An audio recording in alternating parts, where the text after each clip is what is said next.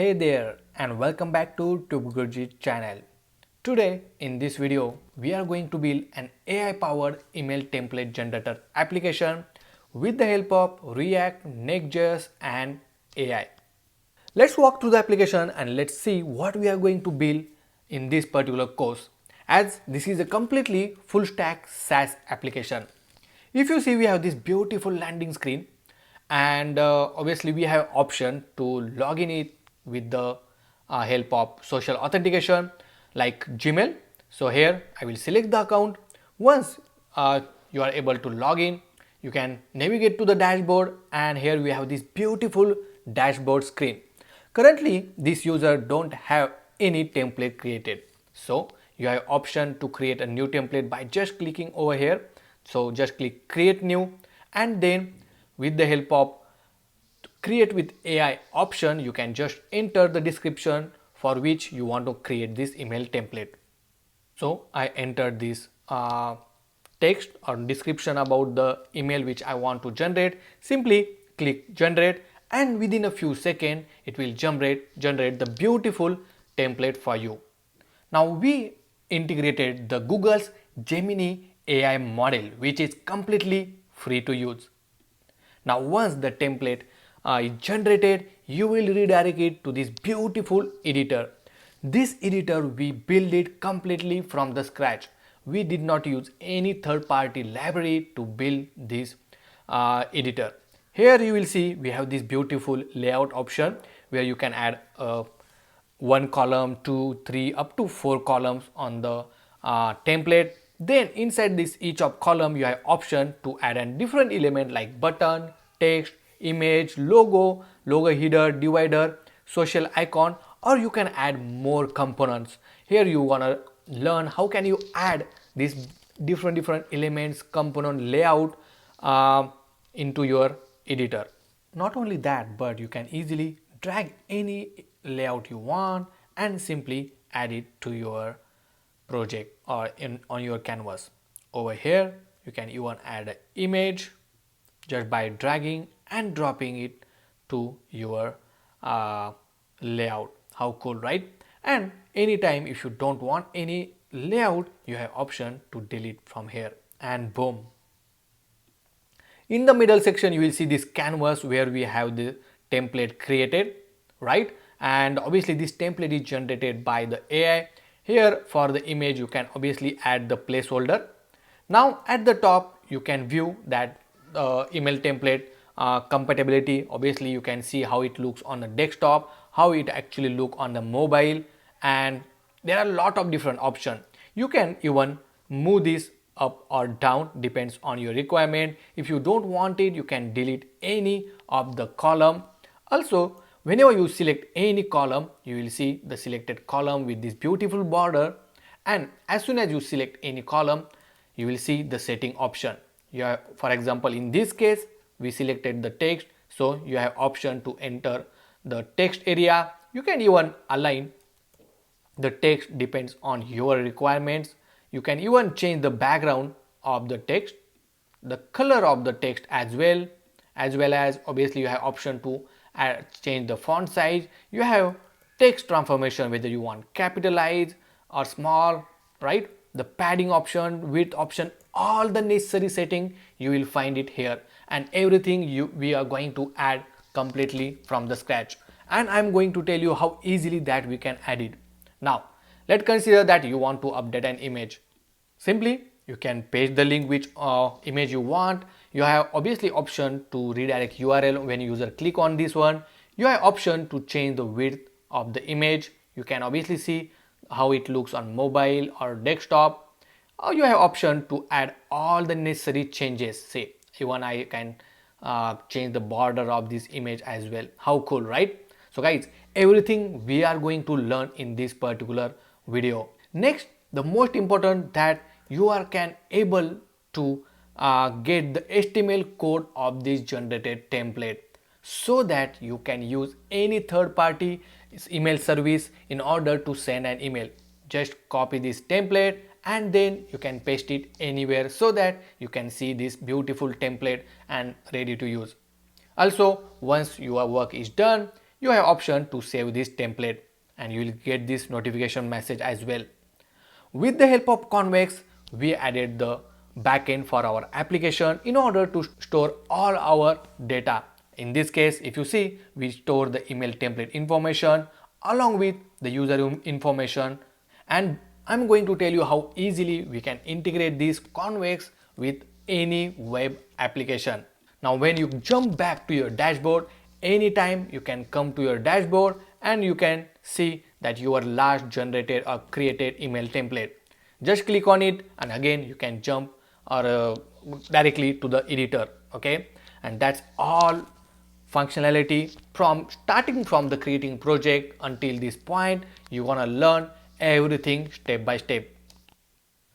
If you face any issue while implementing it, you can always reach out to me on my Discord channel. And if you still did not subscribe to our channel, please do subscribe. Press notification bell icon so that you will not miss any update. And guys, this complete project is also ready for you to test it out. So the link is in the description so that you can actually test it. And while implementing it, you can always refer my source code, and that source code you will find it on tubeguruji.com.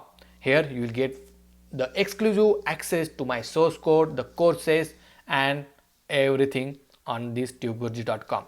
So guys, without doing any further delay, let's begin to develop this AI powered email template generator application. In order to create the React application, we are going to use a Next.js.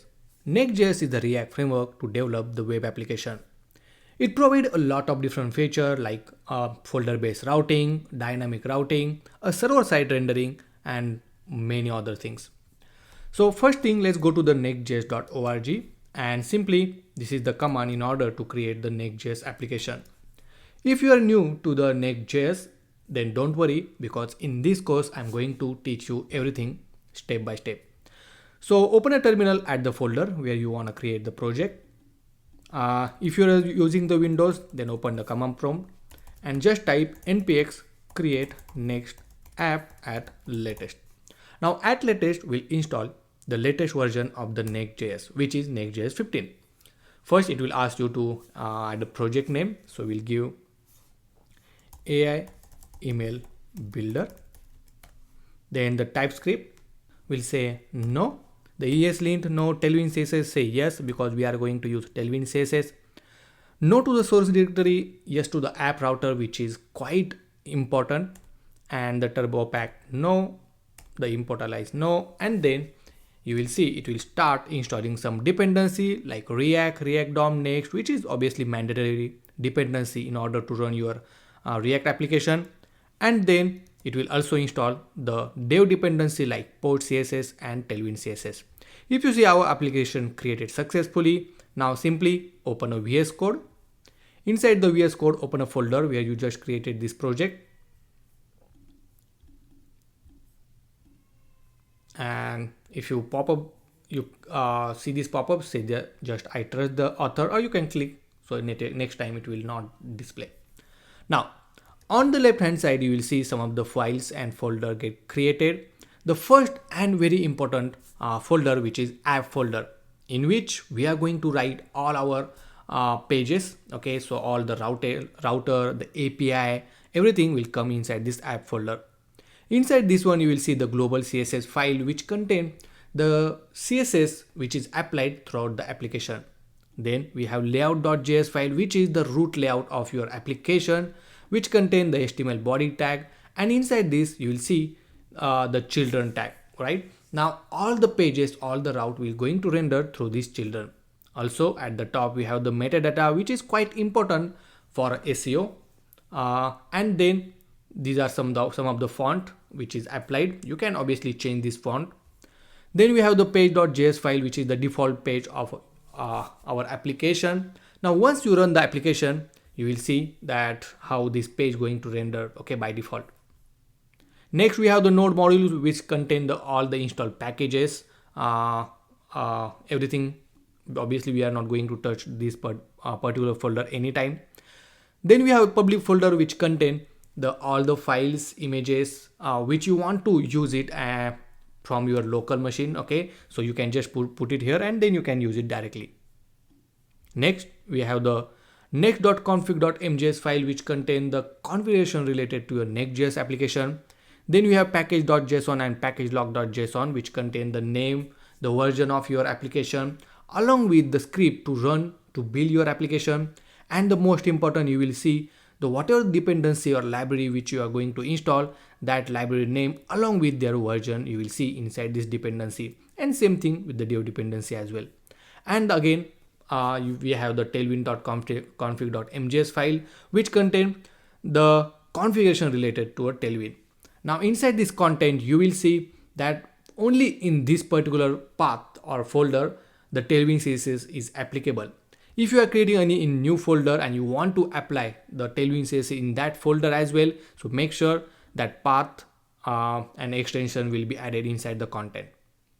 Now let's run the application. So simply go to the terminal, new terminal. It will open the terminal inside your VS Code only, and simply type a command npm run dev.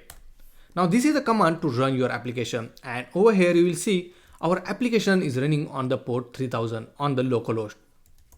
Now simply open this particular port on the web browser and your default page is now rendering on the screen. Now let me get this side by side. So we're gonna make some changes on the default page. So simply go to this app inside the page.js, which is the default page of our application. Now I'm going to delete everything and simply I'm going to add a empty div tag.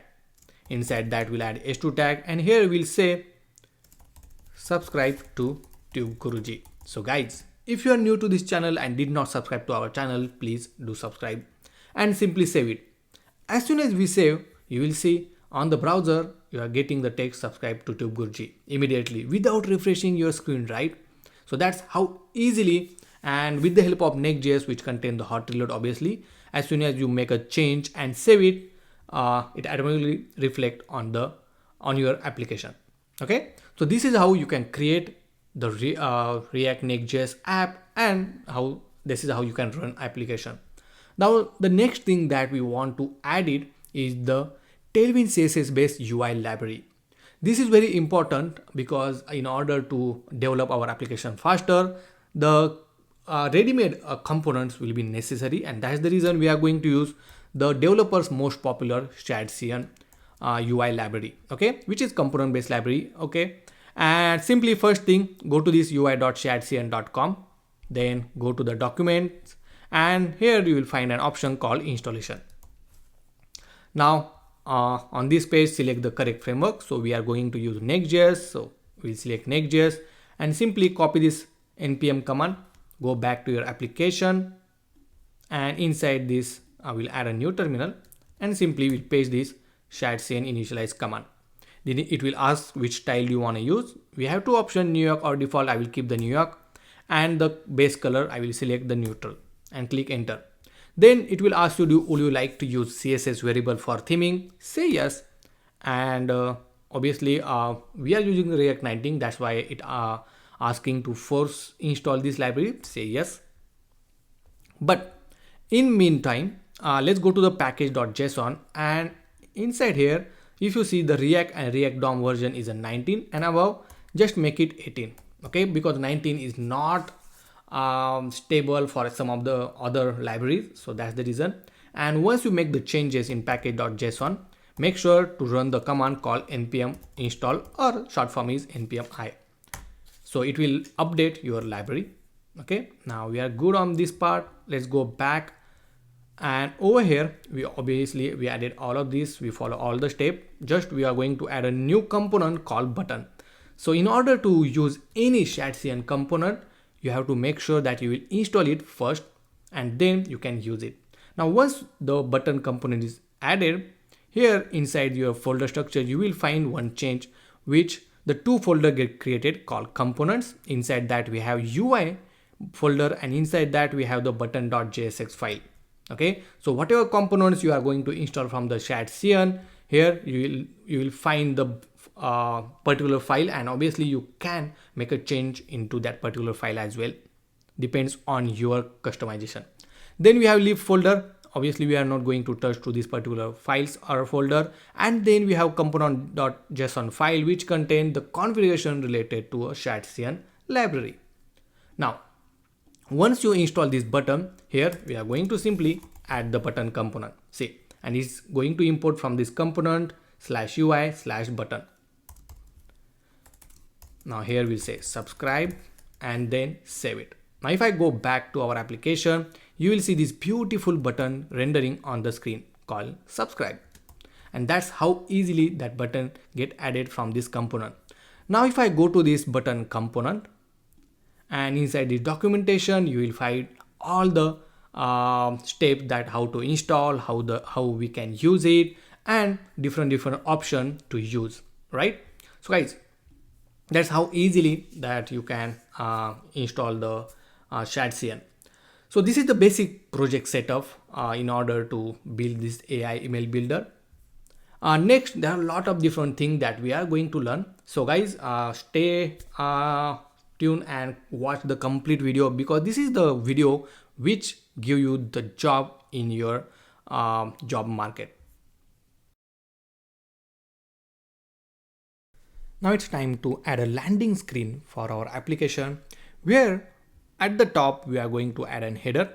Okay, so if you see this mockup, we have the logo on the left hand side. On the right hand side we have button called get started, and on the click of that one we are going to add authentication, where user can log in to our application with the help of Google or Gmail account.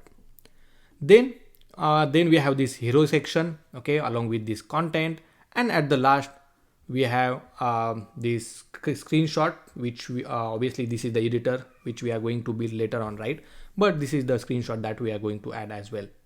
So let's go back, and first we'll create two new component, one for the header and one for this hero section.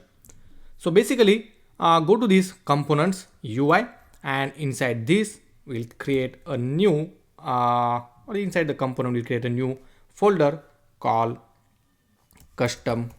Okay, so inside that we can keep all the custom component, and inside that we'll add a new file called hero.jsx, or you can make it JS. Add a default template and another for the header.jsx, and we'll add default template for that one as well. Save both the files, and then we're gonna add this file inside this page.js. So let's remove this one, and first we'll add a header and save, and then we want to add the hero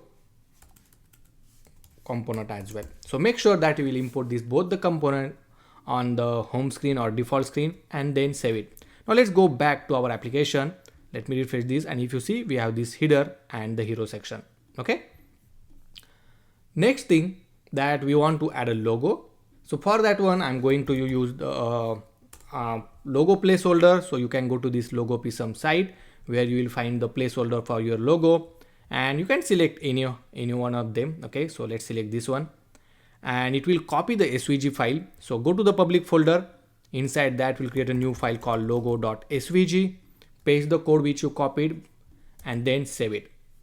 Now inside the header we'll simply add a logo first. So here we'll say image tag from the next/image, then we'll provide the source.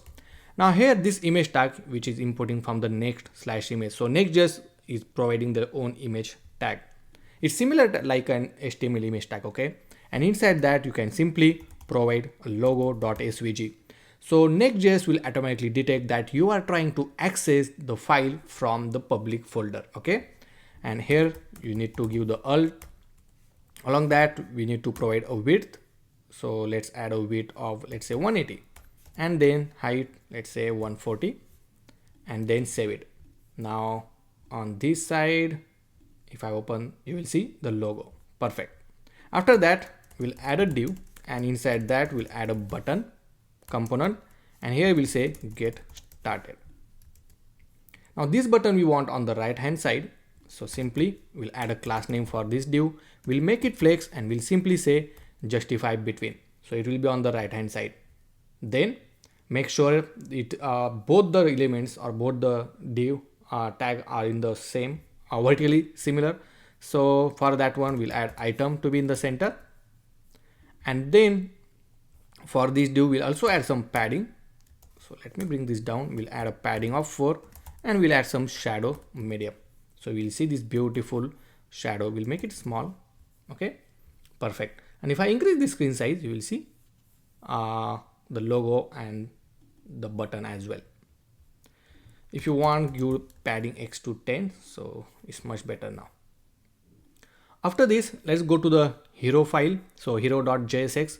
Inside that, we'll add a h2 tag, and here we'll simply say AI powered email templates. Okay.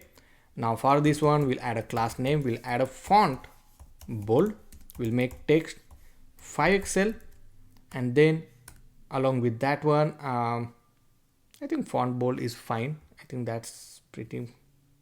Let's see, we have another extra bold option. So let's make it extra bold.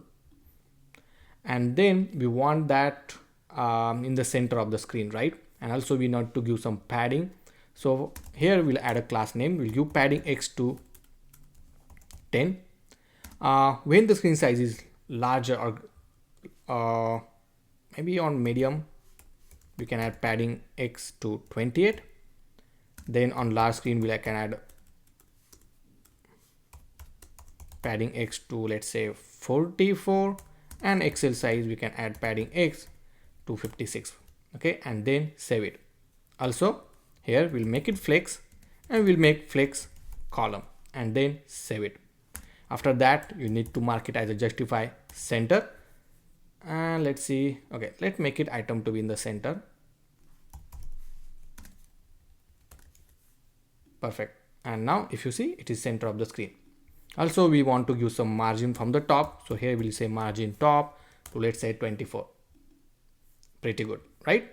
Now for this image templates text, I want to change the color. Okay. And right now, if you see, our button is also a neutral color, is kind of black color.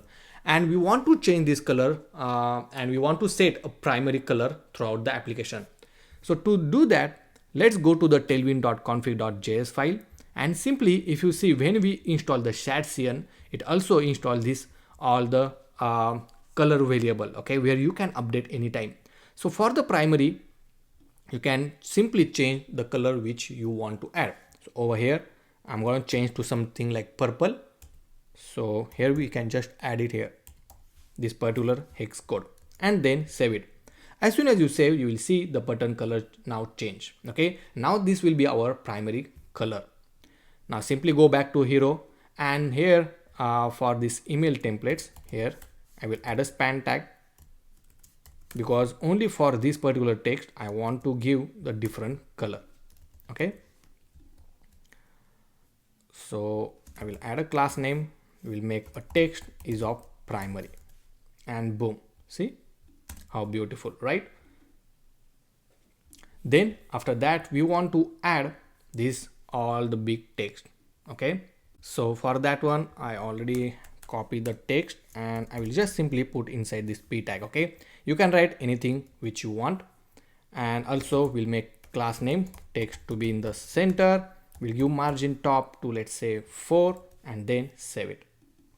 Okay, also let's give the text center to this particular one, something like this. See, now even though on a smaller screen, your page will look like this. Okay, and on bigger screen it will look like the big one. After this, we want to add 2 buttons. Okay, so maybe after this one, we'll add a div tag, and we'll add 1 button. We'll say a demo, or we'll say try demo, and another button we'll say get started. Now this try demo button will redirect to the email editor, where user can directly play around that editor. Okay, they don't need to log in. And for the get started, obviously user need to log in. Okay, so for this button, I'm gonna add a variant as outline, and then save it. So make sure you will import this button and then save. Okay, so spelling of variant, make sure it's correct. And here now we'll add a class name, make it flex, we'll give gap of 5, so the gap between these two, and also we're gonna provide some margin top, something like 6. See, and the last we will just want to add an image, so we'll add an image, the source, and inside this image I already added a new image inside this public folder called landing.png. Okay, so you can take a screenshot of your editor and just put it there. So over here we'll say landing.png, we'll give alt tag as a landing. Also we'll give a width of, let's say, 1000, height we'll say 800, but basically we're going to provide in the class name. Okay, so right now if I save this one, it will look like this.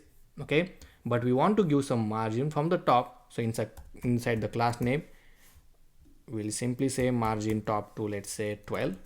Okay, and also we'll make a rounded corner, so make it Excel, and boom, see. And this is how easily we build the clean hero or landing screen for our application.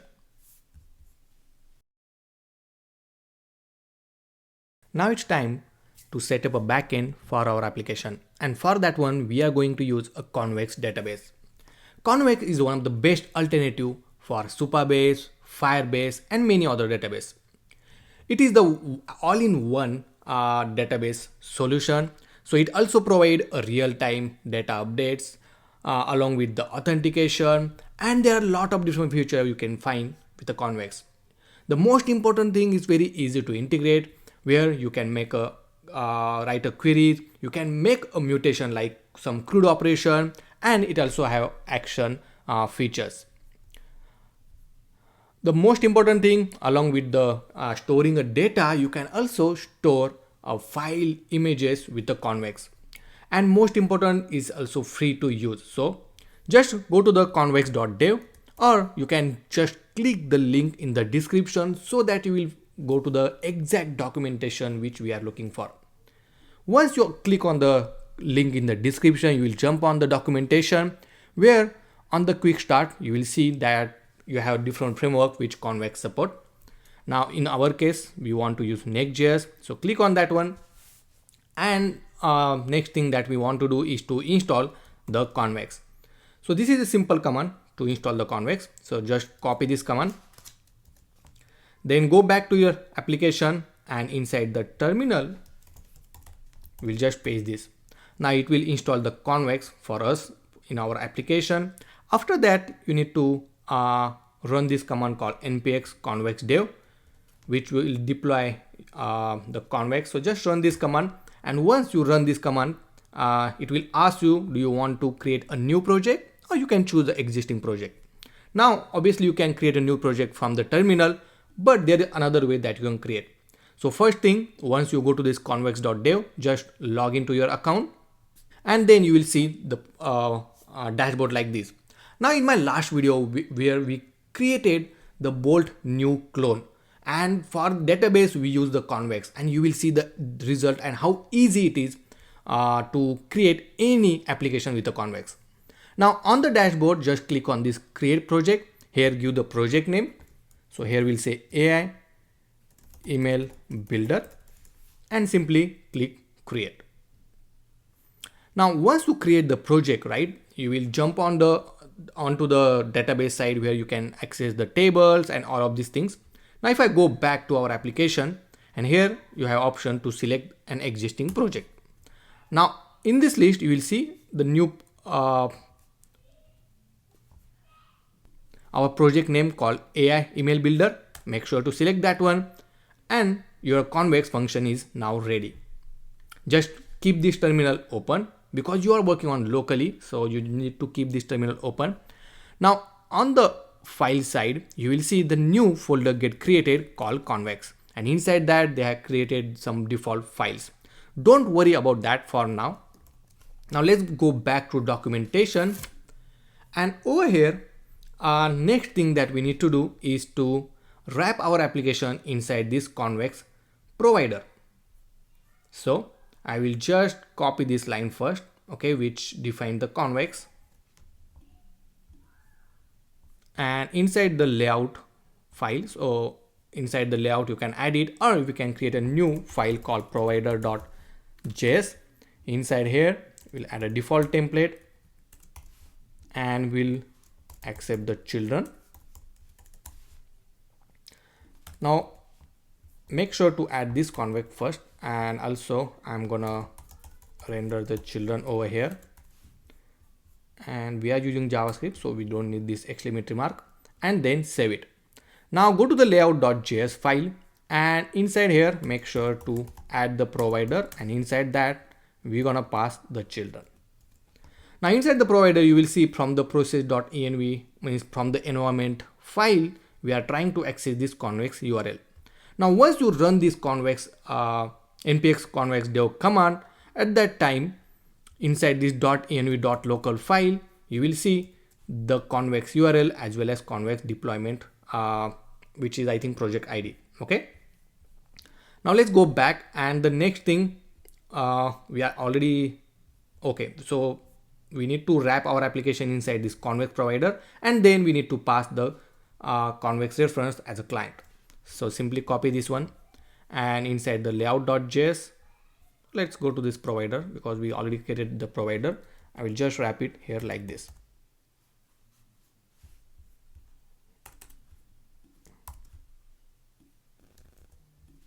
Okay, and then save it. Now if I go back to our application, make sure your application still running as it is.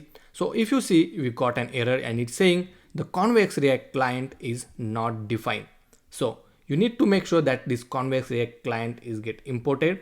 So for that one, you can just copy this import command, and obviously you also need to add the convex provider.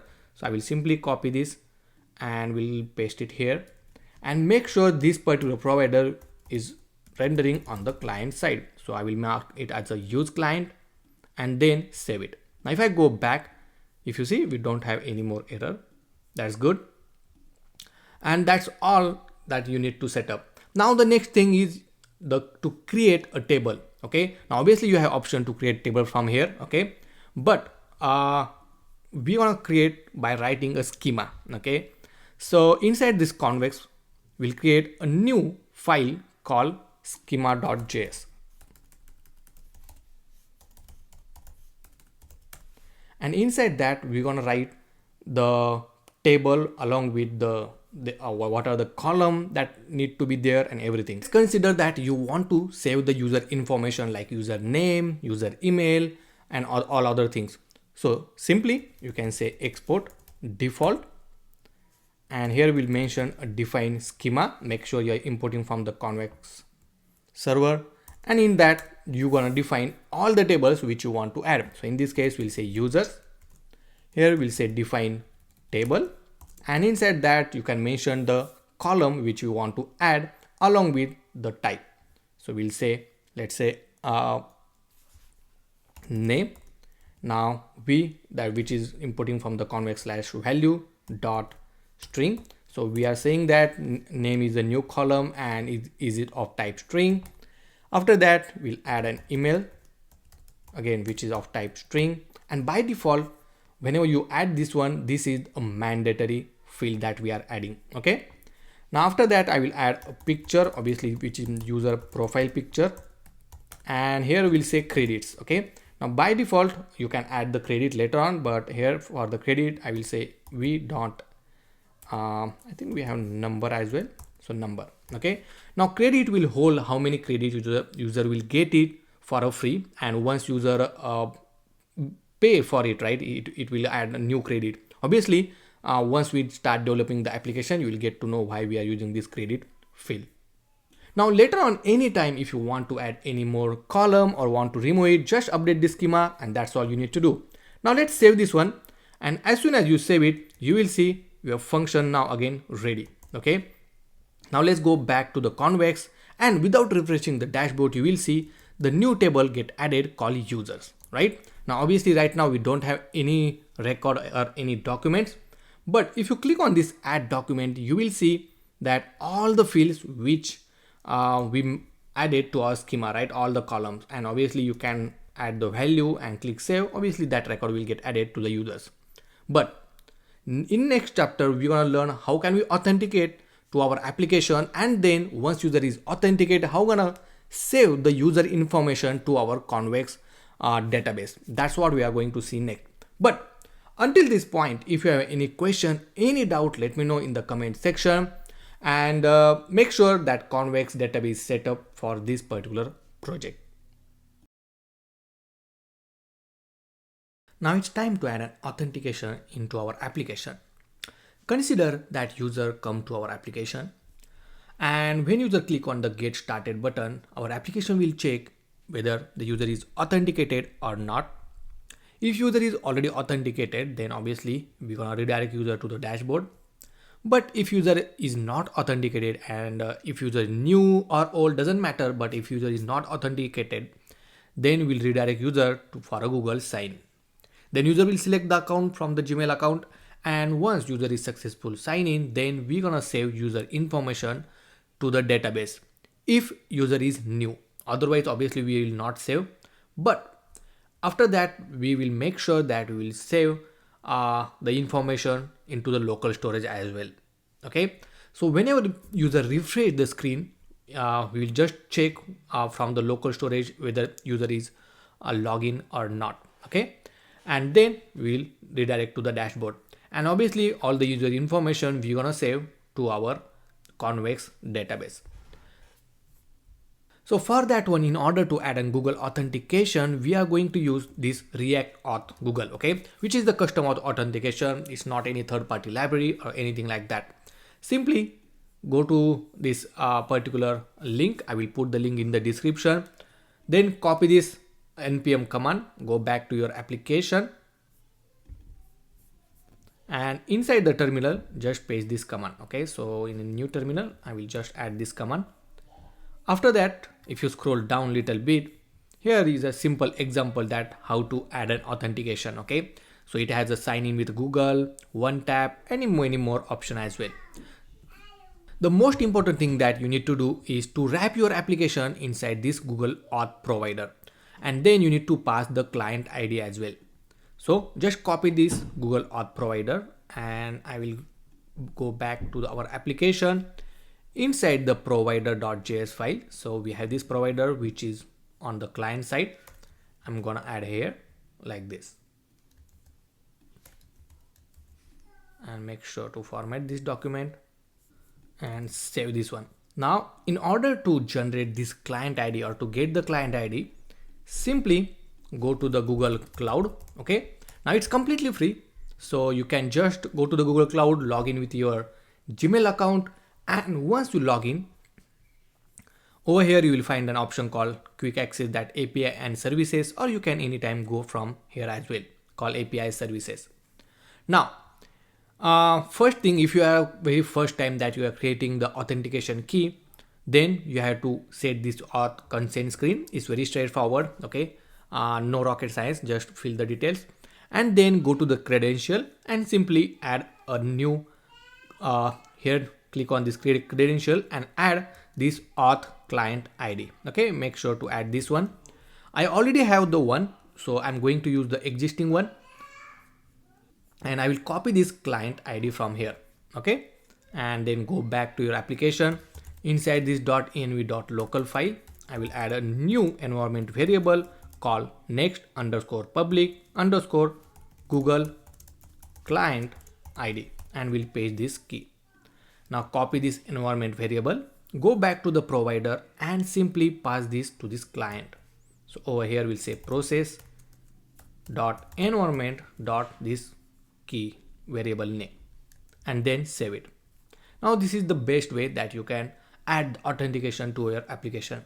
After that, just click on this particular demo link. Okay, and it provide how easily you can add the authentication. After this, click on this authorization, and you can click on this implicit flow. Okay, and here you will find how you can add the code to your application. Okay, now wherever you want to add or on the button click you want to add a Google sign in, just add this line of code. So over here, I will just copy everything as it is. And let's go back to your application, and here inside the custom folder for components, I'm going to create a sign in button component. Okay, and let's add a default template here. Whatever the code you copied, we'll just paste it here like this, and inside this we'll add a button component. Okay, and we don't need anything here. We'll say get started. Okay, obviously we're gonna replace it on in the header, but after some time. Now on the click of this one, so on the click, we'll simply call this Google login method. Also make sure to import this use Google login from the React auth Google, and here pretty much everything. Now once you are successfully signed in, you will see it generating this token response. Okay, we are also consoling this one, but this token response you need to pass to this bearer token. Okay, and from that one you'll get the access token as well. So over here we'll say token response dot access token, and obviously we don't need this one, so we'll remove this one. Now once you pass this access token, you will get the user information. Okay, now this user information contains the user name, user email, user picture, and all of this information. But let's try this now, and we'll see whether after successfully login whether we are getting this user information or not. So let's save this one and go back to your application. Now before moving forward, one more important thing I wanted to tell you, but let's try it, our sign in button first.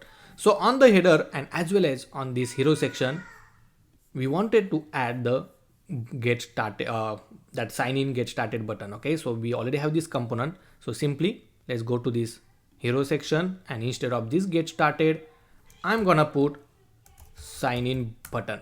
Okay, so that's how we can reuse the component. Same thing I'm gonna do inside the header, and we'll put a sign in button instead of get started.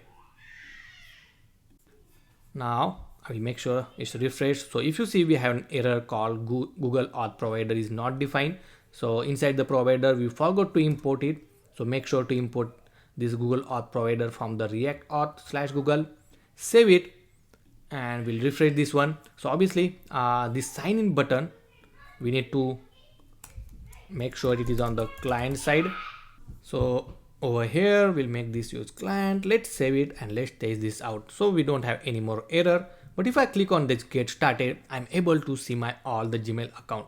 Right now, before logging it, you have to make sure, if I go to this authentication, and inside this authentication keys, right, where we have this client and client secret and all of this information, make sure to add this authorization JavaScript origin. Okay, so right now if you are working in a local, make sure to add this localhost 3000. Okay, and once it is in production, you have to add the production URL that we are going to see at the end of this particular course, that how can we change it on the production side.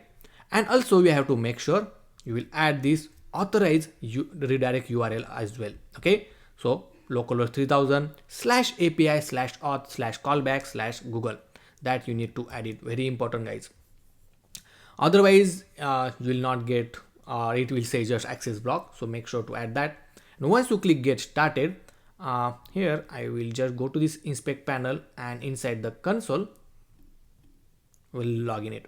Okay, so we'll see whether we are getting the information or not. And over here, if you see, we got the access token. That's pretty good, right? But we got an error saying the Axios is not defined. So let's go back, and over here if you see, we are making an HTTP call. Okay, so this is the API and we are passing this token.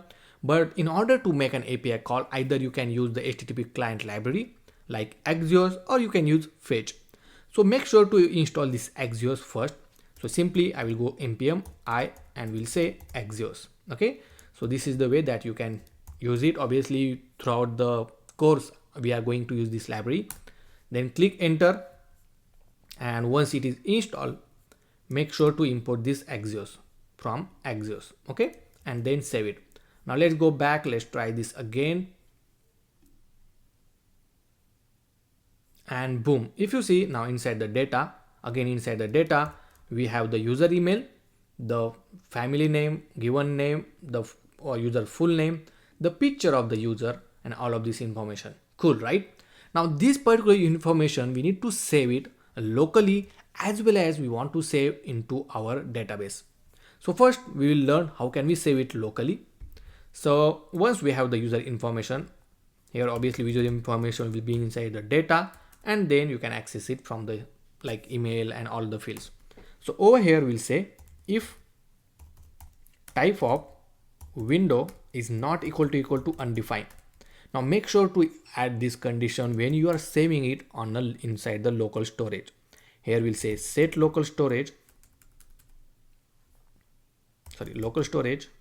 dot set item, and inside here we'll say user detail.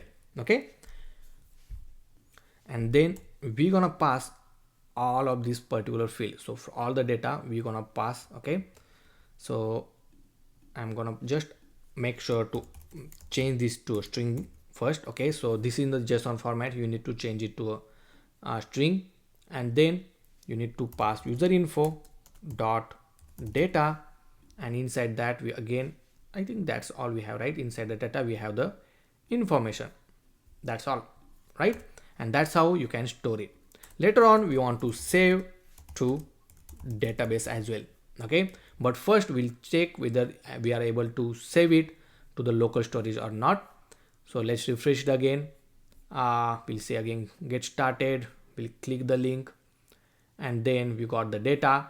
But in order to check whether it's stored in local storage or not, simply inside this developer inspect panel, go to the application, and inside the application you will see the local storage, right? And your URL. Over here you will see the user detail, and inside that you have all the information. Perfect, right? So that's good. Now we want to save it into our database. So for that one, let me close all of this tab first. And for that we are going to create a new Convex function. So we can call it as a users.js. Okay, so all the user related operation we are going to add inside this users, and inside here obviously we want to create a record. So here we'll say export constant create user, and here we'll say mutation. Okay, now mutation will help us to create update and delete operation. And inside here you can say arguments. So what are the arguments you want to accept? So here we'll say a name of the user. So here we'll say is of type string. The email of the user again is of type string, and then picture again is of type string. Then over here we'll say handler async. So this is a syntax. Okay, this need to be remembered. Actually you need to remember this, and then arrow function. Now inside here first we'll check if user already exists.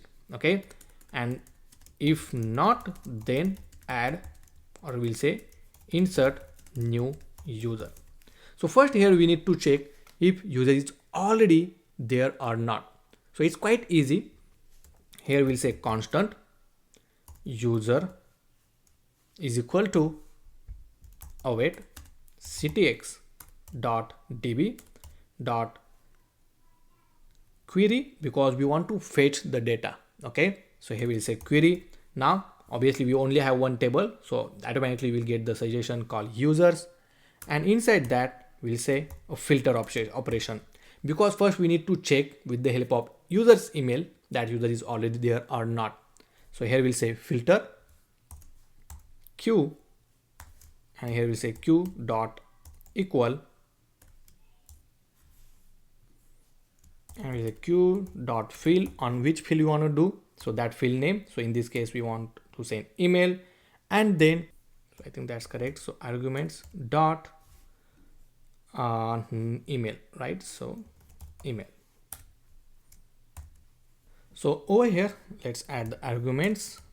Oh sorry, the first we'll add a name, then arguments dot name, then email, so arg dot email, and then picture as picture. Okay, also I'm going to add a by default credit when user create very first time as a credit as a 3, and simply I'm going to return the result. So basically it will just return the ID of inserted record, and over here we'll also add a user of 0. Okay, so if user already exists, then it will return the first user record. Let's save this one and let's go to the sign in button. Inside this sign in button, we need to add a mutation. We'll need to define this. So here we'll say create user is equal to use mutation, and then inside that we'll say API dot users dot create user. Now make sure this use mutation and the API you are importing it, so that you can able to access this create user. Now once you define this create user mutation, let's use it. So here we'll say await create user, and inside that we need to provide the fields. So the first argument is name. Here in order to access it, let's define a constant called user is equal to, and I'm just going to define this over here, and instead of passing this complete field, we'll pass as a user. Now over here we'll say user dot name. For email we'll provide user dot email, and then at last we have the picture. Here we'll say user dot picture. Okay, and that's all we need to provide. Now let's save this one and let's test this out. So let's go back, we'll refresh the screen, and inside when you click get started, we'll select the account, and nothing has happened. We did not get any error. That's good. But if I go to the user, here you will see a new record get added with the default credit, the user email, name, and the picture. Obviously it will also generate the convex unique ID for each of the record, which is quite important, and we need this later on in this particular course. Okay, the question is how can we get it? So once you return the data right here, you can get the data right. Okay, let's say ID. Okay, and once you get this ID, simply you can save it inside the local storage. Okay, and it's quite easy to store it. So simply I will just copy this and we'll paste it here. Okay, and along with this all the information, so if you see we are passing this the user information, right? So I added this spread operator, so each field it will save along with the ID. Okay, so underscore ID, and then I'm passing the ID which we are getting from this one. So basically if user is already there, in that you will not get the ID, it will get the all the response. So over here we'll say result. Okay, and for the ID, in order to save it, we'll get the result.id. If it's not there, then we'll pass the result. It means it has only the text called ID. Okay, I think that's pretty good. Okay, let's save this one and let's test this out final time. If we have any error, we'll get to know. But let's go to the application. I will make sure I will clear this all the local storage, and then we'll refresh it. Then we'll click get started. We'll select the account, and okay, so if you see we have an error over here. Okay, and it's saying we save an object. Okay, an object is not allowed. The reason is we just changed this to stringify, but we did not modify this one. Okay, so over here we need to convert all of this information into string, right? So basically what I will do, will say constant user detail is equal to here simply I'm gonna add dot dot dot spread operator, and then we'll add this condition like this. Okay, and then we'll just stringify the user detail, and then in this case we don't need to do anything like this. See, okay, very straightforward. I know you might have confused in this one, but it's up to you how you want to save it. Okay, in this case I want to save ID and user information at once. Okay, when user login, so that's the reason I'm saving in this way. So just first I added the spread operator, so I will get each of the field from the user, and then I added this underscore ID field as well. Let's save it and let's test this out. So now I don't have anything in the local storage. Click get started, select the account, and then boom. If you see now inside the user detail, we have all the information along with the underscore ID, which is the unique ID which is generated from the Convex. This one. Okay, perfect. And then last important step that we need to do is go to the provider. So inside the provider, and here we're gonna check if user is already login or not by checking the local storage. That's all. So inside the use effect, we'll add this use effect. So whenever the provider get load, we'll simply check the use effect. Inside here, I will add a condition if type of window is not equal to undefined, then only we'll say constant storage is equal to local storage dot get item. Here we'll say user detail. Okay, and now this particular storage is in the form of string. So I will just convert this into, I want to parse this into a JSON. So I will say JSON dot parse. Perfect. Okay, and from the storage we'll check if storage dot email, if it's there means the user detail information has storage, or here we will say user. Okay, that's fine. Okay, then if not there, I will say if it's not there or storage is not there, either way. Okay, or not storage, then simply we're gonna redirect user to the home page only. So here we'll say redirect to home screen only. Okay, or we'll do nothing for now. But if it's there, then we want to get that all of this data and we want to share it across the different component. Obviously we cannot pass each of this information to each of the child component, right? And for that one, in order to share this centralized data, we can call it as user detail throughout the components, we need to use a context. Context is a very powerful state management concept inside the React. Let me show you how can we implement it. So first thing, inside the root directory, we'll create a new folder called context. Inside this context folder, we'll create a new file called user detail context.jsx. Okay, here we'll say export constant user detail context is equal to create context.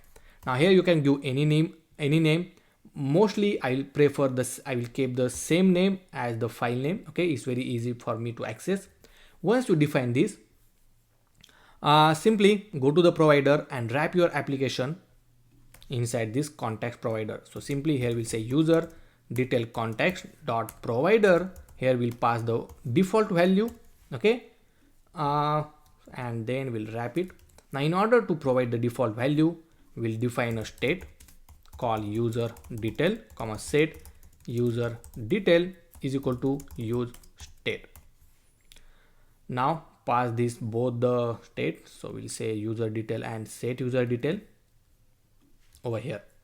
Now once we have the storage information, right? So over here we'll say else. If we have the storage, we'll set the user detail and then as a storage. Obviously it is in the JSON form, so that's good.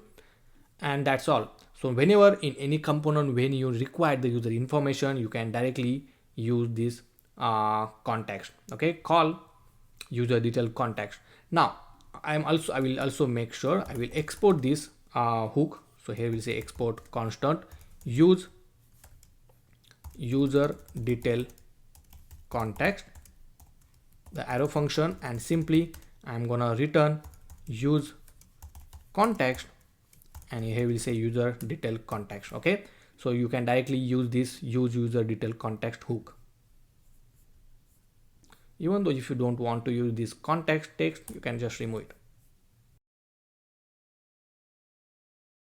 Now it's time to design the dashboard layout, where we have this header, and after that we are going to show the user's name, option to create a new template, and if user is come to the first time on the dashboard, and obviously if we don't have any email template, then we're gonna show this empty state.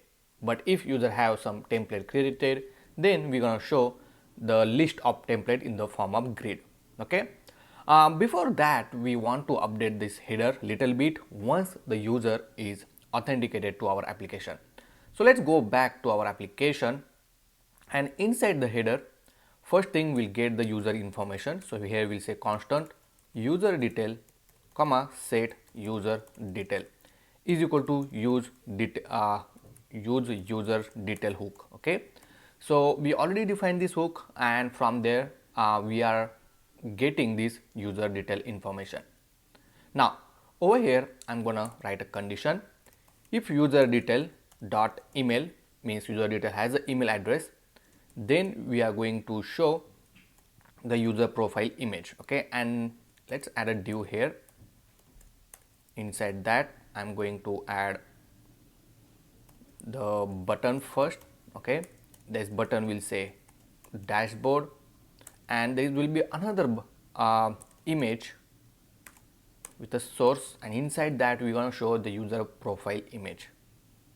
So over here we'll just write user detail dot picture. Okay, here we'll say user width I will give 40, height will be 40, and once if user don't have an email, then obviously we're going to show this sign in button. Okay, let's make this class name as a flex, and we'll give gap of let's say 3, and we'll make item to be in the center. Let's save this one and let's go back to our application. I will refresh the screen once, and right now if you see, it's saying attempt to call user detail from the server, but user detail is on the client side. So make sure this header you are marking on the client side, because we are using the hook. Okay, so that's why. And if I refresh it, I don't think so in user detail we are saving any information, because after login it we did not save it, right? So let's do that one.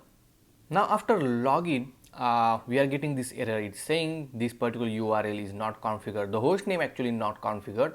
So whenever you use any image URL inside your Next.js application, you have to make sure that host name should configure inside your next.config.mjs file.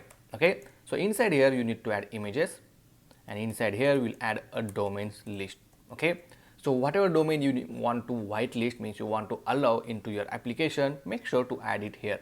Now once I save it and refresh the screen, so make sure to reload your application again. And okay, so still we have an error. I don't think so we save it correctly. Okay, so over here, perfect. Now let's refresh it again, and if you see, now we are able to see the dashboard and the user profile icon. Perfect. Now let's add some style. So let's go to this header, and for this image I will make this to 35, and we'll add a class name, and we'll make simply the rounded full.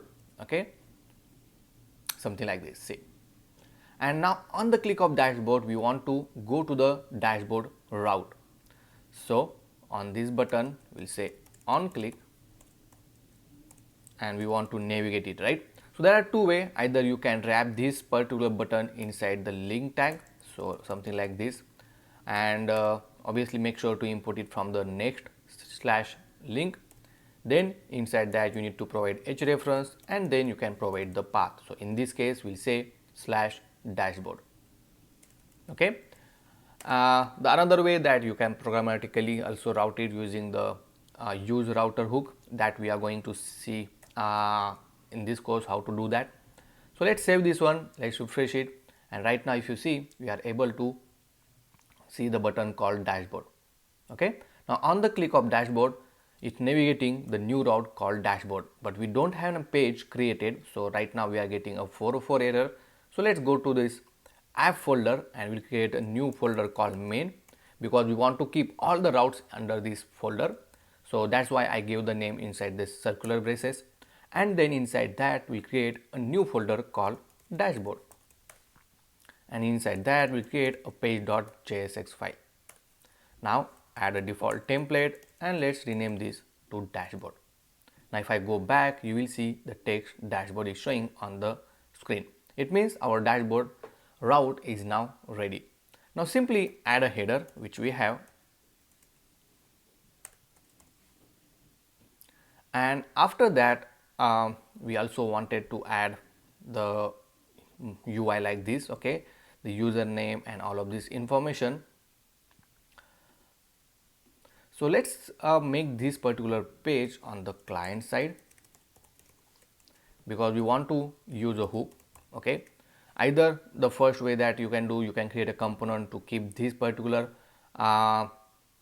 say component at one place, and then you can put this workspace component at different component, okay.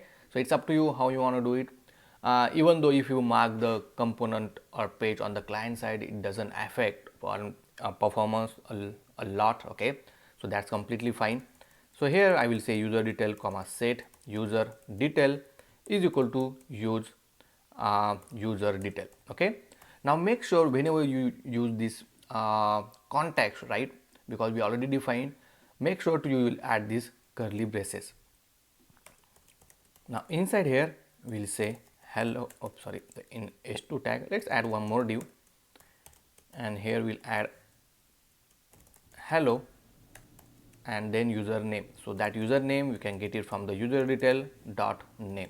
If I save it and if you check, you will see the name of the user along with the text hello. Now obviously we want to use some padding and margin. So for this div we'll add padding of 10. Then on the medium screen we'll give padding x to 28. On large screen we'll give padding x to 40, and on Excel screen we'll give padding x to 56. Perfect. Okay. Now let's give margin top as well. So give margin top to let's say 20. I will make it 16.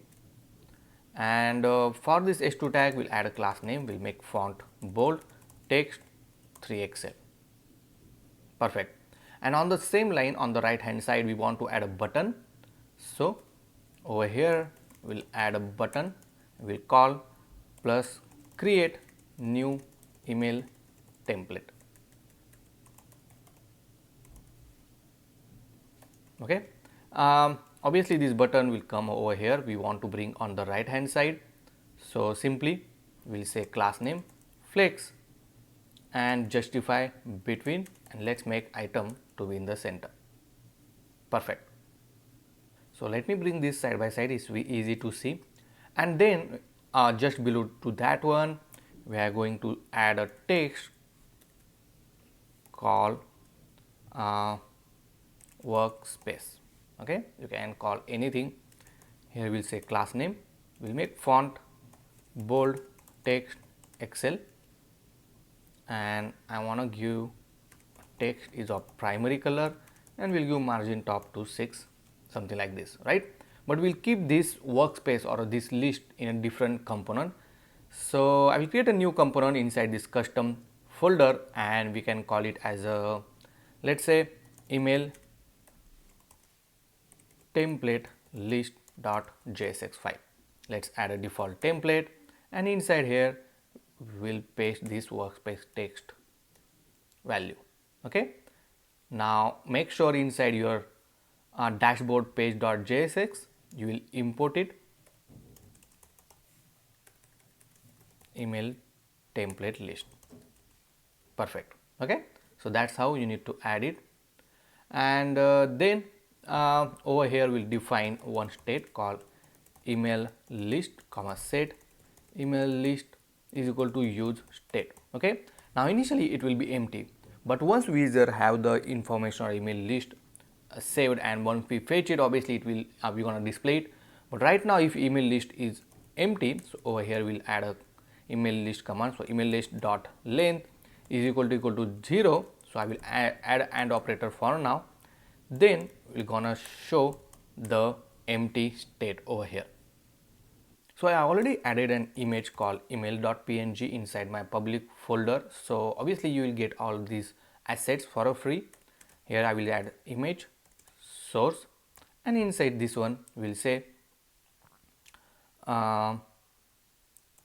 email.png. Over here we'll give alt tag as an email, we'll give height to let's say 250, width I will give 250 and then save it. Perfect. Now let's bring in one line, in the center of the screen. So for this one I will add a flex and justify center. Also we'll give margin top to let's say 7. Perfect. And just below to that one I'm going to add a button. So over here we say button and here it will just say create new. That's all, right?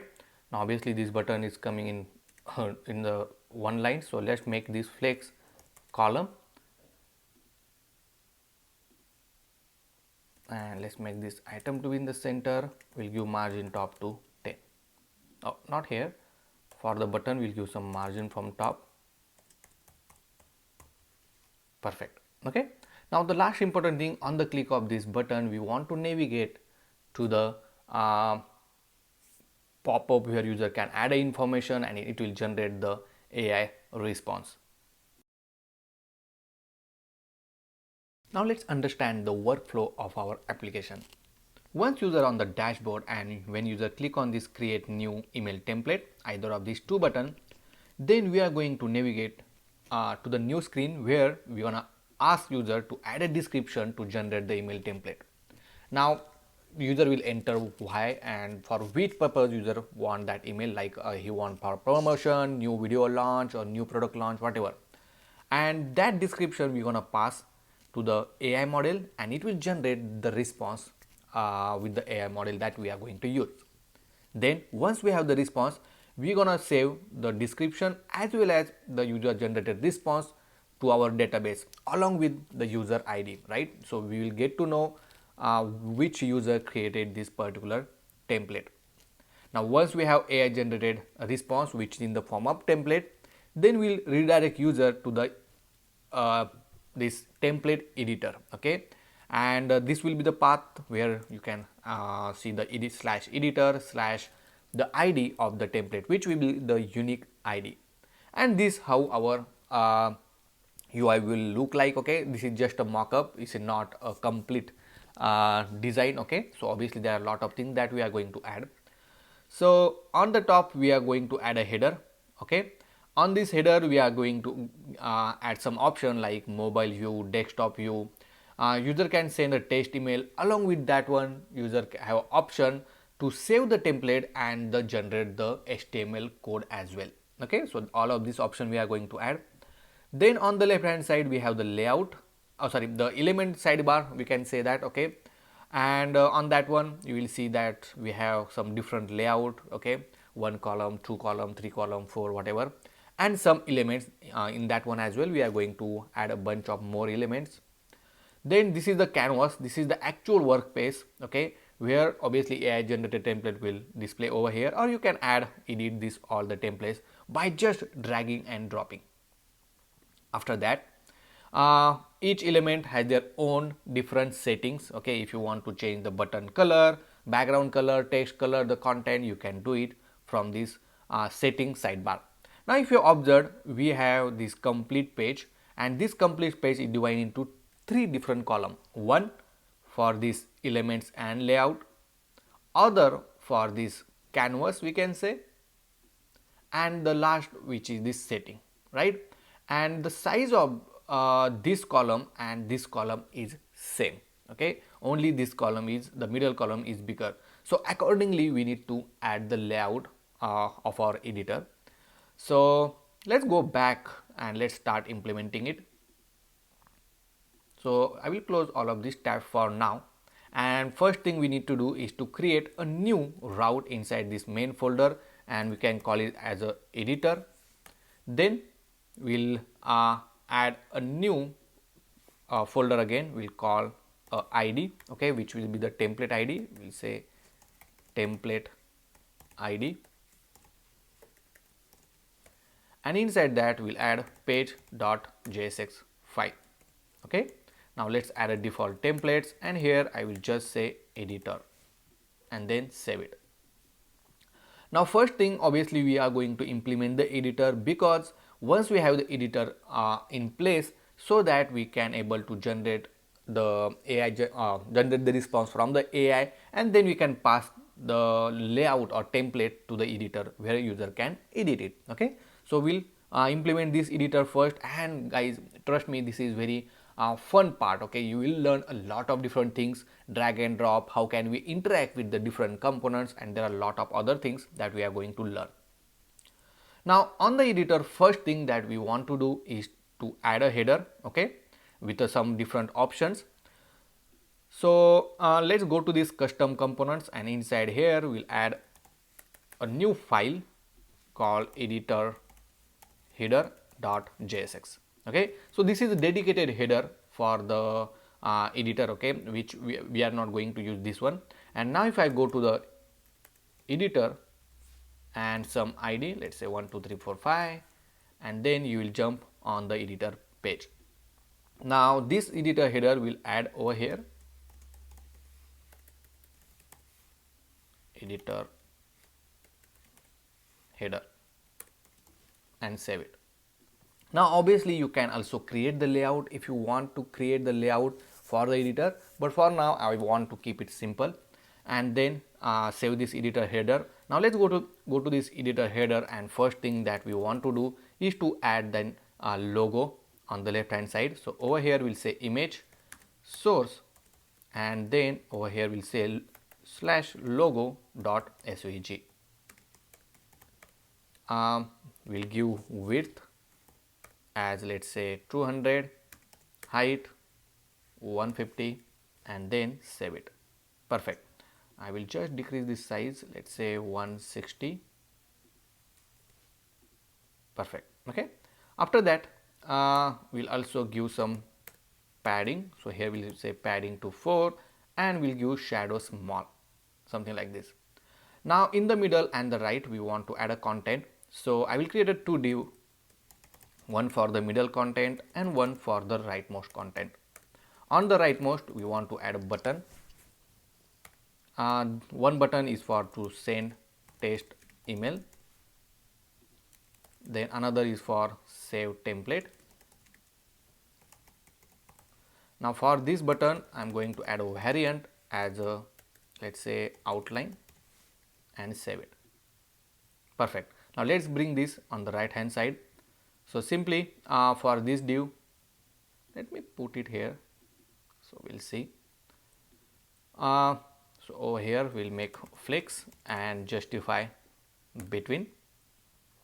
Also make item to be in the center, so everything in align. And along with that one, for this div we'll add a class, we can make flex, but we'll add a gap of 3, so some space between these two button. As well as I'm going to add one more button. So over here we can say button. Inside that I'm going to add the code square. Okay, so let's see how it looks. So if I hover on this one, sometimes you will get something, this button like this, right? See, I will just add a code only and save it. Okay, the variant I'm gonna change this to ghost. Okay, so make sure the spelling is correct. See, so only when I hover I can able to see this. Okay, and over here I am going to add a class name. Here we'll say on hover we'll change the color to primary. Okay, so when we hover on this one, you will see the color of this icon is changed to primary color. And if you want, you can also add on hover effect and to change the background to primary or purple, sorry, purple 100. Okay, something like this. See, it's up to you how you want to add. I think I will just keep like this only. So this button will actually generate the HTML code for the email template. And now the other thing that we want to do is to add 2 more buttons in the middle of the screen. So basically inside this div we'll add a 2 button. So one for the we'll say a desktop, let's say what is called monitor icon we added, and then we'll say desktop. Okay, now this monitor or this whatever the icon that I'm adding is from the Lucid React. So when we install the shared CN, right, in that time the Lucid React icon library also get installed, and that's very rich and very popular library for the icons. Once we add this one, let's add another button for, we'll say mobile. Here we'll say smartphone and then save it. See, now both these things, and I put variant as a ghost and here as well. Perfect. Okay, so we have these two options. If you want on hover, you can change the effect as well. So that's how our header is now ready. Okay,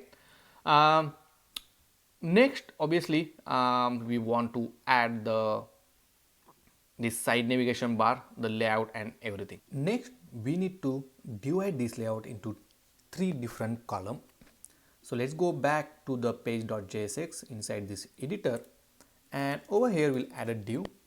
Now this is the parent div. Inside this div we want to add 3 different components. So over here first we'll add a class name, we'll make it grid, and then we'll make grid column 5. Now out of this 5 column, I'm going to assign 3 columns to this big canvas. So obviously we need to create 3 different components first. Okay, so inside these custom components we'll say elements sidebar dot jsx, add a default template. Then next we want to add the canvas dot jsx, add a default template for that one as well, and the last settings dot jsx, and save it. Save this one as well. And now inside here we'll add the element sidebar first, then we'll add a div for the canvas component, and then over here we'll just say settings component. Okay, now if I go back to our application and let me refresh this once, you will see these 3 components getting rendered on the screen. Now out of this 5, I'm going to assign 3 column to this canvas and 1 for each of them. So over here we'll say class name column span 3, and if you see now we have this element sidebar, the canvas this much big, and the setting. Now if I go to this editor header, let me go back again. Okay, so let me show you one thing. So inside this page.jsx, I'm going to just change this background gray, let's say 100, and here you will see the canvas size, right? And then we have sidebar and the setting. Now obviously depends on the resolution, it gonna change. Okay, but obviously this particular application mostly work on the desktop, so that's what we divide the screen. Okay, next thing, if I save this, let's go to the element sidebar. That's what we are going to implement next. Now if you see this mockup, let me bring down over here, we have this layout first, right, and then we have these elements. So let's first implement this layout. So in order to implement, I will create a new folder inside the root directory, and we'll call as a data. So all the constant data we will keep inside this folder, and inside here we'll say elements, or let's say layout list, layout.jsx. Okay, here we'll say export default, and then we'll add the object list. Inside this we'll say name, or let's say label, we'll say column, then we'll say a type as a column only. Then we also want to add a number of column, so how many column we want to show, which is 1, and then the icon. Okay, so for the icon I'm gonna use the column icon, something like this. I will just see. Okay, so it's showing 2 columns. Let's use different one. So here we'll have a rectangular, vertical. Let's make it horizontal. Let's see. Perfect. Okay, so this is one column. Now I will copy this few more times. So we'll say column 1 over here. I will give the label as the type as a column 2, and the label as a column 2, number of column as a 2, and then here we'll add columns 2. Here we'll change the column 3, and the last the icon which is column 4. Now all the this icon I am importing from the Lucid React, okay, to make our application looks constant, all the icon look constant throughout the application. After this will be a 3 columns, so I will say column 3, or you can say 3 columns. I think that's much better to read it, okay. And type will be column 3 and type will be column 4, something like this, okay. Make sure that number of column you also update, because depends on this one we are going to render the columns on the canvas. Now once you save this one, we just need to render this all the layout, right? So inside the our element sidebar, we are going to render over here. So first I will add some padding. Let's add padding of 4, and inside the div we'll simply refer this layout list, okay. Okay, so let me, okay, just a layout, okay, from the data dot map, and inside that we'll get the layout comma index and the arrow function, okay. Then we'll use a div.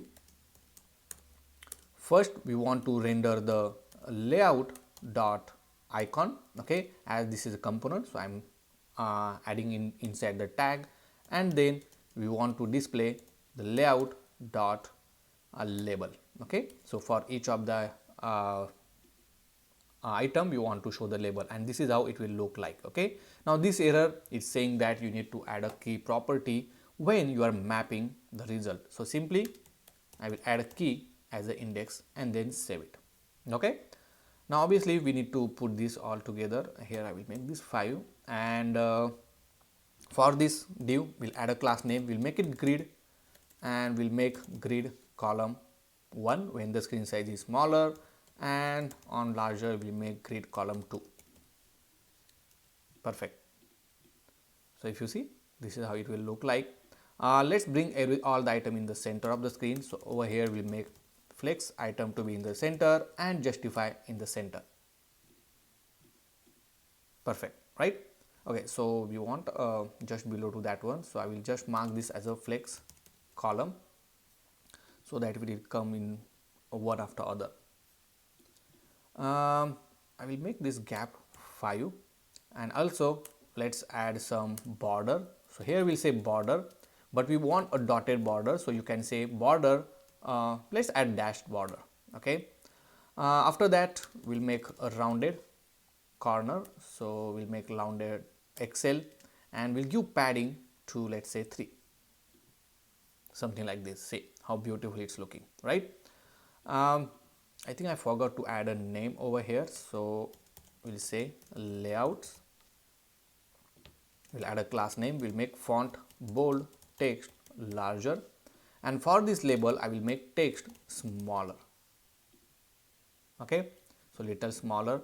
I will also change this height little bit, so we'll add a, or let's keep it like this for now, but here I'm gonna add a class name, and on hover we want to add some background color, okay, but obviously we also want to add the effect when we hover on any of this layout. So simply in order to add that hover effect to all of this inside component, okay, first we'll make this as a group, okay, and then we'll add a hover effect. We'll simply change the shadow to, let's say, medium.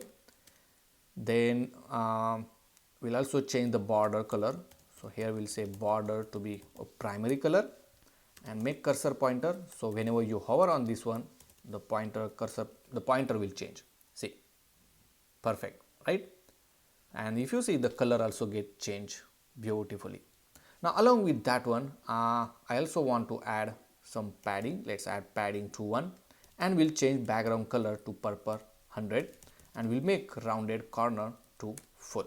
Okay, now this effect only applicable, the hover effect only applicable when or we will add this background purple color on the hover, but we want to make sure that when we hover on this complete div, this also need to affect. So over here you need to add group hover option. Okay, now if I go back and if I click on this one, you will see the background. Perfect. Actually we'll change the size of this one. Okay, so here we'll add height of, let's say, 8, width of 8, and we'll add padding to 2 and let's see how it looks. Perfect. I think this is much better.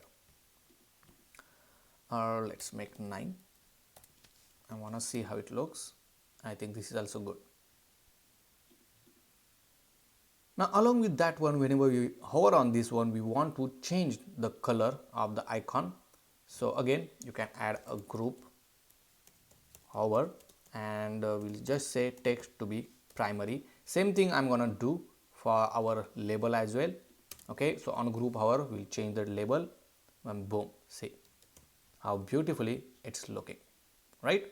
So that's how you can add the effect to your cards. Okay, quick thing, over here I will give margin top to 3, so some space between this title and this option.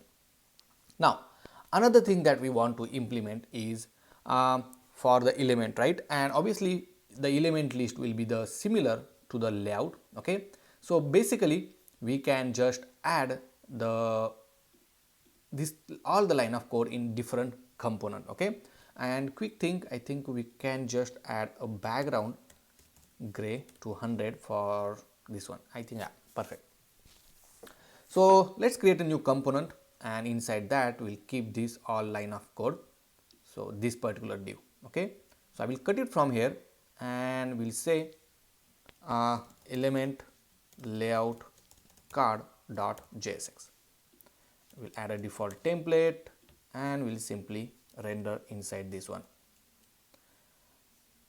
Over here we'll say we'll accept the props as a layout and make sure to import this component over here. So we'll say elements layout card and make sure to pass layout field as a layout. Okay, also we'll pass key as an index and we don't need to provide over here.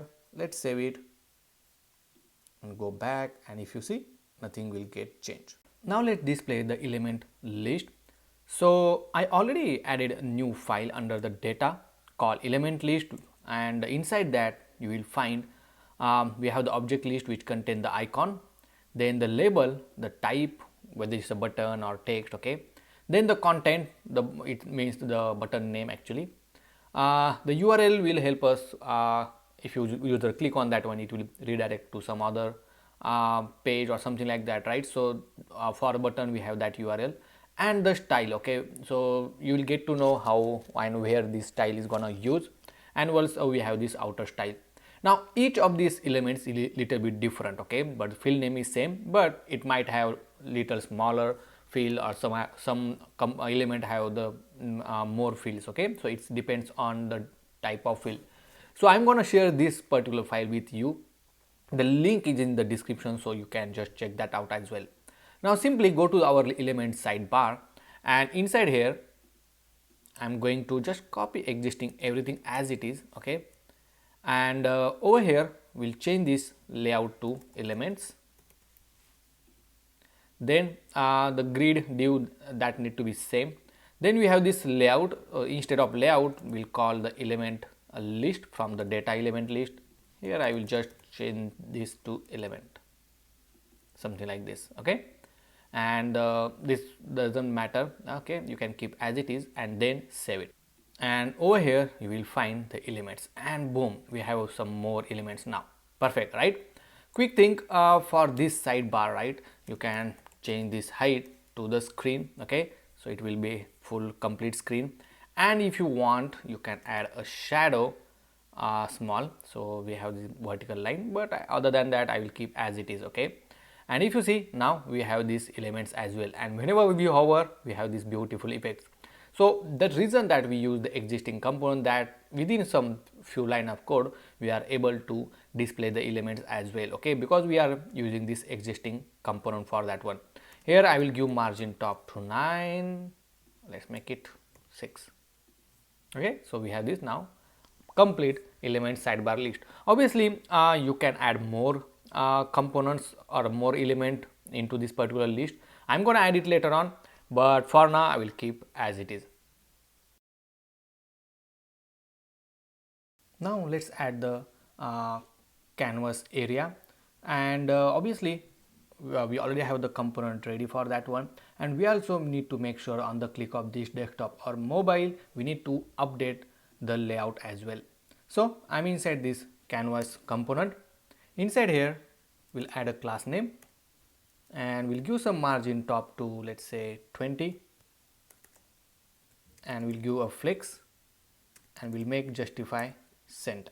Okay, now if I go back to our application, you will see, let me refresh this once, you will see the canvas text is showing in the center of the screen. After that let's add a div. Okay, and to this div we'll add a class name, we'll add a background white, then we'll add padding of, let's say, 6, and we'll make width full, but maximum width I'm gonna give it as a Excel and save it. Okay, so if you see, this is the width that we are giving, and this is the desktop size, means on the full screen your email will look like.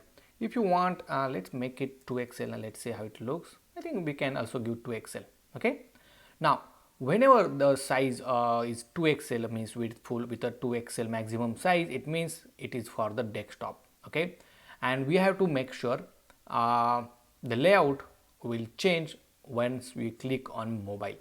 So we'll create one hook for that one to hold that value. So simply go to the context, and inside the context we'll say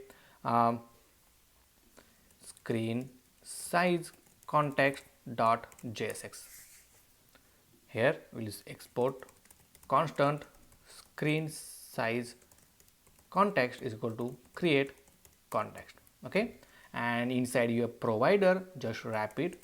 So let's go to this provider, and inside here I will wrap. So we'll say screen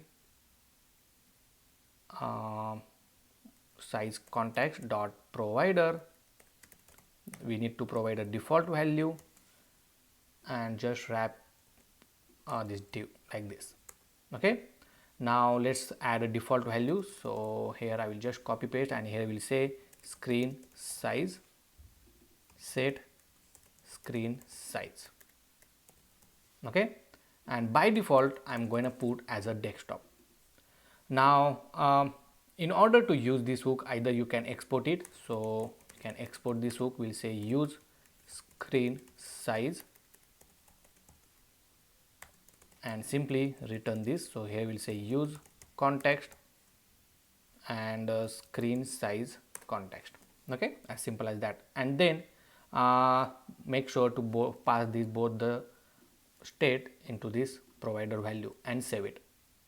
Now inside the header where we have this editor header, so let's go to this editor header. Inside here we'll use that value first. So we will say constant screen size comma set screen size is equal to use screen size hook. Okay, make sure it is importing correctly, and depends on your selection. So here I'm gonna simply add a class name, and we'll add a conditional class name. So over here we say class name, and this tag $, and inside that we'll say if screen size is equal to desktop, then we'll add, or we can write and operator as well. Then we'll say background purple 100 and text to be primary. Okay, and save this one, and let's see how it looks. So right now we use screen size. So make this component on the client side, and if you see currently this one is selected, so it's showing desktop. Okay, but if it's a mobile, so simply I will copy this class name for this mobile text, and instead of desktop we'll say mobile. Okay, then mobile will display. Now also for this we'll add a class name flex, gap of let's say 3. Okay, so some space between this, and when you click on any of this button, so we have to make sure we'll update the the screen size as well. So simply I am going to add, let's add directly over here. So we'll add on click method, and we'll set the screen size as desktop, and I'm going to copy it for the mobile as well, and we'll change this to mobile and save it. Okay, so if I click mobile, see it's going to mobile. If I click desktop, it's switched to desktop as well. Now depends on the user selection, right? We also need to update this width as well.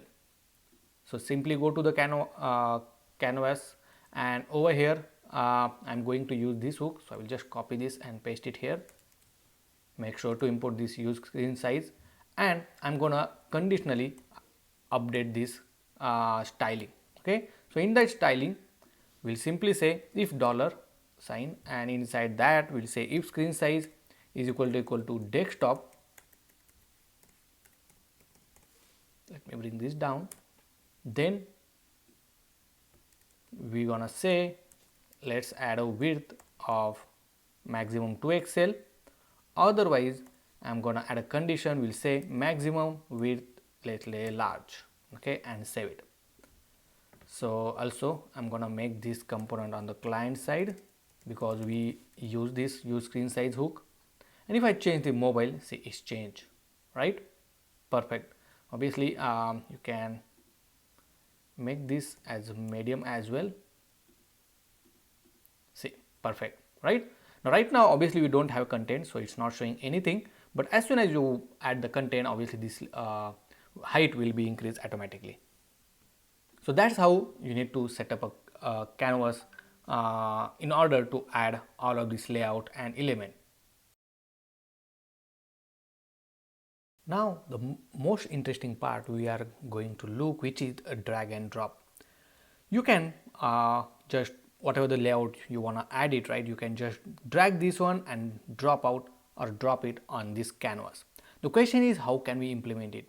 There are a few libraries that is available to implement, but we are not going to use any of them because that's a complicated. We are going to use the HTML's drag and drop, okay, without any library. So consider that this is your item which is draggable, and this is the area where you want to drop it. So when I drag this and drop it over, there's some event gonna happen. First thing that we need to tell which element or which tag or HTML tag is a draggable, means which you can drag it. So with the tag called draggable, and once you start dragging this particular component, then this on drag start will emit the event. Okay, now once you on the droppable side, when you put it like this, okay, when you are on this area, this on drag over will emit. Okay, and once you release this in that area, then on drop will release. As simple as that, guys. And after that, just a logic that you need to implement. Let's do it practically. Now let me close all of this tab for now, and let's go to this element sidebar. Now obviously we want to add a layout first on the canvas. So in this case, for this element layout card, I will wrap this in a one div, okay, because we want to add the draggable, and here we'll add a key as the index. So we don't need over here. I will remove it from this element layout card, and here we gonna tell to the HTML or React or DOM element that this is the draggable element. Now if I save this one, let me close, and if I move this, if you see, as soon as I drag this one, you will see that component, see over here as well, this one as well, see. Okay, obviously we added only for the layout, so it's now we can able to drag it perfectly. And on that one we're gonna write a method called on drag start. So there are a lot of method, okay, but the method which I show you, only that method we are going to use. And over here we're going to call one method. So we'll say constant on drag a layout start. So this method we're going to call, and to this method we're going to pass the layout. Okay, so over here we'll say layout, and let's accept here as a layout. Now let's console this layout first and then save it. Now if I go back, obviously we use the draggable and droppable, draggable and this function, so we need to mark this component as a client side. Okay, now if I go to the inspect panel, and as soon as we start dragging, you will see the console along with this all the information. Perfect.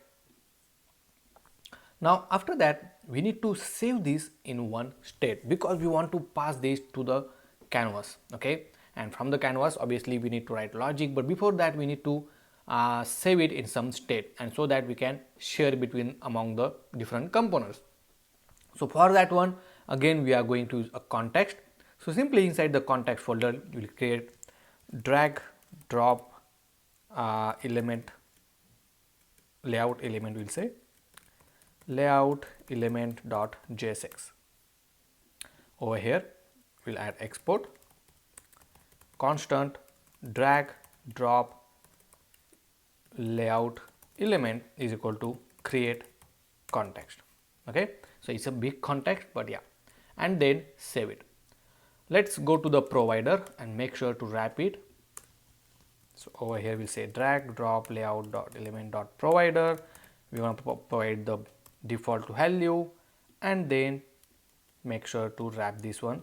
So let me cut it from here and paste it. Now let's add a new state. So I will copy the existing one. Here we'll say drag element layout. Here we'll say set drag element layout and save it.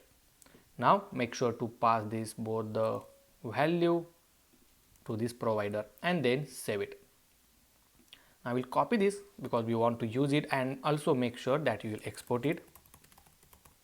Use drag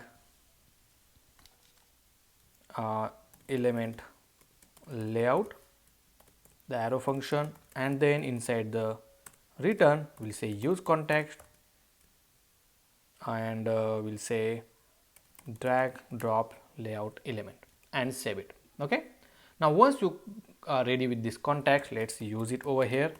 Make sure to add a curly braces. Here we'll use drag element layout, and simply we're gonna set this value. Okay, now make sure when you are setting the value, I will add a curly braces first, and inside here we'll say drag layout. Okay, because we are dragging the layout and not the element, so make sure to add this field. Then all the field we want to add, so I added this spread operator, and after that I also want to add an ID, which is the unique ID whenever you drag any element. Now in order to generate the ID, I am going to use a timestamp. Okay, because every time it will be unique, so using this date.now you can generate the timestamp, which is the unique number. Okay, and let me remove this one for now. I think we are good.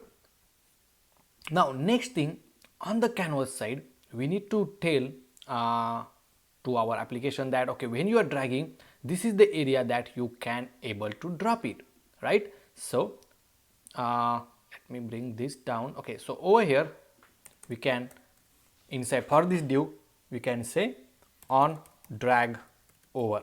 Okay, now on drag over means whenever you drag it and just holding on this particular area, then this event will emit. And over here we'll just call a method. Let's write a method first, constant on drag over and the arrow function like this. Okay, and we'll just call this method. Obviously it has an event, so we'll say e, and then we'll say event dot prevent default, something like this. Okay, now next thing, I will also console it over here. and we'll say hover, okay, and then save it. And let's test this out, because I'm testing at every scenario so that guys you can understand. Okay, now if I hover on this one, you will see its number is counting more and more. Say perfect, right? So inside the console you will see this number. It means we are able to get this event. And another thing that we need to do is on drop event. Okay, so over here we'll say on drop means user release that particular element on that particular div, so we'll emit the event. So let's write the method for that one. So over here we'll say on drop handle,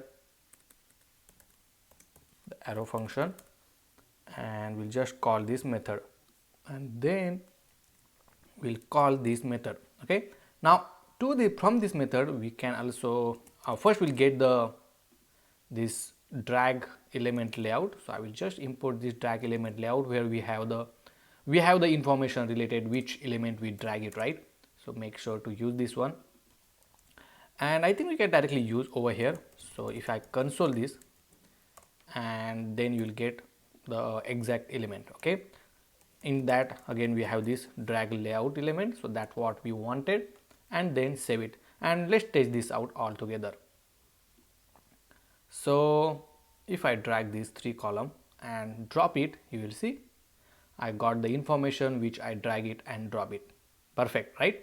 Now once we have that information, we need to save this all of this information in one state, so that this is our actual template. Okay, and in order to do that, again I'm going to create a context,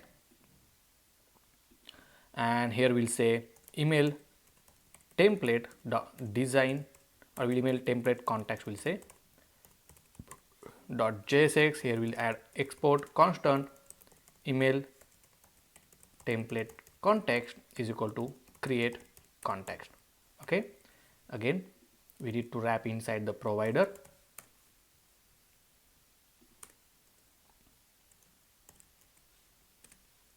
dot provider, the value we need to provide default value. So let me copy this and paste it here, and let's add default value.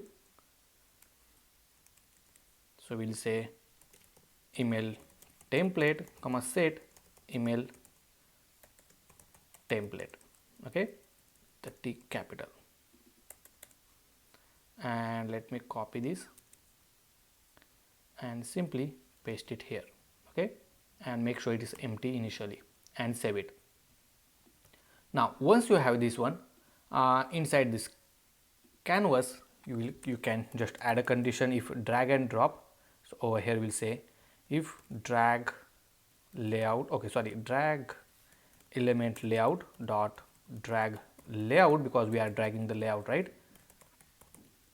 Then only we want to set the template value. Okay, so over here, okay, I think we forgot to export it. Use email template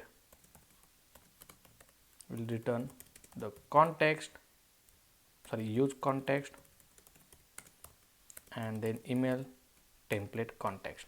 Okay, make sure it's arrow function, and then save it. And over here now you can use this one, as simple as that.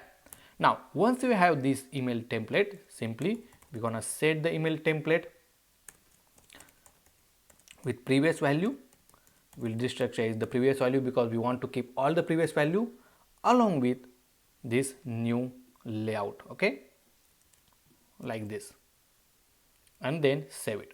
Now obviously on the UI side you will not see any changes. Okay, but now another important thing that we need to take care, whenever we hover on this one, or when we are trying to drag it, we want to show some kind of placeholder. Okay, you can drag it here, right, whenever you hover on this one.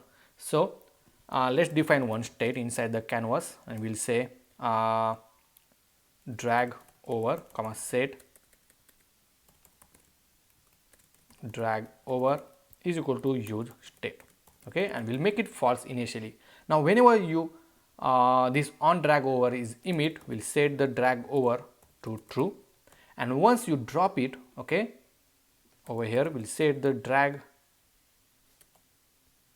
we'll set the drag over to false. Okay, now whenever the drag over is true, we're gonna simply update the background.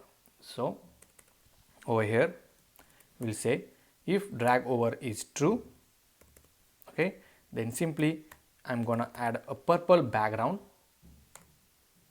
and we'll add some padding as well, let's say 4, and save it. Right, now if I drag this, see, right, perfect. And obviously our application or a particular canvas need to know that okay, you can drag it over here. Now after that we need to show all the columns which we drag it and drop it to the canvas, so that we can show it from the email design. So simply here we have this email template. Okay, obviously it is an array of list or object list, so we'll map this one. So we'll say email, not email, but here we'll say item comma index and the arrow function. You can say layout basically, and in that one we'll add a div. Okay, make sure to pass this key as an index, and for now I will say column. Okay, now whenever you add a you drop this, you will see the column, and we'll add an index as well. Okay, let's make index +1, so you will get to know whether you are actually adding the column or not. But also I'm going to write a condition. So if length is greater than 0, then only show this one, otherwise you can show the text. We'll say add layout here. Okay, and we'll add a class name, we'll padding of 4, text to be in the center, and save it. Let me refresh this screen once, and if you see right now it's just saying add layout here. Okay, obviously you can add some background gray, we can add some border, we'll add a border dash and save it. Perfect. See, now if I drag these 2 column and drop it over here, see the column 1 added. If I drag 3 column, see, perfect, right? And depends on how many columns I'm adding, it's getting added. Perfect. It means our logic until this point, everything is working as expected. Now depends on how many columns you are dragging and dropping. For example, I drag it 2 columns, right? Then we need to show 2 columns layout on the screen, and it's quite easy because you already have all the information. Right now over here simply first we'll define one method called constant get layout component and the arrow function. Now inside that we're gonna pass, so here we'll say get layout component, and then we'll pass the layout information, okay, as it is. So we'll accept it here, and inside that we'll say if layout dot type is equal to column. If the type is column, then we'll simply return the column component. Now we don't have the column component, so let's create a one. So inside the component we'll create a new folder called layout elements. Okay, so all the layout and element files will be inside this folder, and inside that one we'll create a new file called column layout.jsx and add a default template like this, and simply use this column layout over here. Okay, let's save it and let's test this out. So if I drag these 2 columns, okay, so if you see nothing is happening right now, that's weird. So let me go to the our column layout, not column layout, the data folder. Inside the layout, if you see the type is column, that's pretty good. Okay, so over here we need to change this type to column only. Okay, so we added this one, just we need a column because the type will be same, just the depends on the number column. We want to update the layout. Now I think we are good. Let's refresh this and put it here, and if you see, as soon as added, the column layout component is rendering. This means this new one which we just created. Now to this column layout, we're gonna pass the layout information. Something like this. So whatever the layout information user is dragging, that information we are going to pass to this column layout. We're gonna accept it here as a prop, and then simply inside this we are gonna depends on the length of the column, because here inside the data list, if you see, we have this number of column. Depends on that one, we are going to display, or we'll just create the column, depends on that. Okay, so first thing, here we'll add a div. Inside that we'll say array dot from, and then we need to provide the length over here. So length will be layout dot number of column, something like this. Okay, and then we'll map this one. So we'll say map, the first element I will keep empty, and the index and the arrow function. Okay, now over here we'll add a div. Over here we have an error, so make sure you will wrap this something like this. Oh, I think so, or not here. Make sure over here, and here I'm just printing this index value. Okay, we'll say index +1, easy for understand. And obviously we want in the grid format. If you have 3 columns, then horizontally we want to show 3 columns. So for that one, I'm going to pass a style. You can use the TailwindCSS as well, not a big deal.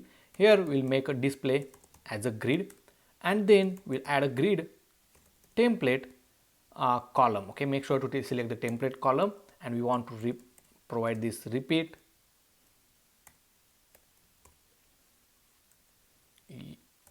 repeat, and then you need to pass the value. So over here we'll add a $sign, and here we'll add layout dot number of column. Okay, and after that we'll say 1 fr, and then we'll give a gap. For now I'm providing a 0 pixel only, and save it.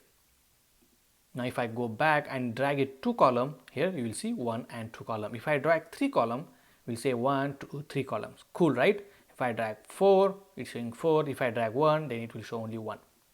We have this error, which is the key index error. So okay, that's not big deal. Here we just provide the key and index and save it.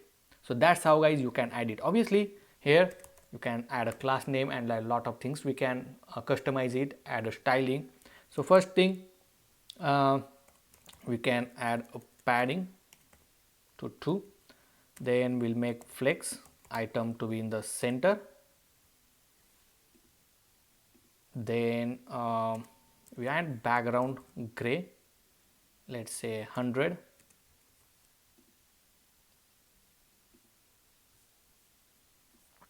Then for now we are going to add a border. We'll say border dotted, or we'll say dash. Okay, and save it. Perfect. Let me refresh the screen, and if I add 2 column, we can see 2 column over here. You can put the content in the center of the screen. Okay, so here we make justify center. Perfect. Okay, now we add 4 column, then it will show the 4 column. Perfect, right? So that's how guys you can start dragging and dropping the layout on the canvas. Obviously later on we're gonna learn how can we add the element inside this each of the column which you just added, right? And then we are pretty much close. Then we'll add a settings, and then we'll about to finish this course as well. But first thing, let's make sure to understand this particular chapter, because this is very important. Okay, and that's all. Now it's time to add the element to each of this column, right? Whenever user drag this one in any of the column, depends on which column user hover, right? We need to drop it there. So same way that we are going to do. So let's go back to the element sidebar component, and we already added this draggable to this layout card. Now it's time to add draggable to this layout, the elements layout card. So I will add a div. Over here we'll add a key as a index, and simply I'm gonna add a draggable to this one.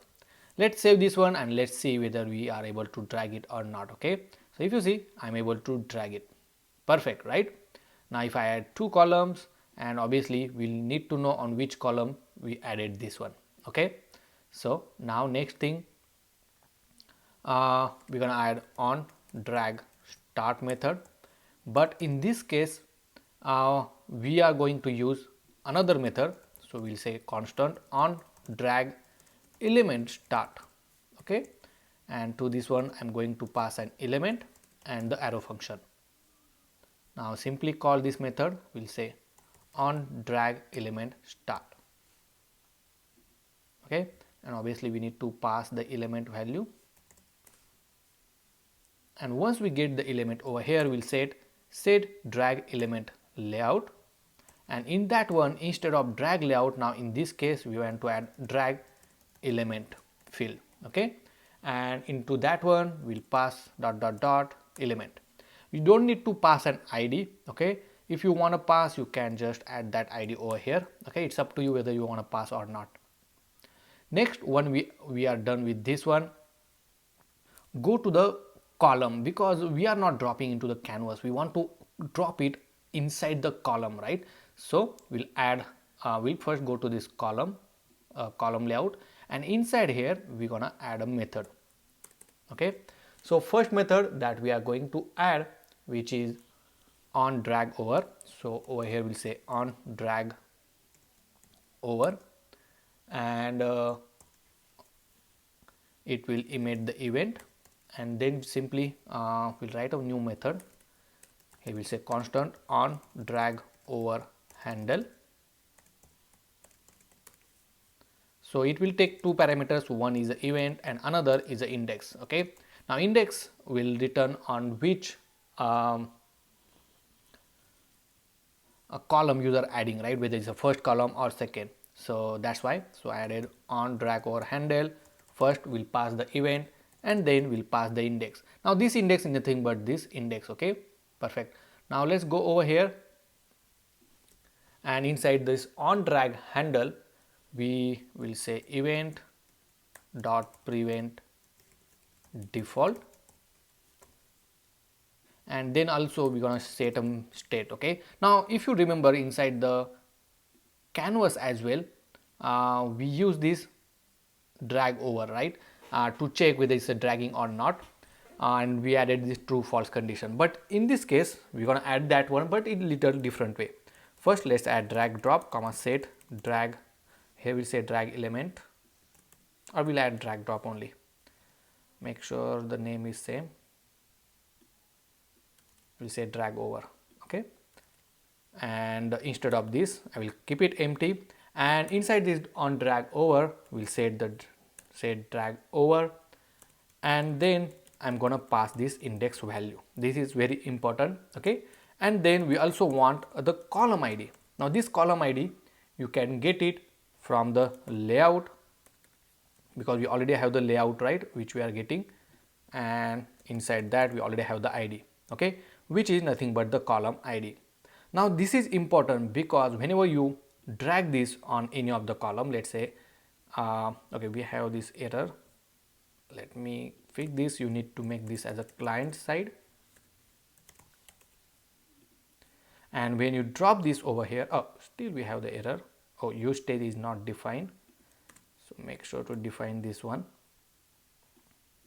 Right, now when you drag on first or second column, we want to highlight that column as well. Okay, so for that one we added this index so that we get to know which column we want to highlight. Okay, so simply for this div I'm going to wrap in a curly braces this tag so that we can add a conditional styling. So over here we'll simply add a dollar sign, and inside that we'll say index is equal to drag over dot index. Okay, and along with that one we'll say a drag over dot column ID if both the condition matches, right. So let me put it inside the bracket. Then we're gonna add a green background. Okay, let's save it and let's test this out. Now if I add this, say, okay, whether it's a first or second, so you can just drag and drop it over here. Okay, that's how easily you can do that. Perfect. Now obviously instead of 1 and 2 we're gonna change this later on. Okay, but for now we keep as it is. And then after that we add on drop, okay, method. So on drop we'll just write a method called constant on drop handle and the arrow function, and let's call this method called on drop. Perfect. So over here we'll get the index. So we'll say constant index is equal to drag over dot index, because we already have this index inside this drag over, and then we will update our email design or email template, right? So let's add that one. So I will just copy from this particular context value, and we want to update this context value. Okay, now if you remember we have the column layout, and inside that we want to add whatever the elements user adding into that column. Okay, as simple as that. So over here we'll say set template, we'll say previous value, and then we'll simply say if column, instead of previous we'll say column. Okay, and here we'll say column dot id is equal to layout dot id. If the column id and layout id matches, in that only we want to add all the column fields, and then depends on the index size, right? So we already have the index size, we want to add the component. So we'll say, okay, so we need to get that component. So from the convex, the drag element layout, from the drag element layout we'll get this information, right? Because we all inside the sidebar we are already setting inside this drag element, so that element we need to get. So over here we'll say drag element layout dot drag element, right? Because inside that we have this drag element, and this all feed now we need it, and we want to add inside this array. Okay, whether it's a first element, second, and so on. And otherwise we'll just simply going to add a column, and last we'll set the drag over as a null. Okay, and let's save it. Obviously on the UI you will not see any changes until and unless you will display over here. So simply we're gonna iterate that value.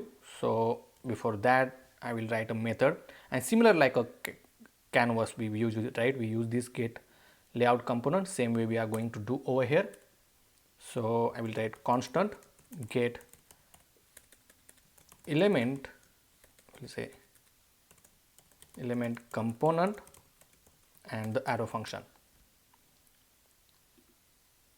Inside that we'll get the element value, and let's go over here and let's call. So simply we'll say get element component, and we'll pass a layout of index, okay, whether it's a first or second, and like that. Otherwise I just added as a drag element here. Okay, one more thing that we mistaken over here, that okay, so inside the template element we will get a list of elements, right? So over here I will just delete everything, and first thing obviously we'll get the previous items, all the previous items, right? And then we'll map all the previous item first. Okay, so you will say previous item dot map, and then we'll map each of the column, and then we'll check if column dot id is matches with the layout dot id, and if yes, then obviously we'll add the all the column value, and then we'll add the index value, and inside that we'll add the drag element layout dot drag element. Okay, so that which we are getting from here, and that element we added, and I think that's all. And otherwise we'll just add the column, okay, and nothing else. Let's save it and then let's test this out. Now if I refresh this screen, right, and if I drag two columns, see, I'm able to see this text called drag element here. Now if I drag button either of this column, you will see the button text. If I drag a logo, you will see the logo text. Let's add 3 column now, and inside that I want to add button on second, text on a first, image on the right. Cool, right? And that's how easily we added this drag drop functionality. Okay, and make sure guys, this logic, okay, this drop handle logic is very important. Okay, so make sure you can take a screenshot. I don't know how you want to write it, you can write it as inside the note, but this logic enable and save your information. Now obviously let me console this and let me show you how it actually look. Okay, so over here we'll say email template and save it. Now inside the inspect panel, when we drag something else, you can replace this as well, okay, not big deal. When you drag it, you will see that not this item, let me see the line number 26. Okay, let me drag something else. Okay, so on the line number 26, if you see we have 2 columns, 1 and 2, right, that's why it's showing 2, and on the first column we have button and logo. Now if I go to this one, you will see we have 2 columns inside one row. We have 2 columns, one is a button and other is a row, and if you see the field name is start with the index number which is 0 1. Okay, so that's why we added in a such way that you can easily add number of columns, you can add easily number of row, it's up to you.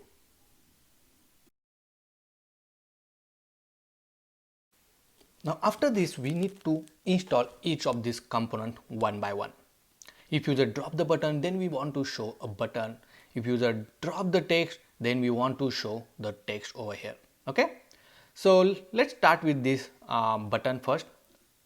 So let me close all of this tab for now, and first thing that we wanted to do is to create a new component. So inside this custom folder, I'm going to create a new folder and we'll call it as a element component.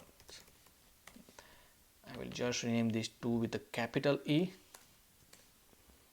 and inside that we'll create a button dot, or we'll say button component dot JSX. Let's add a default template. I think that name is too big. I will just keep this as an element. Okay, and save it. Now once we have this button component inside the column layout where we have this get element component, we're gonna add a condition. So here we'll say if element dot type is equal to button. Okay, now obviously this type which is already there. So if you go to this element list, we already have this type, sorry, okay, so which is button. So that's the reason I added this condition. Then we'll return the button component which we just added. Now over here you can add the shared CN component as well, but for the customization in future I created my own component for each of the element. Okay, and inside here I will pass I will destructure all the things and I will pass dot element. Okay, so all the value will pass over here, and obviously if I save this one and go back to your application, let me refresh the screen and let me add column now. So over here we got an error called element dot type is not defined. That's where, let me try it again. Now we have 2 value, and then if I add a button, you will see the button component text is showing. It means now we are able to see this particular text. Okay, now from this button component, if you remember, we already passing all the fields from the element. So over here we'll accept those fields which we want. So obviously I will accept the style and the content. So style means this, all of this CSS style, and the content is mean the actual button name. Okay, if you want to pass any other things, you can just go ahead and do that. Also we'll accept the URL as well. Now over here we'll implement a button, okay, and inside that we'll pass the content. Also for the style, I'm going to pass the style which we are getting from this field, okay. And when user click on this, obviously we'll wrap this inside the anchor tag, and here make sure that you will use all the HTML CSS tag, okay. So when you export it, you will get the result in the form of HTML CSS only, and over here we'll pass it as a URL, okay. If you don't want this div tag, you can just remove it for now, or just keep it, doesn't matter. Now if I save this one, you will see this beautiful button. Cool, right? Now obviously whatever the style which we define inside this element list, that is applicable over there. If you want to push border radius 0 pixel, and if I refresh this, let me put this and the button, you will see the border is now 0, okay. And obviously once you click on this button, right, we gonna update the settings as well. Now same thing, obviously if you add 4 columns and in that 4 column you want to add a button everywhere, you can do that as well. Cool, right? And next thing, we're gonna add the text as well. It's the same way that we are going to do. So we'll create a new text component. So inside this element, we'll add a text component.jsx, add a default template, make sure to accept here as a style content, and I think that's all we needed for now. And let's go to the, let me close this button component, let's go to this column layout, and here we can add condition else if element dot type is equal to text, then we wanted to show the text component, okay. Again, to this text component, make sure to pass the element and then save it. Now let me refresh this. I added 2 components. In first component, let's add a text, and here we have the text component, and another one we have button. Now obviously inside the text component, we want to add the actual text. Let's add h2 tag, and here we'll say content. Content is nothing but the default text, okay. And for style, I'm going to pass the style which we have inside our element list. So for the text, we have just saying that sample text, and the style we have all of this information, okay. And if you see, we have the sample text. Background color, if you want to keep the background color, you can keep it or just remove it, okay. Now over here, whenever you put the component, right, I'm gonna remove the border along with this background color, okay, from the column. So if I go to this column layout, and over here we have the condition that right now we are making this background gray. So background gray we gonna only show when that particular column don't have an element. So simply we'll add a condition, and here we can write, let's say layout of index of type, means that a particular index has some element, okay, or we'll say not, okay. So we'll add the opposite condition, and then only we'll add this background gray along with the border, along with this, all of these things like this, okay, and save it. If I go back, if you see, we don't have anything, but if I add a 3 column, now we have this field where you can add, we don't have image, but let's add a button. Perfect, right? Now you have 2 column where you can add it. So that's just a styling that you need to do it. Now same way, according to your requirement, you can add the other fields or other elements implementation as well. And obviously I'm going to show you how to add each of them, so it will be easy for you. Next we have the image, so let's implement that one. So inside the element, we'll add image component.jsx, add a default template. Here we're gonna accept the style. Also we're gonna accept the content. The content is nothing but the URL of the image. And let's add that one. If you want to add outer style, because we also have the outer style field as well, okay, I will just make sure to accept over here.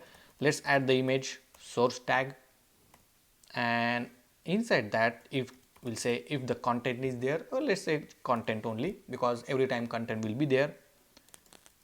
The alt tag, I will say image, and for a style I'm going to pass the style which we accept. Okay, and then save it. Now inside the column layout, I will make sure we'll add over here, we'll say image, and we'll add the image component. Okay, and save it. Now I'll test this out. So if I bring this image, if I drag this image over here, we have this image, but right now it's broken because this particular image is not available inside the public folder. Okay, so if I go to this element list, and for the image over here we don't have this image.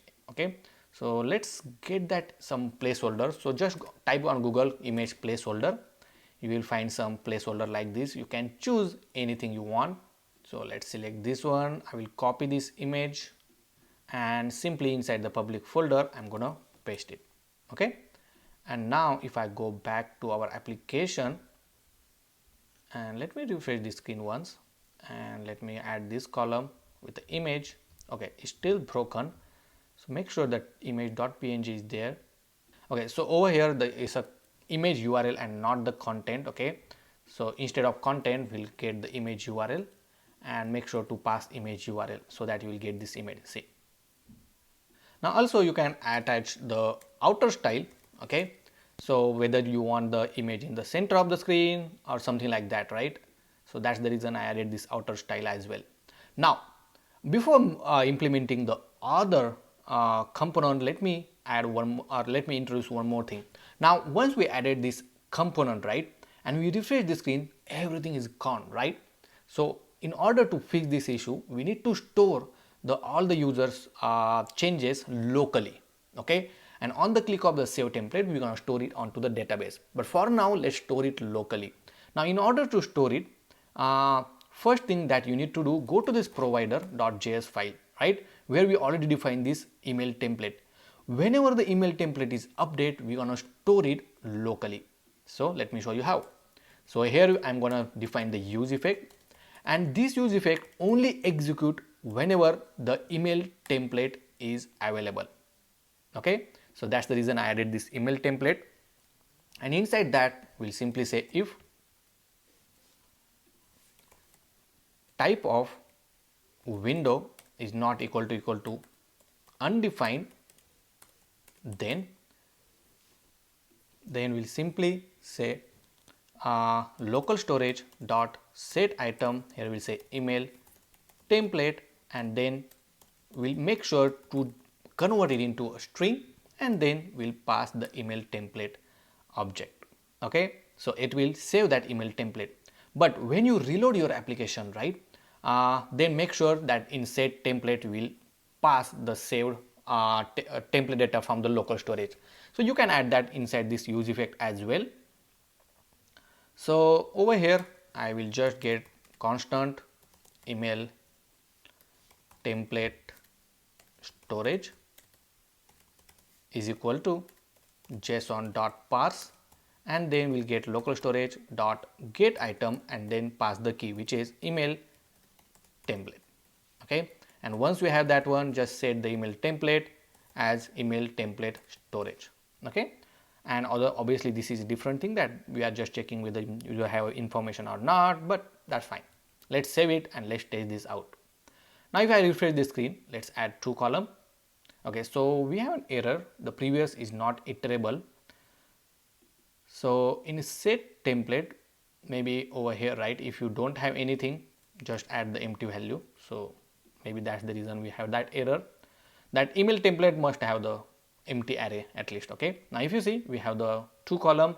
Inside that, in one column I will add image, in other I will add the button and image. And now if I refresh the screen, you will see it's still there, right? And as soon as we save it, you will see inside this application we have the local storage, and inside that we have this email template. Beautiful, right? If I add three column, it will save three columns as well, and if I refresh it, boom, we have the proper result. Cool, right? So make sure that you will save it on locally so that you will not lose your work. Okay, but obviously if you want to save it to the database, then we have this button. Next we want to implement the logo. So let's go back to the element folder. We'll add a logo component.jsx, and it's up to you guys how many components you want to create. Okay, so style, image URL, and then the outer style. Now inside this we'll pass image source, then image URL and the arrow function. Inside that we'll add alt with a logo, and for a style I will provide the style. Okay, and inside the column layout obviously we'll copy paste this, and here we'll say a logo. We'll add a logo component and then save it. Now if I add a new column and then we'll add this logo, and if you see it's very small so we need to update that one. Now to fix this issue, I just going to add this width to 100. Okay, so inside this outer style for the logo, and then I think it will fix it. Okay, now we have this beautiful logo. Obviously if you are putting this in a small column, okay, let's put it over here, it will look smaller. Okay, because logo should it's a kind of header. Okay, so that's how we are going to show this logo at the top. Okay, so yeah, obviously it's up to you how you want to implement, guys. Okay, then for divider is very straightforward. Let me go back to the element and here we'll say divider component.jsx. Here we'll add a default template, and then we'll accept the style, and here we'll add a HR tag only. Okay, just I will make sure inside this element list what are the style. Okay, just we added this style component, that's all. So we'll add a style here, and now if I add some column inside that, if I add the divider, okay, just text is showing as a divider because I think we forgot to add it inside the element layout component, sorry, inside this column layout.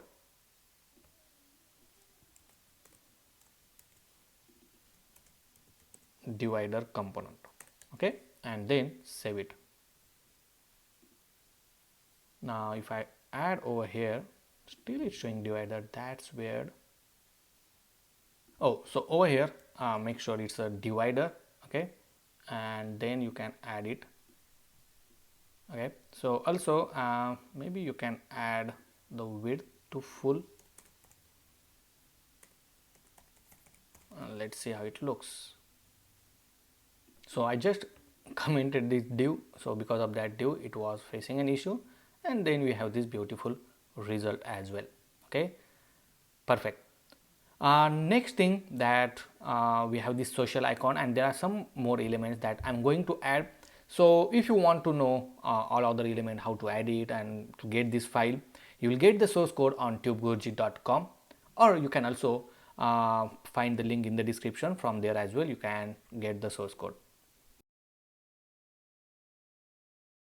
Now it's time to show the setting screen.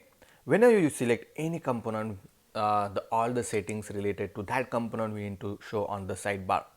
And for that one we already have the styles which we are using inside this element list for each of this particular option. For example, if I go in this one, we have this style, we also have the outer style. Okay, and that one we are going to use. So another important thing that I added a couple of more elements like logo header, okay, and the social icon, and this is how it will look like. So this is the social icon and this is the logo header. We also have the, sorry, this is the logo header and this is the actual logo. Okay, so we made some little update, that's all. Obviously in the source code you will find everything, and also if you click on the link in the description for the free resources, in that you will find this element list as well. Now let's go to the setting, and first thing we need to do is to save the selected component when user click on any of this component. Another that whenever you select it, we need to highlight that component. So for that one, I am going to use a context in order to store the data. So over here, we will create a new file. We will say selected, we will say element.jsx, because each of these pieces we call element. Okay, you can call it as a component. And over here, we will say export constant selected element is equal to create context and save it. Here I will rename it as a selected element context, and obviously inside the provider you need to wrap your application inside this context. So over here we will say selected element context dot provider, in that we will provide the value and then make sure to wrap it. Then just provide the default value.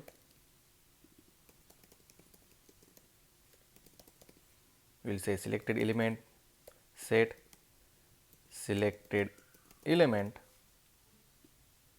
okay, and simply over here we will pass this selected element comma set selected element, okay, and then save it. Perfect. Next, obviously make sure to export this one so that you can easily use it. Use selected element is equal to arrow function, and then you can simply return use context selected element context. Now once you export it so that you can use it, let's go to the column layout. Okay, that's where we are rendering each of the component inside the column, right? And inside that, when user click on that particular column or component, we need to highlight. So first we will say on click, and we will set the selected. So obviously we need to use that context first at the top. So over here we will say constant selected element comma set selected element is equal to use, not use, but we will just use this use selected element and the arrow function, okay. And on the click we will set the selected element as this layout of index, okay, because inside that we have the actual, or we can actually select the layout only, okay. So we will save it as a layout, and along with that one we also want to save the index, okay. So simply here inside the curly braces we will say layout as a layout, okay, and then we will save the index value as the index, because when we are make some update, right, we need to make sure inside the layout for that particular index we can also update the value, okay. So for example, let's add these two columns over here, and inside these two columns we need to know the index of this column and this column, as well as the column ID, okay, or both the means this particular section, so that we can update the specific element from the list. Let's save this one, and once you save it, now inside this CSS I will make the cursor pointer, okay, and also I am going to style write some conditional styling, okay. So over here we will say selected element dot layout dot id, means it's a column ID, is matches with the layout dot id, okay. Then I am going to add a border blue, let's say 500, and let's save this and let's see whether it's working or not, okay, and make sure to add a border as well. So let me refresh the screen. If I click on this section, if you see the border getting added, if I click this one, say perfect, right? But if you observe, it's selecting all the column, and we just want to select only those section which is selected. In this case, just this drag element, or for example in this case just this social icon element, right? So that's what we wanted. So to do that, you also need to add one more condition over here. It's getting complicated, but trust me, it's quite easy. When you implement step by step, it's very easy, guys. So over here we'll also add a condition if selected element dot index is matches with the index, okay, because we have this index and we are also saving the which index user click on it. So that index we are saving, and if I refresh the screen once, if I select this one, so right now, okay, so all everything is getting selected. So let me fix this one. So over here we'll add an AND operator, okay, instead of OR. And if I refresh it now, if I select this one, if you see only this is selected, perfect, see, okay. So that's how guys you can make sure to add this border when you select any of the component, so that user get to know whether which component you selected. Also over here let's make the border to little larger. I think that's much better now, perfect. And once you select any of this particular element or component, you need to get the setting and display all the settings option related to that particular element. So let me close all of these tab now and simply go to the settings component. So inside the component custom, we have this setting.jsx file. Inside here we'll add a class name, we'll add padding to 4, let's make it 5. So over here first I am going to add a text called settings. Over here I will make class name font bold text Excel, and if I go over here, now we have the text called settings. Now if you observe this one, right, if I select the button, it's showing the text box for content, then we have the text alignment, font weight, width, color and many options. The question is how can we decide which of the field this particular option needed, and it's quite simple. Just go to this element list. So inside this we have this element list, and inside that we have this style. So whatever the styling component field or value you are using, right, make sure all the value need to be there. For example, if you want to add background color, make a field for background color, make a field for padding, width and so on, and each of them we are going to implement in a moment. Also whenever you have content and a URL, make sure to add the field for that one as well, okay. So let's go one by one. So we will start from the top. So first thing, we need a field for a content, and obviously this need to be an input field, and we are working for a button, okay. So whenever you just select and whenever the content is there, we need to add the input field. So for that one, let's go to the custom. Inside that we create a folder called settings, and inside these settings we will add input field.jsx, add a default template and then save it. Now in order to add the input field, let's go to the shared CN, and from the shared CN we'll import this input field. Now this is the setting, so it doesn't matter whether you are using that direct any component or not. So we'll copy this npm command, we'll paste it here and enter it. Once you install, over here we'll add a label. Now this label I am getting from the parent component, so we'll accept the label and we'll print it label as it is. Then we want the input field like this. We'll add you can add a type if you want, okay. And the main important thing that we need to pass is the value, okay. So that value I am getting over here. Then we want to add on change event, okay. So on change it will emit the event, and then we'll say on handle input change, okay. So this method we gonna call inside the parent, and it will emit the event dot target dot value. So actual value, okay, the main value of this field it will emit, and I think for now it's good. Let's save this one, and obviously make sure to pass this on handle change to the parent component. Now go to the settings. Inside these settings over here I am going to add a condition now, okay. But before that, let's get the selected element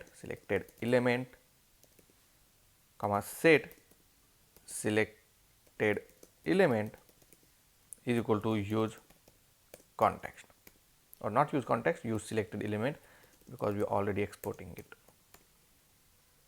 And then we can add a condition if selected element dot layout dot content, if this one has a content field, if this one has the some value, okay, or we'll say if content is there simply, okay, then we'll simply add a input field like this. Now to this input field, obviously we'll pass this value as well. Now instead of writing this long field and everything, we can do one thing. We can set the, we'll say just element comma set element is equal to use state, okay, and then we'll set the value. So inside the use effect, whenever the selected element is available, we'll set the element value as a element, okay.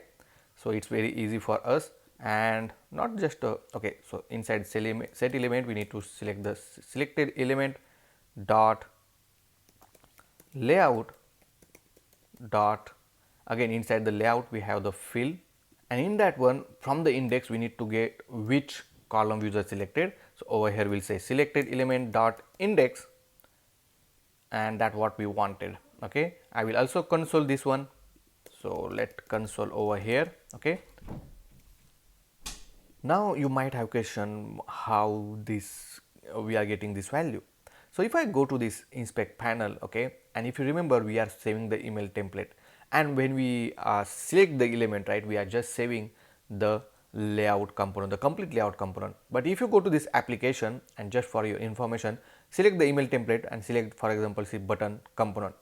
Over here you will see this is our layout, and in that layout on the for the whatever the index you select, that is the 0th right element, and in that one we have all the information, right, see, and then again we have the style and all, correct. So that's how we are getting that value. Now if I save this one and go back, obviously we use effect. So let's make this as client side, and if I go to the console, if I select this one, you will see that we are getting only the value, right. So it means the actual element value which contain the style and everything. So that value we are saving, perfect. Now instead of this long text, I will just say element dot content. If it's there, then show this input field, and to this input field I am going to pass some default value, okay. First we want to pass a label. So label you can say content, then we want to pass the value field. For the value field, the default value which is from the element dot content, and then we want to accept the on handle input change. So from the on handle input change, here we will say constant on handle input change. Let me bring this down, and we are this input field for the content. So I will write on handle input change over here, this method, and obviously it will emit the event value. So the field name we gonna provide, which is this content, and the respective value, okay, something like this. And let's accept the value over here. Let's console this, and we'll see whether we are getting the value or not, but also make sure that we are also passing this field name as well, okay. So here we'll say field name and its value, okay. So here we'll say field name comma, and for a value I will say value, okay, and then save it. Now if I go back, and if you see, if I select this one, the content is showing along with the input box, perfect. Now let's go to the inspect panel and console. If I type something, you will see that we are getting the result as well. So that's how easily we can add the setting, right.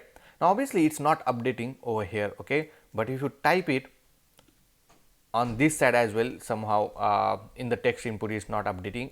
Okay, so there is some issue, so let's fix that one. So obviously currently on handle input change we did not update any value, right? Now to update the specific field, first we'll make or we'll create a copy of current element, selected element. Okay, then we need to update the specific field, and then we'll update original selected element. Okay, so in 3 steps we are going to do. First, let's make a copy. So over here we'll say constant updated data is equal to, and simply I'm going to add dot dot dot selected element. Now we need to read the specific element and we want to update it. So simply over here we say updated data. In that one we have the layout, right? And inside the layout depends on the index, we need to get it. So either you can use this updated data dot index, or we can say selected element dot index. Okay. Now once we have the index, then we want to update the field which user pass. So in this case we will say field name is equal to value, as simple as that.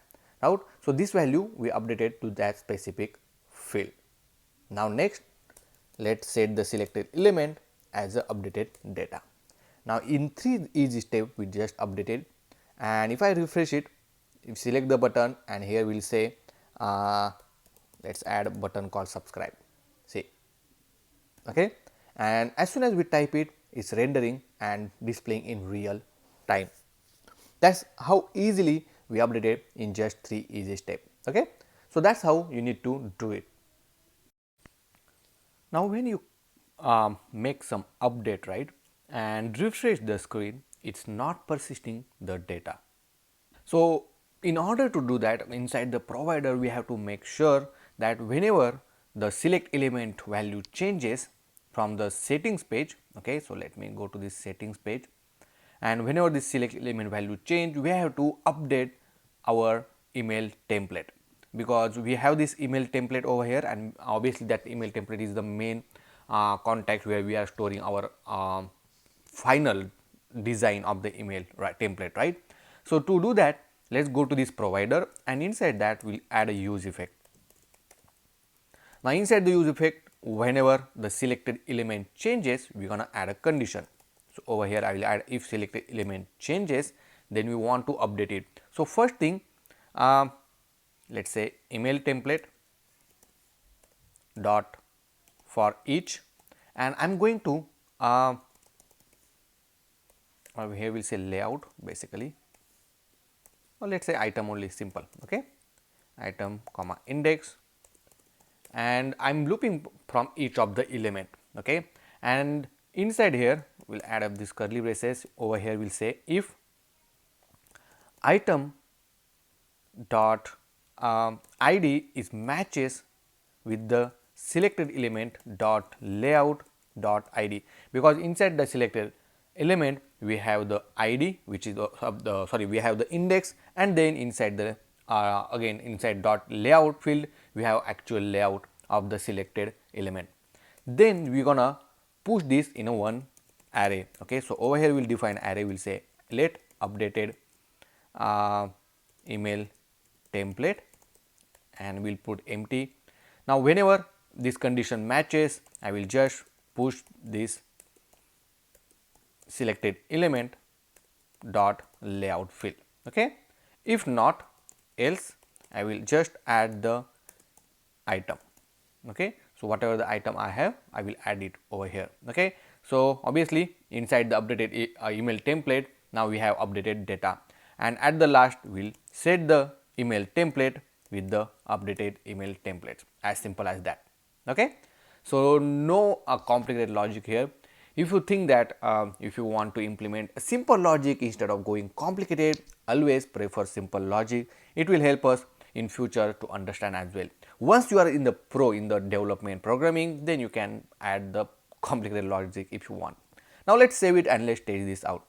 Now let's say I want to give this button name as a subscribe, and if I refresh the screen, still Now our text is there. How cool, right? Now if you come to this one and refresh as many as time, you will see this subscribe button. So that's how you're gonna save it. Now let's implement the other settings part. So first, obviously we added the content. Here I'm going to update this label font. Okay, so obviously every time instead of updating the label field by providing the style, you can just simply go to this global CSS, and inside here I will put a label and will give font size of let's say 15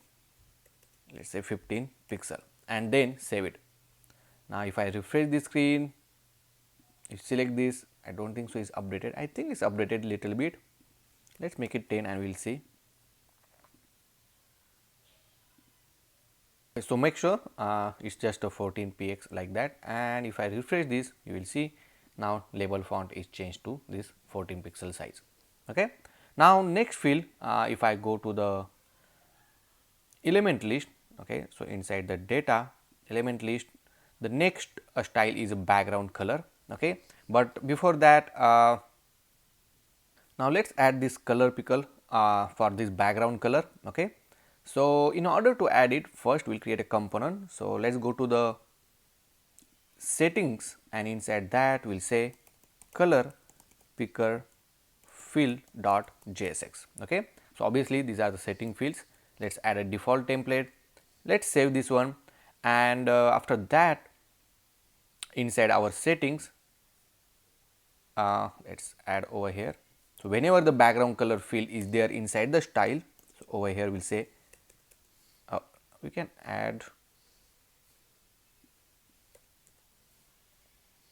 after this. So element dot background color, sorry, the style dot background color, because it is inside the style dot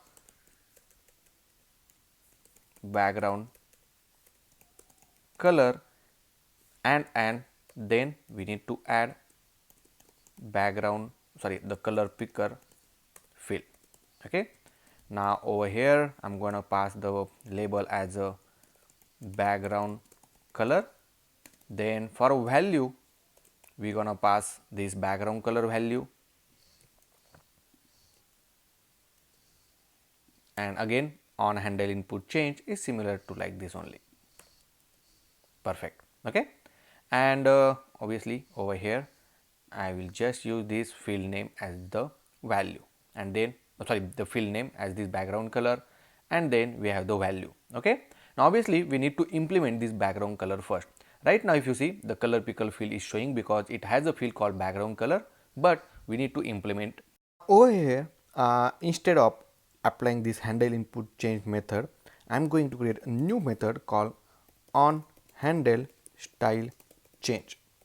Now this method will applicable whenever you want to change the style. Okay, so over here I will say on style change. This one as well I will call it as a on style change, and then inside here we'll say field name comma field value. Okay, after that simply we are passing as a background color and the value, so that's good. Let's copy this, and inside the color picker we'll get the label, then the value, and on handle style change. Inside that we'll define a label with the field label. Then for the input picker I'm going to use input type, I'm going to give as a color. Okay, as simple as that. Now default value you can provide as a value, and then you can add the on handle style change method over here. Okay, not here actually. Now let me undo this. So basically first we will say on change, it will emit the event, and then inside the on handle style change we are going to pass the value. So e dot target dot value. Okay, now obviously whenever color change, it will call this on handle style change method, and inside this on handle style change method make sure to update all the fields properly. So basically let's copy everything as it is from the above, and then we'll paste it here. only change that you need to do, instead of this fill name, I will cut from here, from the index you need to get the style, right, and then inside the style you can get the, or you can have the field name, because that field name we are already passing, and then we have this field value, you can name it field value or value whatever. So let's say field value, and we'll pass to this one, okay, and then save it. Now let's test this out. So right now we have an error called, okay, must be a variable or property access. So there is an error, this question mark, we cannot use this one, and yeah, something like this, okay. Now let's refresh it. Just go over here, if you see the background color is showing as a blue defaultly. If you change this one, right now I don't think so it's affecting anything, but we got an error called cannot assign read only property background color of object blah blah blah, okay. So it means this color picker is returning some different value. So let's console it, and we'll see what is returning when it changes the value. So basically if I change the color, it is returning the hex value. That's good. So basically this error came because our selected element contain index, then layout, and inside the layout we have the style, okay. So let me get down this inside this document so that you can understand. So inside the selected element, first we have the index value, right. Then obviously this index value might be a 0 for example. Then in that one we have the layout field, and inside the layout field we also have the style, right, and inside the style obviously all the style content. So this is actually the structure of our selected element, and we want to update the item which is inside the style. So to do that, let me remove everything, and over here we will say let updated element is equal to, and then in a curly braces we will say selected element, all the fields which is from the selected element. So in this case the index 0 will come.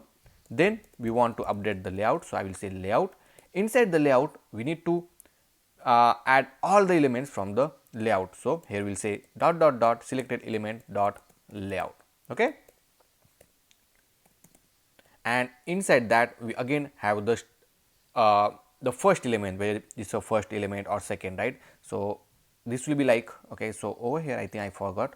So inside the first element we again have the something like this, okay. So it might be little complicated, but yeah, this is how our structure will look like.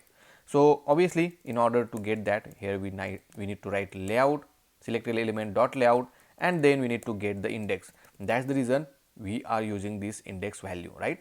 So that's how I am going to write, and then inside that again all the elements from this particular path, right, and then inside that we have the style, and inside the style again we need to print all the data dot style, and then last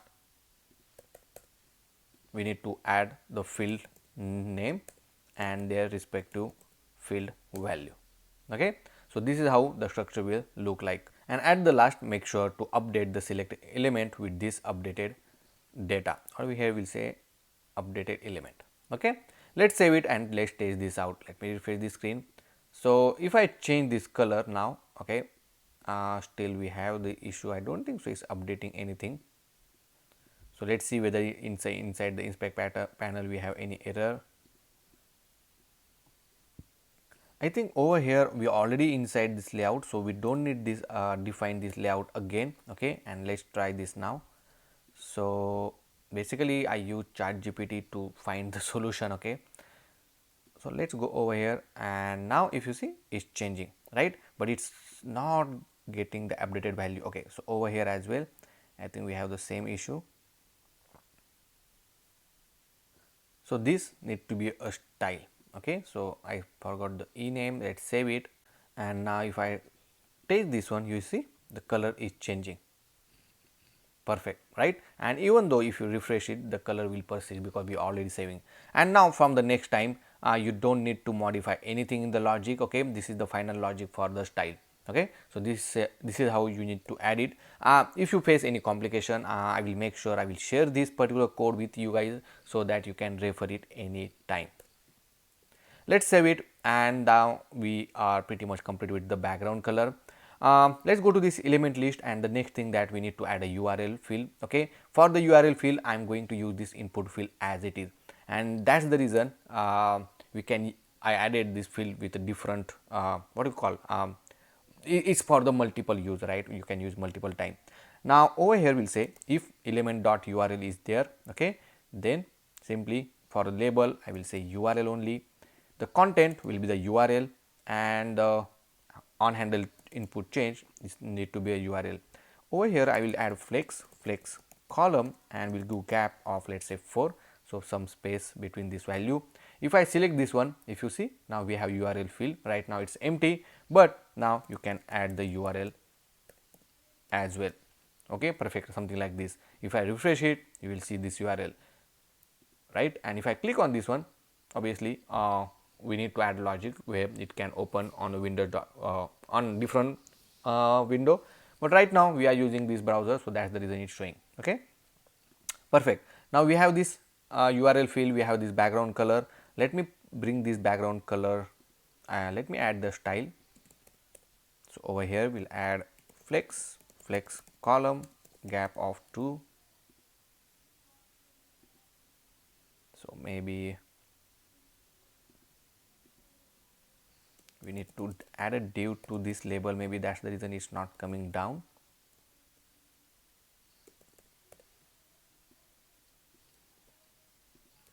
And save it, and let's see. Let me refresh this.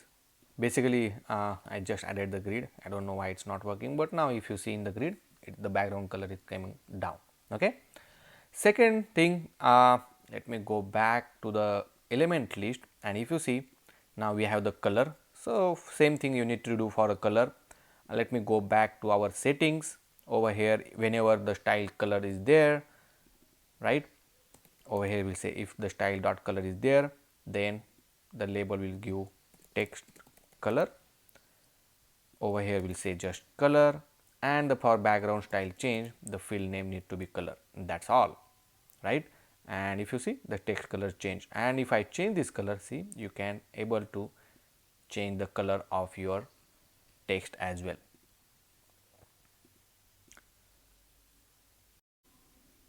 Now let's add a field for the font size. So for that one, we are going to add a new field inside the setting, and we can call it as a input style field.jsx. The reason that we want to add this input style field, because I'm going to add a pixel text after the input field. Let me show you how. So first we are going to show the label over here as well. Make sure you will accept label, the value, and then on handle style change. So I will just copy this on handle style change method that we are going to return back, and then inside this input, okay, so we are going to use input. Obviously the type we are going to provide as a text, and the value we are going to send, so whatever the value we have. But if you see over here, the font size will come in the form of that string, okay, with a number and then the pixel text. Now we need to get rid of this pixel text, and just we need the value. So here we'll write a method called get constant formatted value, and we'll pass the value over here. Okay, we'll say value dot replace, or we'll say okay, that's fine, value dot replace, and then we'll replace the pixel with the empty value, something like this. Okay, and obviously here I will say value, and then I will return the formatted data. Okay, and the last on change event will call this on handle input change with a e dot target dot value. Okay, perfect. Let's save this one, and obviously we need to call this inside the settings. So over here we'll simply say if element dot style dot font size and then we want to provide the input style field. Okay, now to this one we need to provide the label. So label will be the font size, then other parameter which is value. Again this will be this font size value that we need to pass, and the last we need to provide the on handle input change, okay, with the value, and then we have this on handle input change with the field name. We can call it as a font size and the value as a value. Perfect, right? Let's save it and let me show you how it looks on the screen. So right now if I refresh the screen and select this, you will see the font size, right? But as I say in the beginning that it's right now it's quite similar to what we have, but right now we need to mention that this is in the pixels size, right? So simply for this input style field, I'm going to wrap this in one div, and inside the h2 we'll say just a pixel. Okay, so here we'll say, let's say pixel only. So we'll say class name, we'll add a padding to 2 and background gray, let's say 100. Rounded I want right a large, and we'll give margin left to let's say 2. Okay, let's save it and let's see how it looks. So right now it's come over here, we want in one line. So for this div we'll make it flex. Perfect, something like this, say. Okay, we will update something, so we'll make this padding 1. Okay, and I want margin left, okay, minus margin left, okay, -2, that's why I get -2. And now if you see, we have this beautiful extension for this input field. Perfect, right? So that is the reason I added this pixel size, and that's why we call it as an input style field.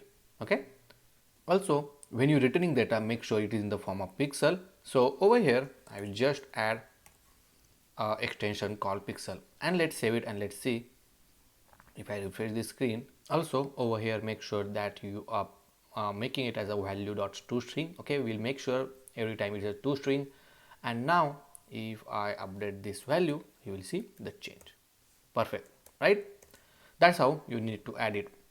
Also one more thing, that currently we are passing this pixel and this is hard coded value, right? So over here it's also hard coded. So basically we are going to pass the type, whether it's a pixel or percentage, because in future we also want a percentage as well. By default let's save it as a pixel, and now everywhere I will make sure to pass the type as well. Okay, so even though you pass a pixel or any different pixel size, then obviously depends on your choice, you can pass it. I think we are good now for the font size. Now in order to add the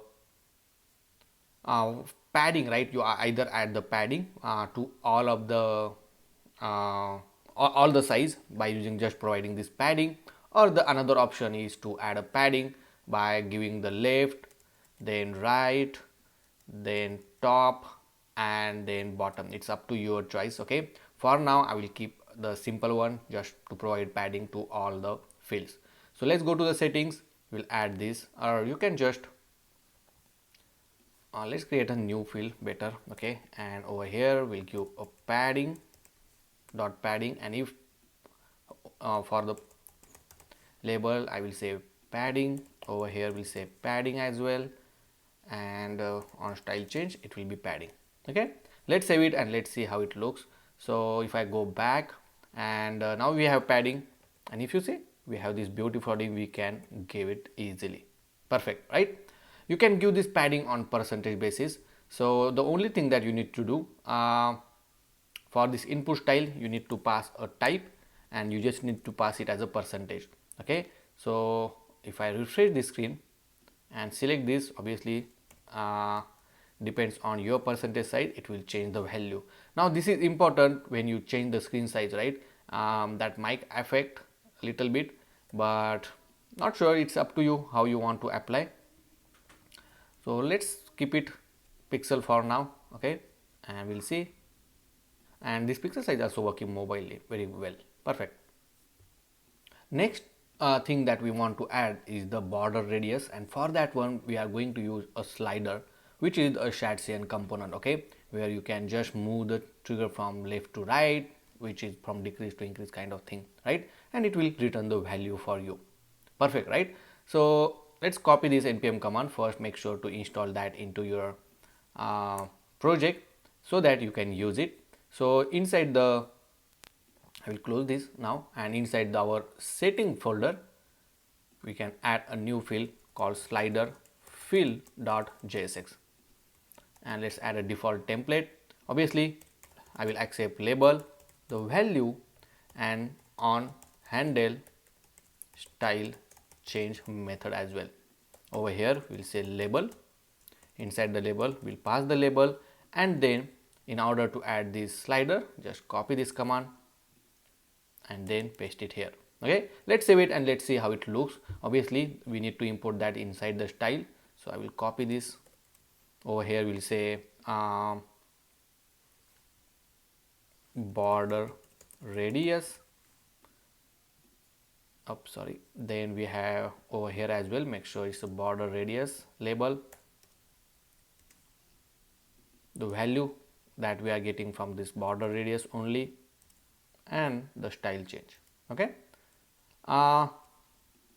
obviously make sure to change this to slider field because we are adding the slider field. Let's save it and let's test this out. Okay, so after refresh, if I select this element, okay, it's saying the slider is not defined, so basically we forgot to import the slider. So make sure to import this and let it refresh, select it, and if you see, we have this beautiful slider now. Perfect, right? Now whenever you move this slider, right, make sure you will update the radius of the this particular button. So to do that, obviously in the value, it again border radius is a form of pixel, so we just format the value, okay, something like this,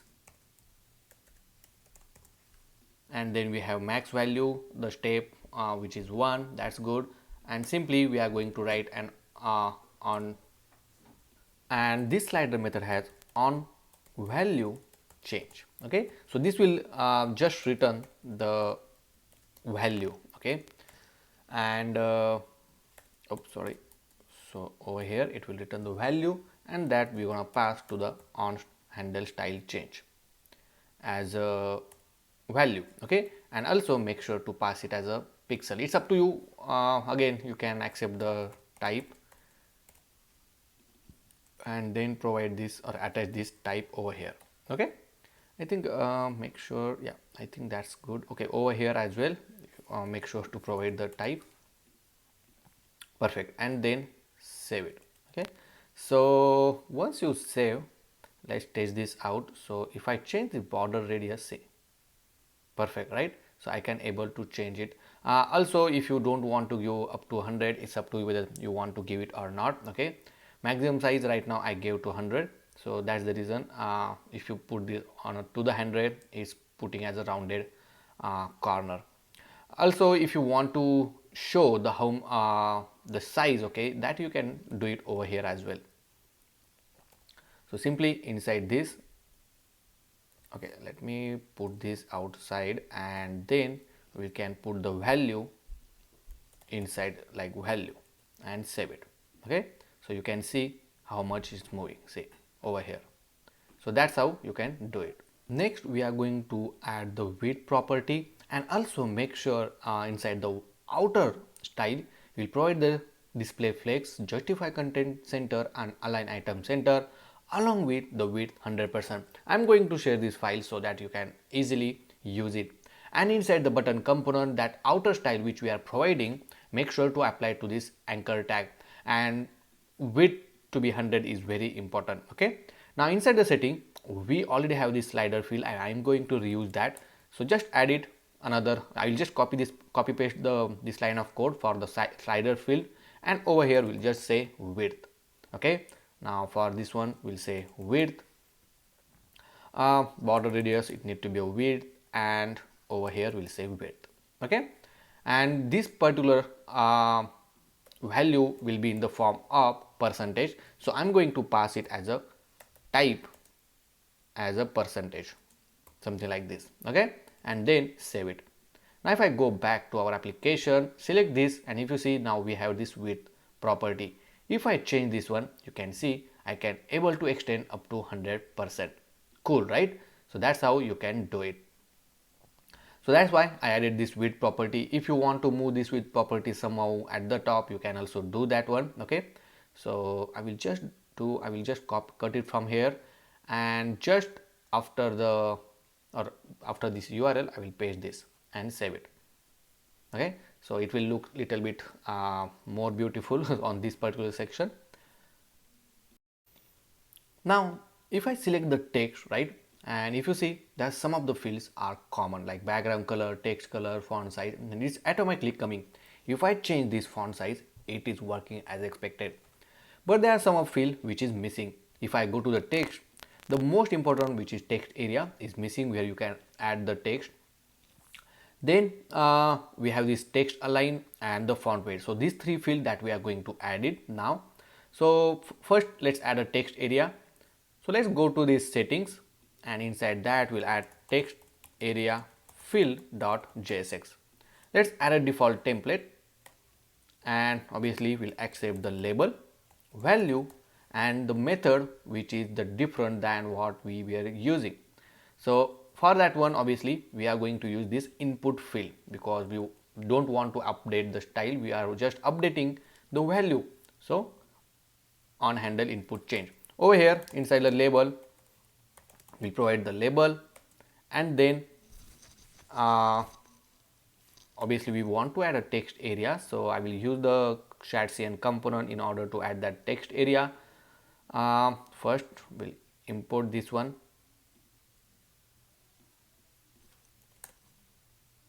and once it is available we can directly use it. Okay, so the value field, for the value field, and then on change it will emit the event, and we'll say on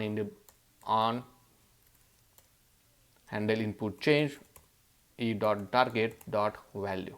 Okay, something like this. I think that's pretty much we want. Save it, and inside the setting we need to add this field.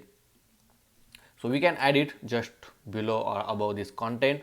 Over here we'll say text area or text content, whatever you can call. Over here make sure it's a text area element. So here we will say text area, and the field will be the text area again. Let's save this one, and let's see, let's go back, and if you see we have this text area. I don't know why we got this just a single line. So basically we did not updated this, so make sure it's a text area field. Okay, because we just copied, and that's why it was showing input field. And now if I select this text, we have this beautiful text area where you can type it, the complete text. You can convert it into heading, and you can do a lot of other things. Perfect, right? So that is what we wanted. Now here we'll say just okay, I think I just remove everything. Let's add this text, and over here we'll say tubeguruji.com. So guys, if you still did not subscribe to our channel, please do subscribe. So that's how easily you can change. If you want to change background, you can also change the background. You can remove the padding if you want. Then we have this text color, that text color also you can change it, and lot of other things.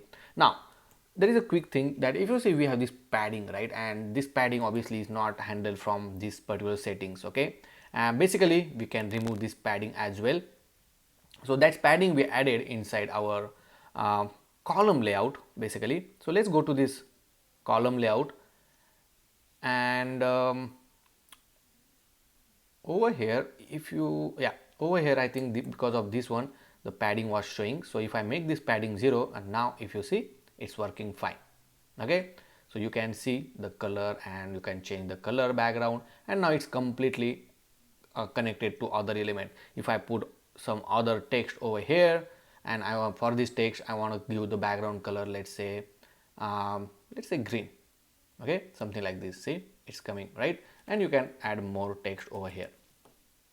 Now just play around it. You can add some more fields, some more styling. It's up to you how you want to implement it.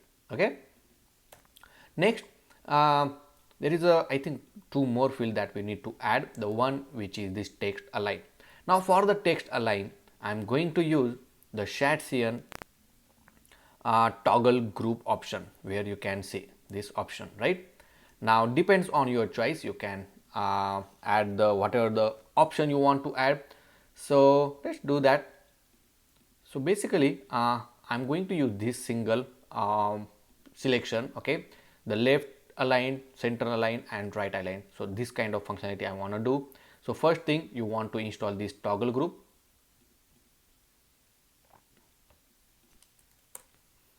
Then basically we create a new component inside this settings folder, and we can call it as a toggle group field.jsx. Add a default template. As you know that we'll take label, value field and on handle style change field. Okay, because obviously this is a style. Over here we'll say label as a label, and then let's copy this toggle code. So I'll just copy everything as it is and we'll paste it here. Also make sure to copy this import statement, don't forget it, and save. Now for this toggle we need to pass the value, okay, that we are going to pass from here. So I'm going to write an option. So whatever the option we want to pass, we'll pass, and then I will just iterate that. So we'll say options, okay, inside the curly braces we'll say options dot map. Here we'll say option comma index and the arrow function, and obviously depends on how many options are there, it will iterate from there. And over here we'll just say an option. It's a just array of string, okay, not an even object. And for value we'll say option only. Here I will mark key as a index, and the type is single. That's good.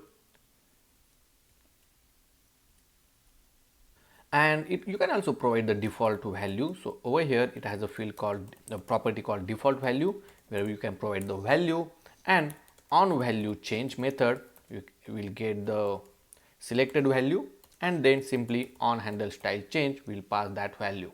Okay, I think that's pretty much. Let's save it and simply go to the our settings.js page. So over here we have settings.js page, and inside the bottom we'll write element. Let me write it over here, element dot style dot text align. Okay, make sure the field is correct, that's good. And then we'll say and inside this we'll say toggle group fill. Okay, so this particular component we are going to use. Let's pass a label as text align. Then we want to pass the value, which is this element dot style dot text align. Then we want to pass an options. Okay, either you can directly pass from here. We'll say left, or make sure it is small, then center, and then you can pass it as a right. But the problem over here for the toggle, right, if I go to this example, we also need to provide the icon, right? So in order to implement that one, instead of passing this just array of string, we'll pass the array of objects. So above this settings we can write it. So here we'll say constant text align options, and inside that we'll say id 1, then not id but let's say label as let's say value. Okay, that's better. So value as a left. Here for icon we'll say left text or left align, I don't know what is called, align left. Okay, then I will paste this couple of more times. Now this is center, so we'll say center, align center, and then this is align right. Okay, and make sure this is right. Make sure the spelling is in the small case.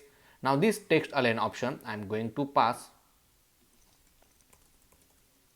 over here, and on handle style change, simply as usual we are going to call this on style style change. The field name is text align and the value as a value. Okay, now let's save this one. Let's go to this toggle group field, because over here we need to pass the value only, and in order to display you can just display the icon. So in this case we'll say option dot icon, and this is option dot value. Let's save it. Let's test this out quickly. So if I select this text, so right now we have an error called key property issue. So over here this is the icon, so you need to pass it like icon only. So I will just add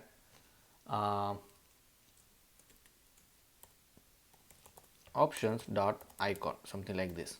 Okay, and then okay, though this need to be an option dot icon only. Let's save it and let's see whether it's working or not. So if I select this one, if you see we have this text align option. So that's pretty good. Okay, right now it's not affecting anywhere to this one. Okay, we'll fix this issue, but if you see we have this beautiful text align section now. Now the issue is not aligning on the left or right, because if I go to this text field, so we have this text component, right? For this div you can either provide the width as a full every time. Okay, so that's the reason I gave this width to the width to be full, or you can just provide the style as 100% as well. And now if I change this to left, it's going to left, right, and boom, right? Perfect. I will move this text align just before this text area. So let's go to these settings, and I will just move this toggle functionality just above this background area, maybe after width, that's fine, and save it, something like this. For this toggle group I will just add the class name as width to full. Okay, so inside the toggle name I added that, so this is how it will look, see. Okay, so it's fill the complete width.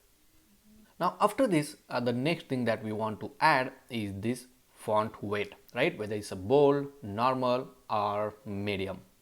Now we are going to add one more field to our text element list called text transform. Okay, it has three options: uppercase, lowercase, and there is one more called capitalize, something like this, and save it. So these three value we can show it. Okay, so either you have option to show it like this, or you can add the drop down as well. So let's try to display like this. For that one, let's go to lucid icon, and here we'll just find uppercase is there, then lowercase is there, that's good, and capitalize, I don't know whether it's there or not. That's fine. We can just add some other icon for that one. Okay, so let's go back to our settings page, because we already have this toggle group ready, but I want to show now how can we reuse this. So I will copy this toggle group field and we'll paste it somewhere nearby this font size. Here I will just change this to, let's add a field first. So from the element list we have this text transform, then this is text transform, again the value is text transform, and this and style change is same. Now for the option is different than what we have. Okay, so let me copy this, paste it here, and here we'll change this to text transform. Now obviously first is uppercase, make sure the value is in the lower case only, then up lower case, and then it also have one more called capitalize. Okay, now for the uppercase, let's case upper icon, then lower case lower, and here we have, I don't know whether we have anything. Let's find some icon. I will use this icon. Okay, a arrow up, and then save it. Now this text transform option we need to pass to a text transform section. So over here I will just pass it and then save it. Let's go back and test this out. So let me refresh the screen. I will select this option, and if you see, we have this text transform. Boom, save. Perfect, right? So you just don't need to type it everything. With this option you can easily change it from the small to capital or capitalize. And now last option that we are going to add is this font weight. Okay, now font weight, for the font weight I'm going to add a drop down field. So inside our setting folder we'll create a new field called drop down field.jsx. let's add a default template, and obviously here I'm going to accept label, value, then options, and then on handle style change method. Again let's add everything. So label as a label. Now in order to add a drop down field, we'll use the shared CN drop down component. So we'll not drop down, we'll use this select component. Okay, so we have this option whether we can pick the value, and selected value will be displaying on this particular input box. In order to install, just copy this npm command first, go back over here, paste this, and once it is installed you can use it. So copy this import statement first and paste it here. Next we need to copy all of this and we'll paste it just below this label. Okay, now you can provide the width. If you want to make it full, you can. The placeholder, I will just add it like let's add it just a value, whatever value we have as a placeholder. Okay, it doesn't matter that much for now. And the last, the option that we need to iterate. So options dot map, here we'll say option comma index and the arrow function. Now in this case you can just put the array list because we are not showing any icon. Okay, so just I'm going to pass an option like this, pass the key as an index. Let's save this one, and obviously we need to add this on style change method. So maybe for this select we need to have an option called on value change, and it will provide the, or it will give the value in the return. Here we'll pass that to value. Okay, I think you can provide the default value over here only, sorry, the default value as value. Now let's save it, and this drop down field we are going to add inside the settings. I will just copy paste this one here, make sure it's a drop down field. Over here we'll say font weight, and I will just add this. Now basically I'm adding different style of components so that you can understand how can we use it. Okay, so if you want to add the input field for this one or any other fields, you can go ahead and do that as well. Now I added everything as it is. The only thing that we need to add these options. So inside the option we'll say normal and bold for now. Okay, so this need to be in smaller, I hopefully, not sure. Yeah, and then save it.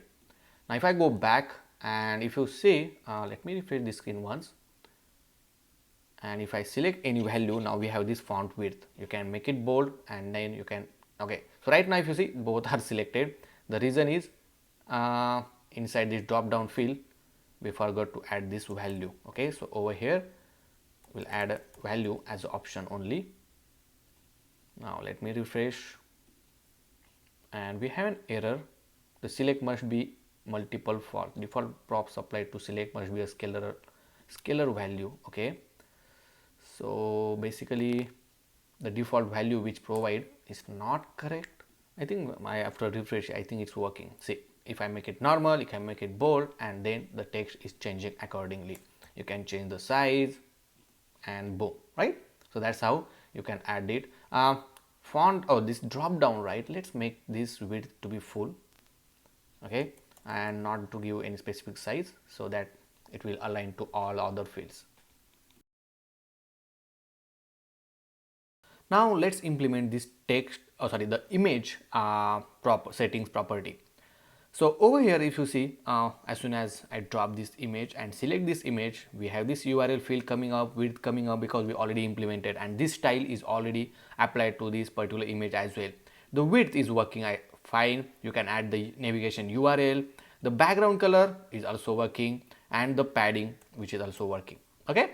The thing is that we need to update is the upload image, right? Right now you can just provide the image URL from the any URL from the Google, add it there, and then it will display the image URL. The URL, the navigation URL is already there. Just we need to add a field for image URL. Then background padding, height or width, you can also add these two fields that we are going to add it now. Right now, if you see, we are adding the height width, so automatically it's also changing the height. So I don't think so we need to add the height again, because it's in the form of percentage. And inside the outer style, we want to add the justify content or align items into the center as well. Okay, so let's do one by one. Don't be get complicated, guys. Let's apply the let's add the image URL field.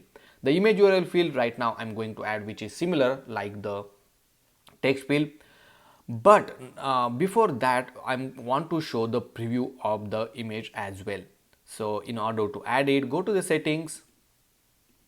Here we'll say image preview.jsx file, add a default template. Here we'll accept the label, value, and on handle input change, because this is it's not style, it's a value that we want to add. First let's add a label, then we want to add an image tag, the source. In the source we'll provide the value, alt tag I will provide image, then the style. Okay, so in the style, let's add a width, or inside the class name as well we can give width to full, height to let's say 150 for now. Okay, 150 pixel. Let's save it and let's see how it looks. Obviously this image preview we need to add inside the settings page, so let me close all of this tab for now, so that we can access setting page, and that we want to add at the top. So I will just copy this. Over here we'll say image URL. The input field will replace this with a image preview. The content will be the image preview. Over here we'll say image URL as a value, and the field name as well as a image URL. Let's save it and let's see how it looks. So let me see, and if you see, we have this beautiful image URL. Currently stretch, so I will give object cover. Okay, so it will not get stretched. Also we'll add a border and we'll make rounded Excel, something like this. I think that's look much better. And just below to that one I'm going to add an input field. So over here we'll say input type. You can add type text if you want, but make sure to provide the value, and on change it will emit the event, and then we'll say on handle input change with the e dot target dot value. Perfect, right? So I think we are good. Let's save this one. If you see, we have this field now.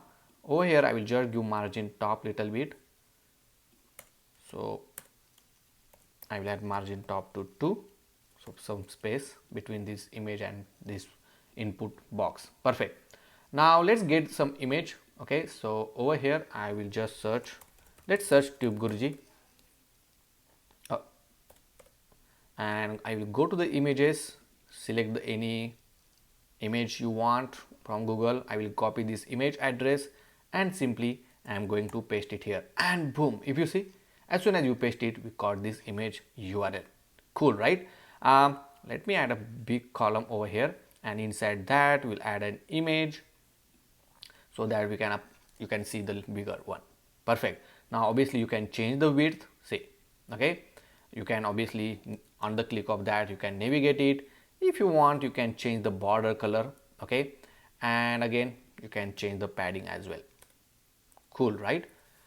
So that's how you can add it. I think that's pretty good. So for now that's all we needed. Okay, if you want to add a new property called margin over here, you can add that one as well. So let's add a margin.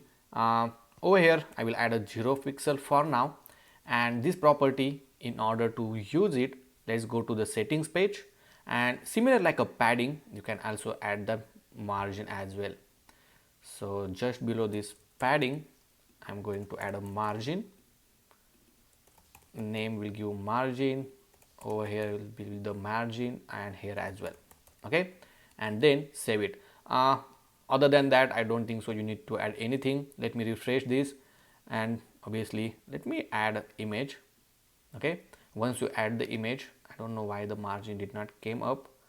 Let's go back to the element list. Over here we have this new, okay, so actually by mistakenly we added to the button component. So let's go to this image and we'll add it here.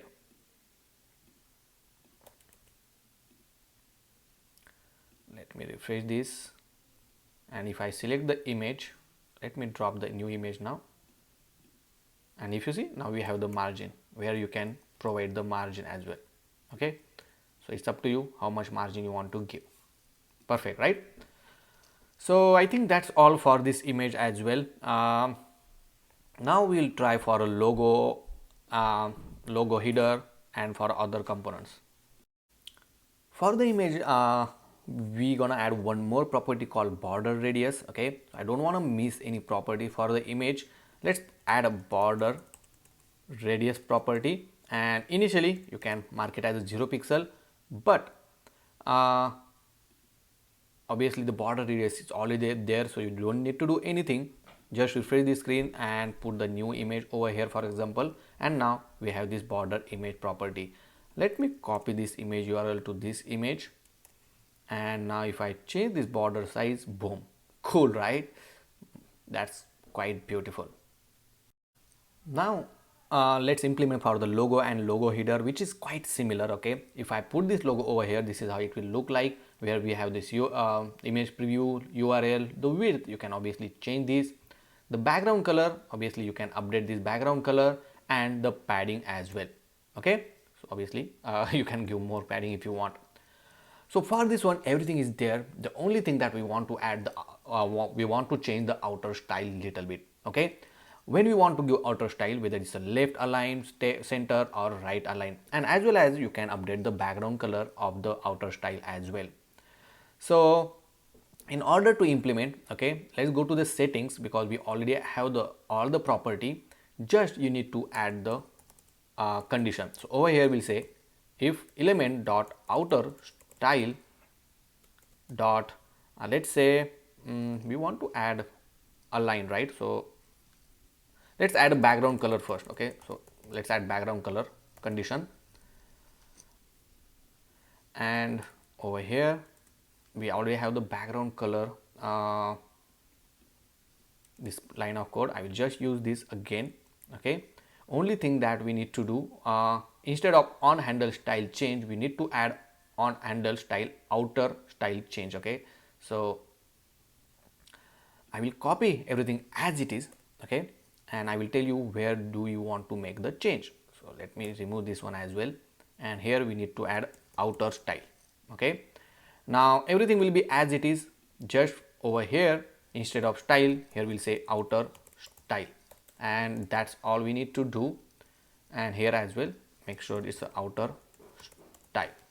Okay, perfect. Now this particular method we need to apply over here, and also I'm going to add one div, and inside this div I will add this. Okay, and one more condition I will write over here. Let's add h2 tag and we'll say outer style. We'll add a class name, we'll make font bold and save it. We'll add margin bottom to 2, so that if I refresh the screen, you will see when you select, we'll see this outer style, and then currently we have this background color as a white. If you change this one, you will see the background change to something like red, right? And over here you can also change the background color of this one as well. Perfect, right? So that's the reason we added this outer style. Along with that one, the alignment also you want to set. So I will copy everything as it is. Just over here we'll say justify content, and over here as well the justify content, the value will be okay. So make sure the value over here we will pass the outer style value, that we miss it I think. Okay, because we are dealing with all the outer style things. And I think what else we need, so okay, so over here we'll say align, and over here we'll say a toggle group fill. Okay, now to this one we need to provide the options, and you can provide the similar option that we have, which is the text align option. And let's try, because the value will be the same. So let's try this one, and if I refresh this, select this, if you see we have this value, and as soon as we click left is going to the left. Let me actually move this background to white for now, and the center and the right. Quite good, right? So that's how you can make the align. I think same thing we can do it for this one as well. Here you can make center, left, right, the background color, if it's not there it's showing black, but yeah, you can add the background color as well for this one. Perfect, right? And obviously we have view property, everything will work as expected. I don't think so in divider we need anything. Okay, so right now I don't know whether divider is showing or not. Okay, but if you see, this is the divider, it's showing on the screen. If you want to add the color, I don't know whether this color is applicable or not. I think maybe we need to add background color, that you can change it. The width you can also update that. That's all we have. Now for the social icon, let's try this out. Okay, how to implement it, because it's quite easy. You just need to add some more option for this one as well, like the background. The width for the icon is already there, so that's pretty good. But if you have faced any issue, you can always get access to the source code.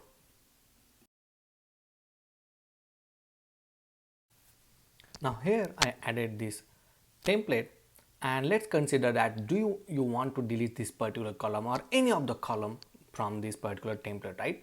Currently we don't have that functionality, but the question is how can we delete the column, or you can replace the column with a new layout. So in order to do that, let's go to the column layout from the layout element folder, and inside this parent div, because inside this div we have this array where we are rendering this each element, but inside this div we are going to add one style. So over here, or maybe you can add outside of this one.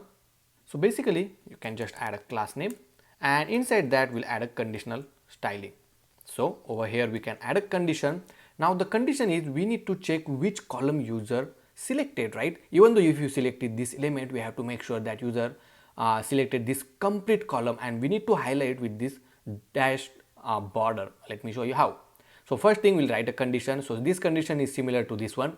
We need to get the layout ID, and we need to match the current layout ID. Okay, so we'll put it over here because we have this selected element, and then we already have the current layout ID as well. If that is match, then We'll also add a border, okay, and we'll add a dash border. Make sure to add dash border, and we can make the color to blue 500. Okay, now if I select this, let's select this one, right, or let's select this one, you will see that the selected element is showing with a dark blue, and then other which is unselected but the column is selected is showing with this dotted. Okay, that's pretty good. If you want, you can just increase the size of actual selected column as well. So inside this you can add a border to 4 for example, and if you see now it's little darker. In this case, if you see, we have this border along with the dotted because this is complete column, but in this case if you see we have dotted along as well as the selected one. Now the thing is we want to delete this both of them. Now we need to give some option to delete this particular column.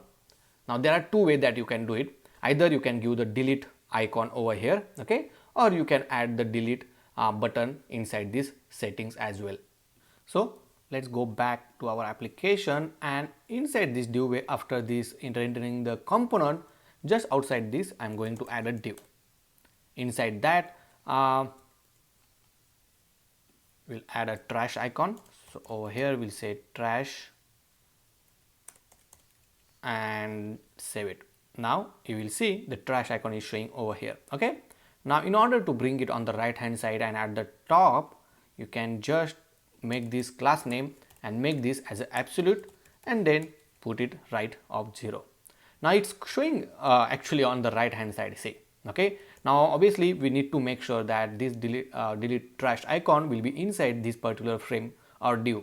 So for this parent div, let's make it a position as a relative so that it will be inside this layout only, say. Okay, and then actually I'm going to add some outside of the little bit that particular frame, so I will give right of 10 minus right of 10, so it will go little bit outside. Okay, and then we can add background gray, then we can also add padding to 2 and we'll make rounded full. Okay, for this trash icon I will add a class name height of 4, width of 4, and then we'll make text red 500. If I go back, you will see this beautiful icon for each of them, but it doesn't make sense to put this icon for each of them until and unless you selected. Okay, for example, if I select this one, right, then only I want to see this trash icon. So it's quite simple, the same logic you need to apply. Just copy this complete logic and just you can put it over here. I will put and operator like this and then save it. Now whichever I select, you will see only that for the particular column I am getting this trash icon. Now I will also make this cursor pointer. Let me bring this down and I will add cursor pointer, so whenever you hover on this particular pointer, you will see the pointer is changing. Okay, if you want, I can also scale this one. So on hover, not the icon but over here we can add a condition. So on hover, just scale it little bit. Okay, and for a smooth animation you can make it transition all. Now if I hover on this one, you will see this smooth transition, right. I will also add the shadow. On hover, you can add a shadow medium, something like this. See, perfect. Now deleting is quite easy, right? We are not actually deleting the element, but we will remove that element using the filter option. So for that one, we'll add an on click method. So on click, and here we'll say delete layout. Okay, we'll just say delete layout, and for this delete layout, obviously we need to pass the current layout. So you can pass this layout ID as well. Okay, just the ID we can pass it, so that will be good. Save it, and then we'll define this delete layout method. So constant delete layout, we have the layout ID,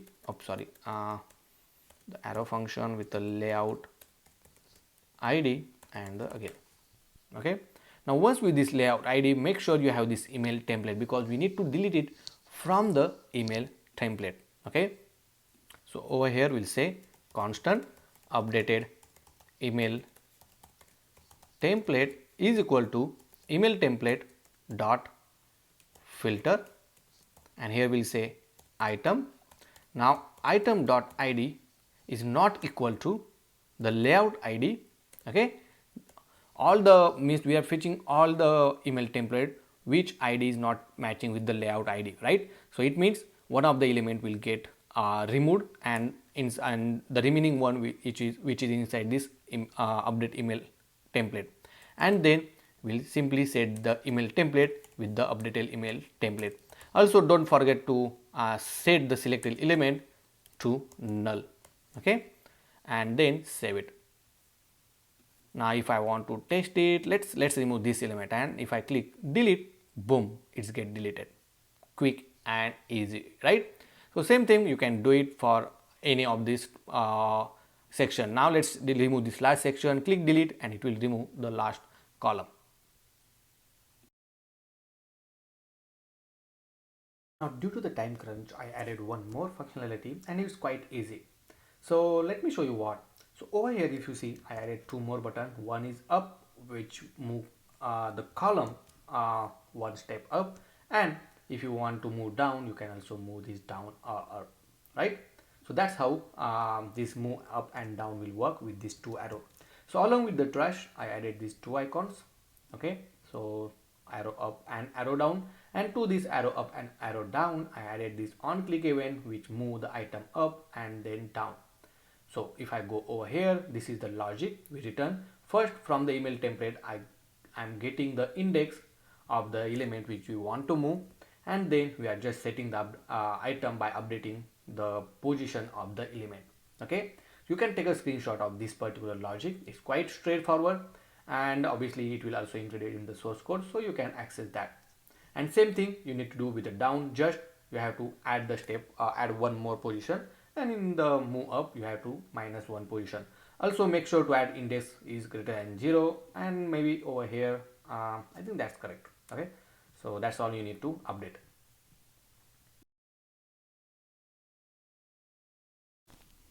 Now on the click of this HTML code button, we want to generate the HTML code of this template, so that user can copy this HTML code and then you can use it to send an email. If you see in this mockup, we have this pop-up or dialog, and in that one we are passing the HTML code in order to display it. We also have an option to copy this HTML code by clicking this button. Okay, so let's go back, and first we'll implement the dialog. So we have to make sure on the click of this header. So if I go to the editor header, we have this button called or we just have an icon and with the code, right? Now on the click of this one, we'll emit an event. So over here we'll say set, or we'll say open or show a view HTML code. Okay, and we'll call this method. So this method you can say, for example, let's say true. Now this view HTML code we're gonna pass to the editor HTML. Okay, now inside the page.jsx file, so let's go to this main editor's page.jsx, because inside that we have editor header, and then we need to pass that method call into the canvas.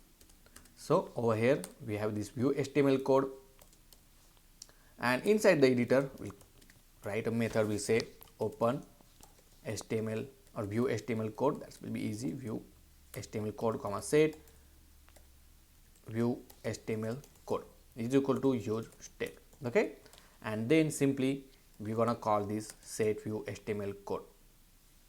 So whatever the value we have, I'm going to pass. Now once we have this, I'm gonna pass this to the canvas, because inside the canvas we need to trigger it. Okay, so I pass this information to the canvas, go to the canvas, and over here we'll get the HTML code. Now whenever this view HTML code get changed, we're gonna call a method. So here we'll write a method. We'll say get HTML code and the arrow function like this. Now inside here, first whatever the div you want to get the HTML code, that div you need to add a reference to that one. So if you see we have this div, and I'm going to attach a reference to that one. Here we'll say HTML reference. Now this HTML reference we need to define at the top. So over here we can define is equal to use reference like this. Okay, I think you don't need to mention this one, just a constant with the HTML reference. Make sure to import this use reference from the React. Now once you have the HTML reference, over here you can write a condition if HTML reference dot current is available, means this is rendered and it is available to access that particular element. You just need to write HTML content is equal to HTML reference dot current dot inner HTML. Okay, so that it will get the HTML, and then you can just console this HTML code, HTML content. Let's test this out. So this get HTML code, we need to call this method whenever let me add the use effect first. So inside the use effect we're gonna call only when this view HTML code is true. So over here we'll add a condition and then we'll write get HTML code. Okay, let's save it and let's test this out. Right now we just console it inside the inspect. So go to the console, and if I click this, okay, let me refresh the screen. So okay, we have used state, obviously we fix this. So that's because inside this page.jsx we need to mark it as a use client and save it. And now I think we are good. Now if I click code, and if you see, we got the HTML code inside the console. Now this HTML code will save in one state. So simply inside this canvas we'll define one state. We'll say constant HTML code comma set HTML code is equal to use state, and whenever we have the HTML content ready, we'll set the HTML code as HTML content. Perfect, right? Now this HTML content we need to pass to the dialog so that we can display it. So inside this custom component, we'll create a new file called HTML view HTML dialog.jsx. Now let's add a default template, and in order to add this dialog, simply go to the shared CN and over here search for the dialog component. If you remember, we already installed this one, so we'll just import this all the import statement and then this sample example code over here. Right now we don't need this trigger because we are opening this dialog depends on user header button click, right? So obviously once you add this view HTML dialog, okay, first thing that you need to do, just below to this div, just before this last closing div, you can add this view HTML dialog component, right? Inside that you need to pass two main parameter. One is the view HTML code. Okay, so over here we'll say view, we'll say open dialog, just open dialog on view HTML code. Okay, and the second parameter is the actual HTML code state. Okay, so over here we'll say HTML code is equal to HTML code. Okay, now let's go to this view HTML dialog, and over here we'll say open dialog comma HTML code, and to this dialog it has a property called open. Okay, so it has a property called open, and this will open on open dialog. So whenever open dialog is true, this will open it, and inside the description you can just add the HTML code. Okay, let's save it and let's test this out. So if I go back, so right now we have an import error, and that's maybe because let's try to import a client. I'm not sure because of this one is happening or not. Okay, it's saying you cannot resort dialog. I thought we installed the dialog. Okay, let it be. Let's try to make sure to install this one, and we'll make sure that it is available to use it. Okay, I think it was not there before, and now if I refresh it, we have the data. If I click code, boom, if you see, we have the dialog and then we have the code, but obviously it is not formatted as we want, right? So let's update it. Also, one more thing, that on the close of this button, so if I try to close it, it's not closing our dialog, right? So let's fix this, both the issue. So first let's fix that why it's not closing the dialog. So in order to close this dialog, it has a method called onOpenChange, and here you can pass close dialog method. Now this close dialog method I'm going to pass back to the parent component, and inside the canvas we'll get this close dialog, and here we'll say close dialog. Okay, now again this close dialog we need to pass again to the parent of this one. So inside the page.jsx we'll get this close dialog, and then simply we'll set the view HTML code to false. Okay, let's save it and let's test this out.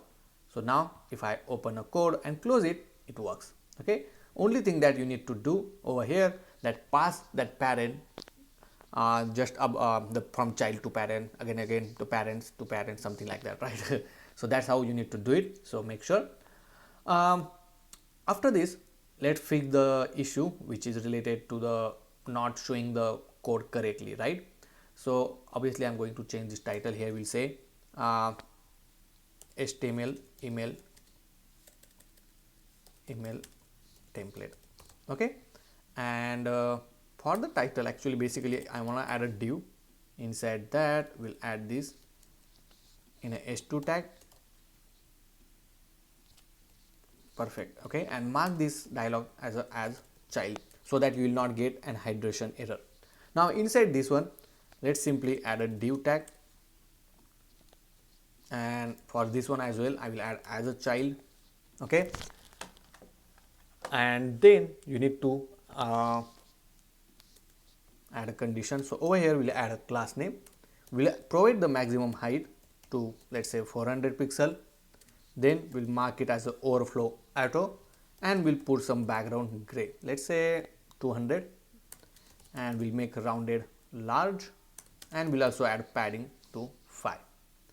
Now inside this one we will wrap this inside the pre-code. Okay, so it will look like a actual code. So let's wrap this, and for this pre-code as well we'll add a class name. We'll add a white space pre-wrap, so this option. So if I hover on this one, you will see the white space pre-wrap is actual the CSS property, and then we'll say break all. I don't know whether break all is there. Okay, and on break all is actually break the word. Okay, and let's save it and let's test this out. So if I click on this one, if you see, it's break the word, and then we have this HTML content. Okay, now obviously there are some library which can also use it to prettify this code as well. One more thing, that you can make this black color. Okay, let's try to make black, and let's make text white, and let's see something like this, say. Okay, so they're both the option, you can use it. Now also we want a button. So in order to get the button, simply I'm going to add a copy icon, and to this one we'll add a class name. We'll add a padding to 1, background gray to, let's say, 100, and we'll make rounded large. Height I'm gonna add, let's say, 8, width to 8, save it. Perfect, same, something like this, say. Okay, we'll add more padding actually, and we'll make rounded full, something like this. We can add more height and width, and then let's bring in one line. So class name, we'll make it flex, and we'll make item to be in the center and justify between, so it will be on the right hand side, something like this, right? Now on hover we need to add hover effect. So added padding 2 only, and for hover I'm just going to add a cursor pointer. Perfect, right? Now once user click on this one, we need to write a method to copy this content. So over here, right, method will be say copy code, something like this, and this method I'm going to attach to this particular copy button.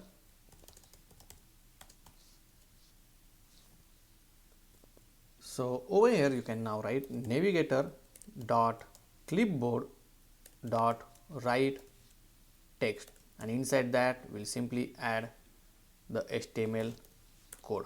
Okay, and let's save this one. Let's go back to our application. Now if I open a code and click copy, it will copy on your or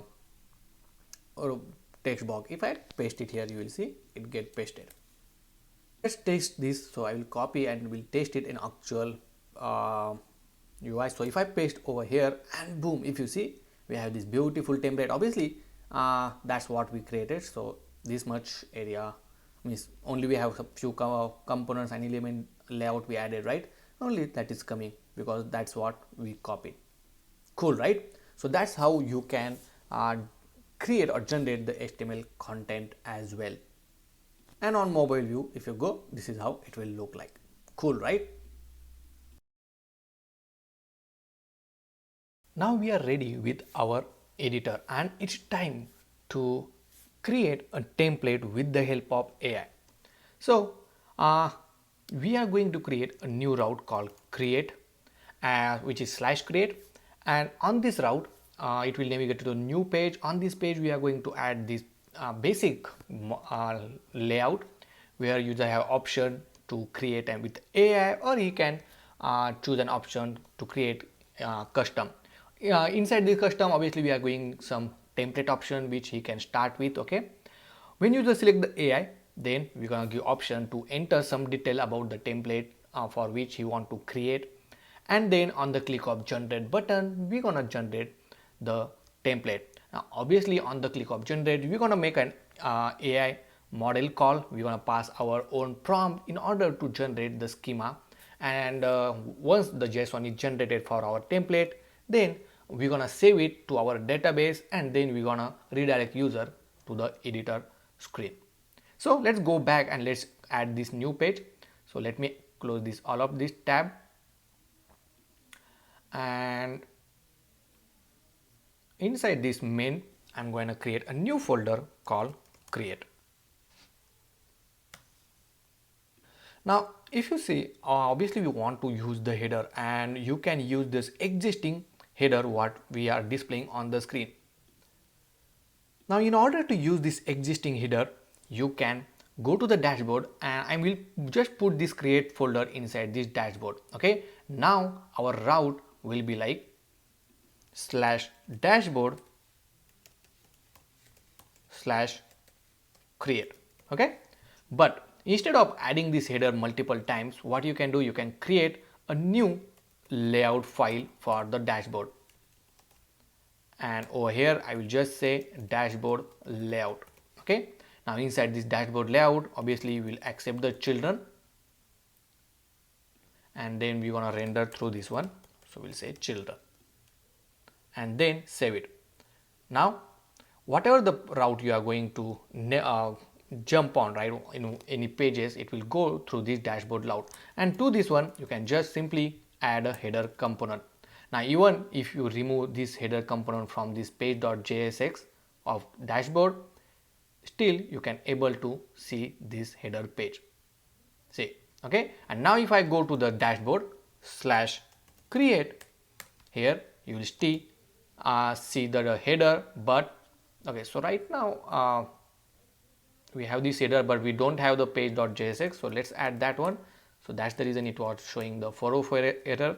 So here we'll say create new and save it.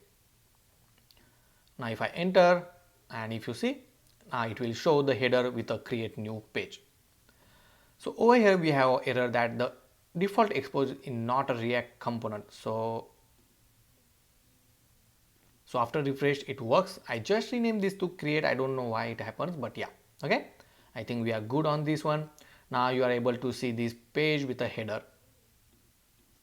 Now let's go over here, and first thing I'm going to add a class name. We'll add a padding x to 10. On the medium screen size we'll add a padding x to 28. On large we'll add padding x to 44, and for Excel we'll add padding x to, let's say, 56. Okay, then inside this we'll add a new div. We'll add h2 tag, and simply we're gonna give this title. create new email template. Okay, now this is how it will look like. Obviously we also need to give margin top, so to this one we will add margin top to 20. Now for this h2 tag we'll add a class name, we'll add font, bold, text is of 3XL. Then we'll add a subheading similar to, I will just copy this one, and obviously I'm gonna share this eraser application document link as well so that you can refer it. For this p tag we'll add a class name, we'll make text larger, but we'll also add text gray to, let's say, 400. Then after that we want to add this switch or tab section, right? Now in order to add this tab component, I will simply go to the shared CN. Inside that we have tabs, and this is how it look like. See, okay, so simply first you need to add this tab component, and once you add that you need to import these import lines. I will just paste it here, and then this is simple example that we wanna add over here. Okay, let's save it and let's see how it looks on the screen. So if you see, we have this now two option, account and password. Obviously we want to change this one. First thing, we'll add margin top to, let's say, 10. Here we'll increase the size to, let's say, 500. First option I will say create with AI or start from scratch. Okay, if you want you can add some icon here as well. Okay, so I don't know, I will just check the best icon. So simply go to the lucid.dev, and over here we'll add some icon. I don't know the best icon which we can use.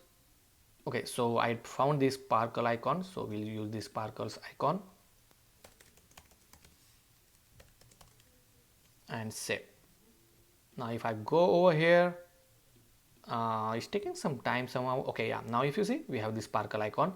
Obviously make sure to change the height and size. So over here we'll say text, not text, but let's give height to 5, width to 5, margin left to, let's say, 2. Perfect.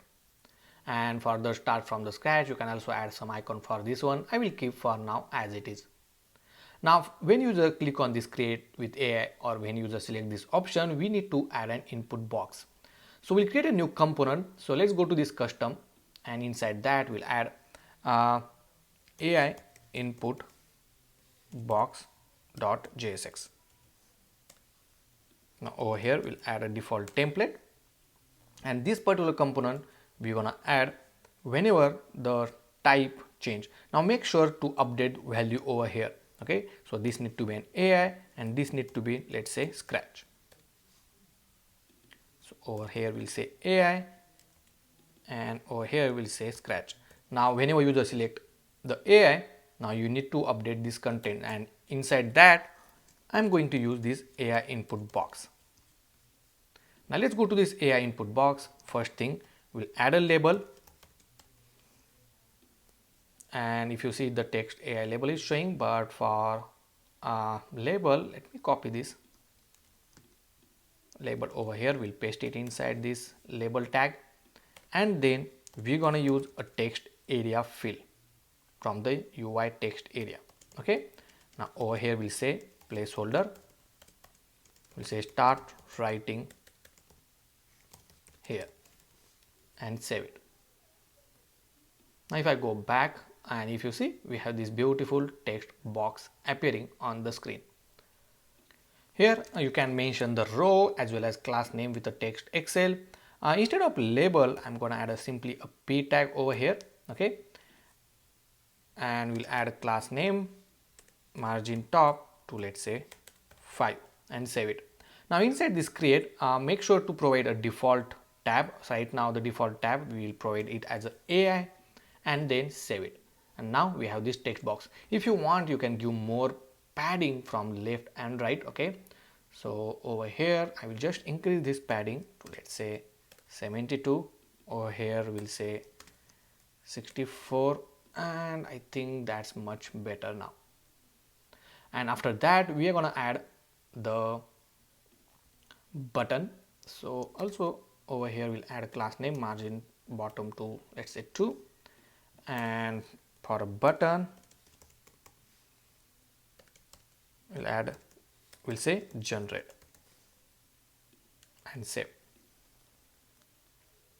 Perfect. Okay, obviously we need to add class name, we'll say width full, and let's see how it looks. Also we'll give margin top to 7 and save it.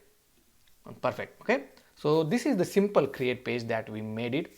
If you want to bring everything in the center, that's also a good idea. So basically inside the create, you can, let's try to put this flex item to be in the center. Make sure it is a flex column. Okay, and now it is in the center of the screen. I think this is best option, and now here user can switch it easily. Now once user start typing and click generate, obviously we need to make an API AI call, right? But before that we'll accept some data. Whenever user don't have anything written inside this box, make sure this button is disabled. Okay, so for that one, first we'll get constant user input comma set user input is equal to use state. And also I'm going to add a loading state, okay, is equal to use state, and initially the value will be false. Now for this button, I think let me cut it from here, and we need to add inside this AI input box, my bad. So I add it over here. Make sure to import the use state. Also make sure to add as a use client, and from here I will remove this use state import. Now whenever the user input length is 0, so I will disable this button and will add a condition. If user input dot length is equal to 0, okay, or we'll add or condition, and loading is not true or loading is true, then we need to disable this button. Okay, let's save it and let's check this out. So let me refresh the screen once. You see currently is disabled. If I start writing, okay, still is disabled because we did not add the on text on change method to this text area. So simply we'll say set user input, and obviously whenever user type it, it will emit the event E, and from the event we can get the value. Okay, and if I remove everything, if you see the button is disabled, as soon as I start writing, the button is enabled again. Let's change this color, okay, because it's so looking plain. So over here I will just add text to be primary for the heading, so it will give some beautiful effect as well. Now the next part is to make an API call to the AI model. Okay, so for that one I already have this prompt created. Okay, so this is the prompt which I'm going to share with you guys. Okay, so it has the basic some points, and the schema example, the one which is we are getting from the email design from our editor. Okay, that schema is in the form of JSON which I provided, and some more option that I already written. So I will just put this, I will copy this and I will put it inside the data folder. We'll create a new file called prompt.jsx, and inside here we'll say export default AI prompt. Inside this, okay, let's add here, and we'll say email prompt. Okay, and we'll paste it here.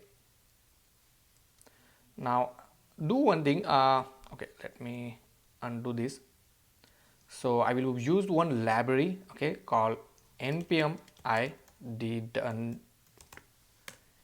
So what it will do, you can write the string on the new line. You can enter it. It's very easy.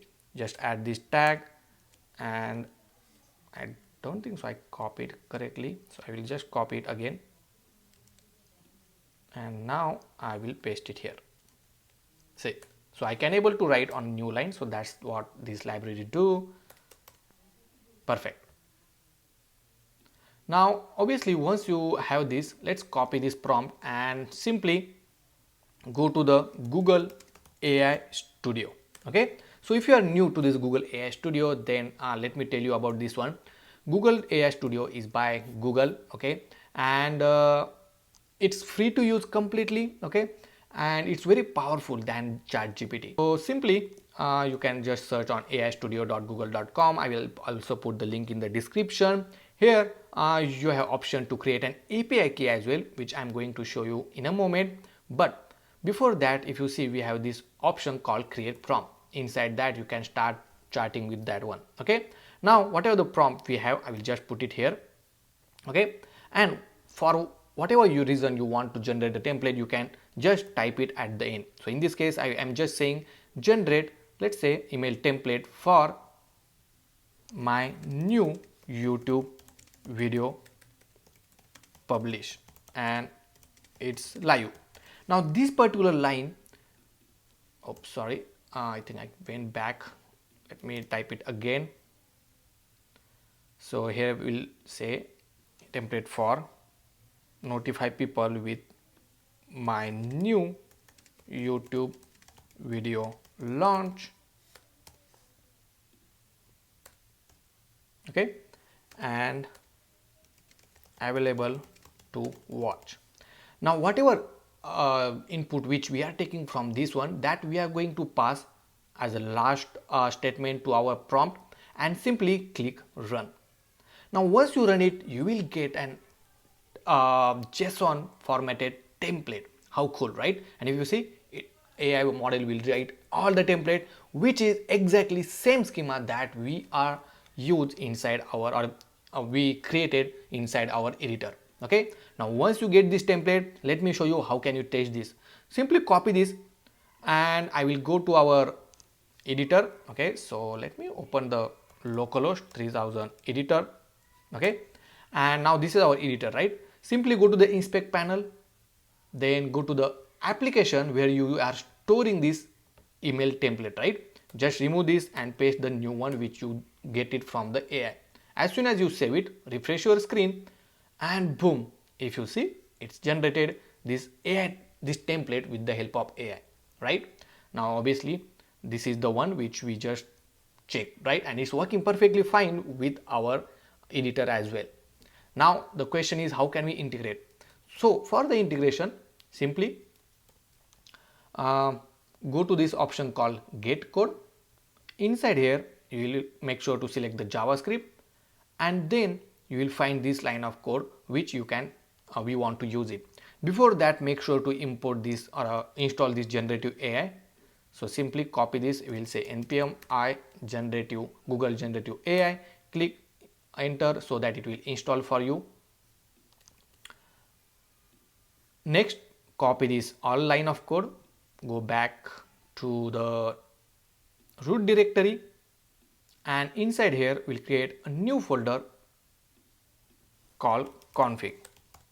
Okay, inside this config we'll create AI model.jsx file, and inside that we'll paste the one which we copied. Okay, now this is a import statement. Next thing that we need to get the Gemini API key. Now there are two options that you can generate. The easiest way that you can generate it from let me save this. You can generate it from this AI Studio directly. Click get API key, and here you have option to create a new API key, and then simply copy that. Okay, so I will create a new API key. You can select your project and click generate API key. Once it's generated, I will just copy it and will paste it inside your environment file. The other way is by going to the Google Cloud and then search for the API which you want to create. Now inside this .env.local file, I will create a new environment variable called next public Gemini API key and we'll paste it here. Now copy this environment variable, we'll paste it here. Now this key is passed to this generative AI model. Here this is the model name. Now anytime you can change this model name according to your requirements. So if I go over here, you have different options, the Pro, Flash, 8B, and there are other as well. Now this model are paid, but this preview model is free to use. If you see, it's free to use, okay, and it's completely for $0, and there are other model as well which is recently launched, okay. So you can try that one as well. I will definitely suggest to go with the Flash model this Flash experimental model which is free. Now after that, let's go back to our code over here. The meme type, make sure to change this to application/JSON, okay, because we want the output in the form of JSON. Then we don't want this run, so I will remove it. Also comment this code, okay, and if you want to pass the history, you can pass it. For now I will just comment this out, okay. I don't want to pass this history. The reason that we want to pass history is just that it will generate the similar response that what we are generated initially, right? So the getting the error is very low in this case, but it's up to you. And over here we'll say generate email template AI model, okay. So this is the construct name I gave. Make sure to export this one so that you can use it inside your application.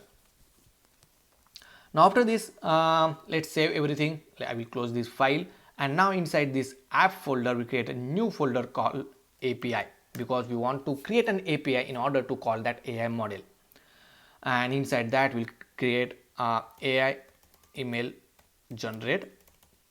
Inside this we'll create a new file called route.jsx and simply add export async function post request. Inside that you'll make a request, and we obviously this is the post request, so obviously inside this request we'll get the body. So over here we'll say constant. We'll get the prompt. Along with that one we also want to get the user email. Also we'll generate the unique ID, okay. So we'll say email ID, or not email ID, but let's say TID, which is template ID, we can call it as, okay. And that's all for now, and is equal to await request.json, and in return we'll simply return the next response.json, okay. Perfect. Now let's add try and catch block with the exception E. Now inside this try block we'll say constant result is equal to await, then our model name, which if from this AI model you will get this model name called generate email template AI model. So generate AI email template model dot send message, and inside that you need to pass the prompt. So whatever the prompt we have, we are getting from this body, we will pass it over here, and that's all. Next we'll say AI response is equal to result dot response dot text, and if you want you can just console this response as well. And once you get the response, obviously we're gonna save this to database. But before that we'll test this out whether we are able to generate or not. So once you pass this, here we'll also say return next response, and in that we'll pass this AI response as it is, okay. And if you get any error, we'll just remove this and we'll pass it over here. We'll say error with an E. I think that's all we needed for now. Let's save it, and once this API is ready, now you need to make a call on the click of generate button. So let's go back to our create page. So inside the main dashboard, create page.jsx here. Okay, sorry, not here, obviously inside this AI input box. We'll call constant on generate. First we'll write a prompt, so we'll say prompt is equal to prompt dot email prompt, and here we're gonna add the user input. We'll say /n with the user input, something like this. And once user added the user input, then we'll make an API call. So we'll simply add try catch block over here as well.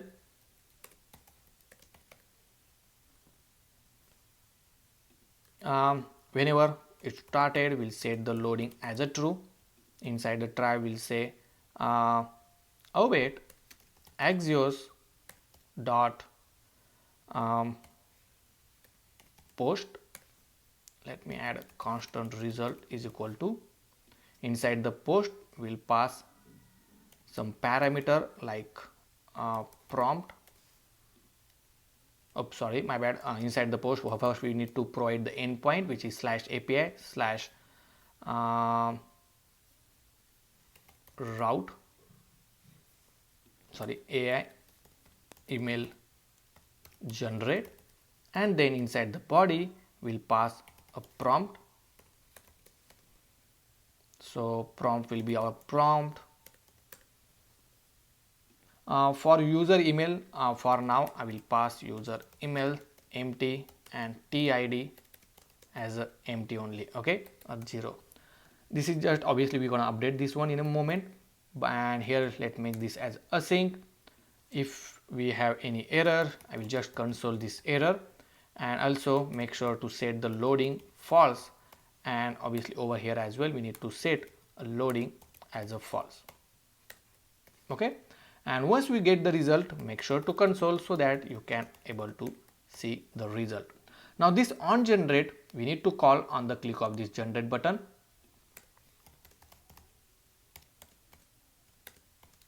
Something like this, okay, and then save it. Let's test this out.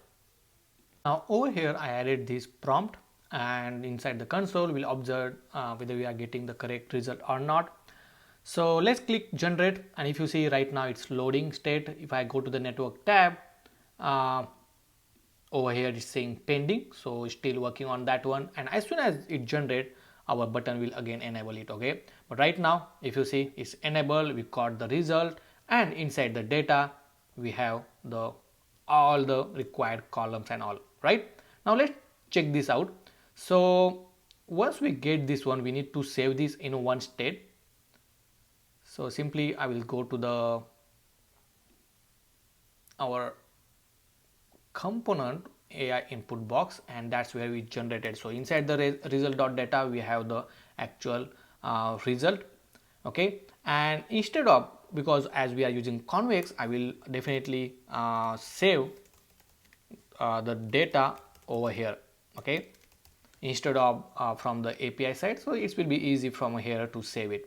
So even though if you did not pass this user email and TID, it should be okay. So let me go to our route. So I don't need this page anymore. I will remove this, and inside the route.jsx just accept the prompt. That's all you need. Now inside this AI input box, in order to save the data or save this template into the database, we need to create a new table, right, inside the Convex, because right now we only have user, and obviously we need to create a new one through the schema. That what we are going to do next. But until this point, make sure you are able to generate the schema for our email template with the help of Gemini AI model.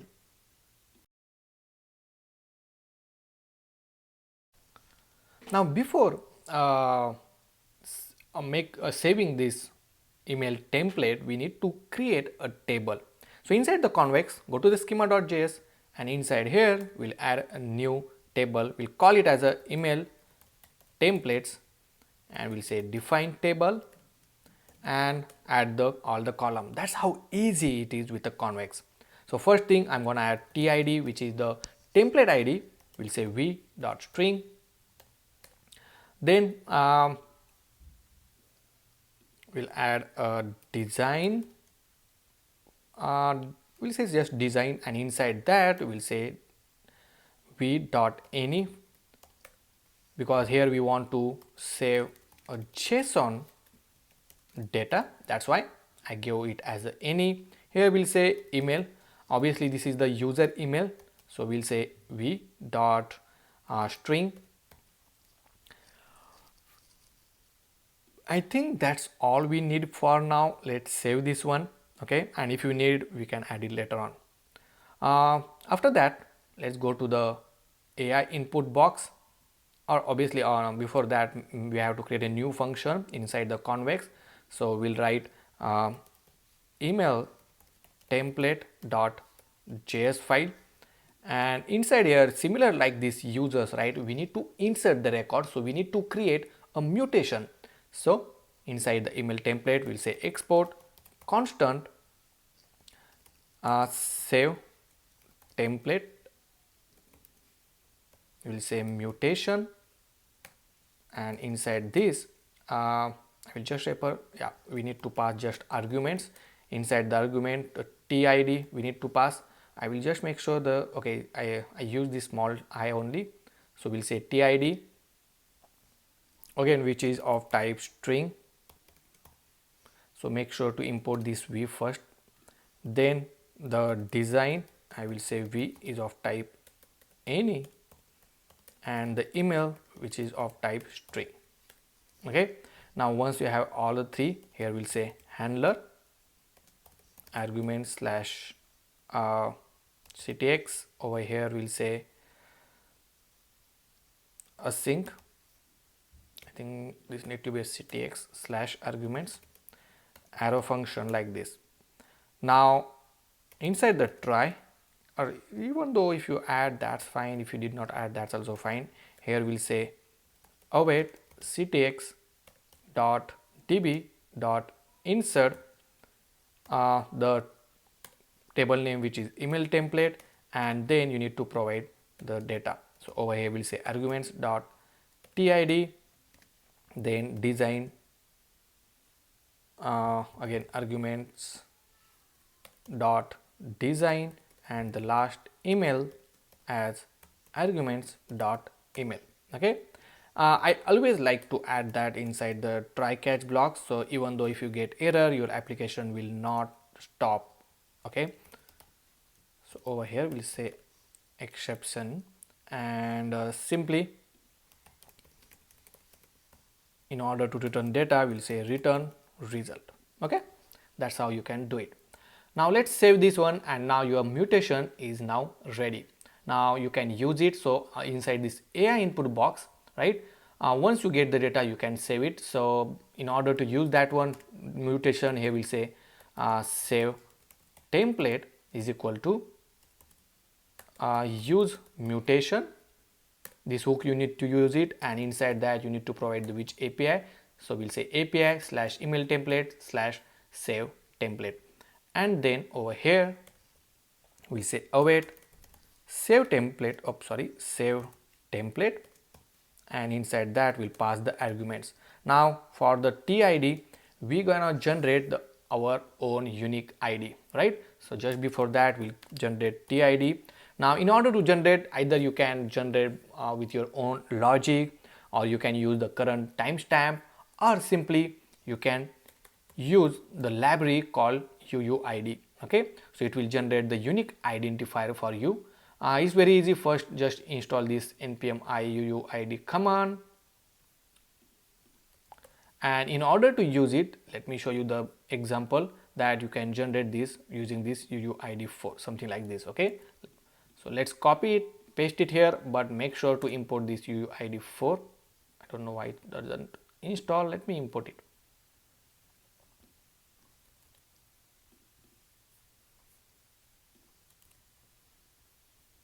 And once this UUID is ready, so you have the TID, just add it here. Then for a design, you already have the result.data that we want to use it. So result dot data, and the last we need to add the user email. Now for the email, obviously that you can get it from our hook called user detail, set user detail is equal to use state, no, not use state, use user detail hook, which we are defined very initially when we start developing this application, and simply you can access that using user detail dot email. Okay, now once you get the data, here we'll say response is equal to, and obviously we'll just console the response. Now it will just return the ID of inserted record. Now let's try to create a new email template, and we'll check whether it's getting saved or not, and also make sure that inside your Convex the new table created called email templates. Okay, and if I click on add document, you will see all the column as well. Okay, so let's go back to our application. Let's refresh the screen once. We will add this particular template, click generate, and we'll wait. Now over here you can show the loading icon. That's what we are going to do now, so that user will get to know that okay, it's loading, and just we need to wait for some time to generate the response from the AI. And if you see, it generated successfully, and not only that, but it's also written a unique ID. Obviously that ID is from the Convex. Okay, so Convex automatically generate the unique ID for your document. But if you see inside the design, we have all the JSON response, then the user's email, the TID obviously, which is the template ID, and the date of creation, everything perfect, right? That's how easily we implemented this particular feature. Now next part, let me add this loading indicator over here. So I'm going to add a condition if loading is true. So over here we'll add if loading, then we'll add a loading indicator. So let me add a span tag. Inside that we'll add a loader icon. Okay, and also I'm going to write a text called please wait. Otherwise I will say just show this generate button. Okay, and close this tag. Perfect. Let's save this one. Next time obviously it will show the loader, and make sure to add a class name animate spin animation, so it will spin round and round. Next thing over here, once you generate the response, make sure to navigate user to editor screen / editor page. Okay, so obviously in order to navigate programmatically, you just need to write constant router is equal to use router. Okay, make sure to import it from the next/navigation. Okay, once you add the router, you can just add over here. We'll say router dot push, and we'll say /editor/ the template ID. So we'll say TID. This is very important, guys. Okay, in order to provide the template ID, because with the template ID we're gonna fetch the respective record along with this particular schema, so that we can directly display it on our editor screen. Now once you are done with this one, obviously we need to go to this editor screen. Okay, so you can just test this out, this logic, and 100% it will work. So now I will go to this editor, and here if you see, we have the template ID that we need to pass, and inside the page.jsx file we'll get the data. So over here I will make the it's already used client. So over here we'll say constant get template data, and we'll write arrow function. Okay, now obviously we need to write a query, the Convex query, in order to fetch the data. And before that, obviously we need to get the template ID as well. So let me show you how we can do that. So obviously let me show you the example. So this is the template ID, right? So let's copy this template ID, and then simply we'll go to the /editor slash this template id, and we'll click enter, right? Now obviously this is the old one it's showing, right? But we want to fetch the template from our record only. So obviously in order to get this id, you just need to write constant template id, okay, this particular name should match with this folder name, is equal to use params, okay, and then you will get the template id. Now once you got this one, let's go to the email template just inside the convex, where we need to write a query. We'll say constant get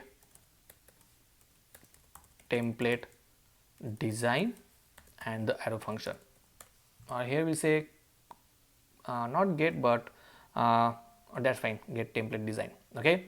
After that we need to get the arguments. Inside the argument, the two things, okay, my bad actually, over here once you add this get template is equal to write query, and inside the query you need to get the arguments.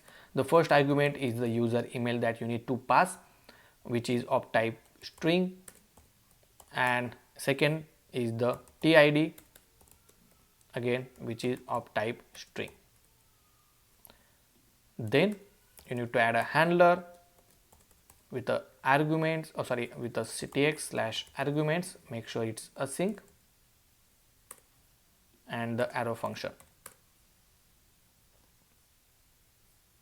Now over here we'll simply add await ctx dot db dot query, and inside the query you need to pass the name of the table, which is email template. Here obviously once you pass that one, we need to filter the result. So here we'll say filter, and we need to add a condition. So we'll say q dot and operator, because we want to apply two different conditions, right? So and inside that we'll say q dot equal to, and inside that we'll say q dot fill on the field, which is the TID. Then we need to pass our arguments dot TID. After that we'll pass another condition, which is again q, or let me just write like this, q dot equal to, and inside that we'll say q dot fill on email, and here we'll pass arguments dot email, okay. So that's how you need to add it, and then last you need to write collect, okay. So in order to get all that elements.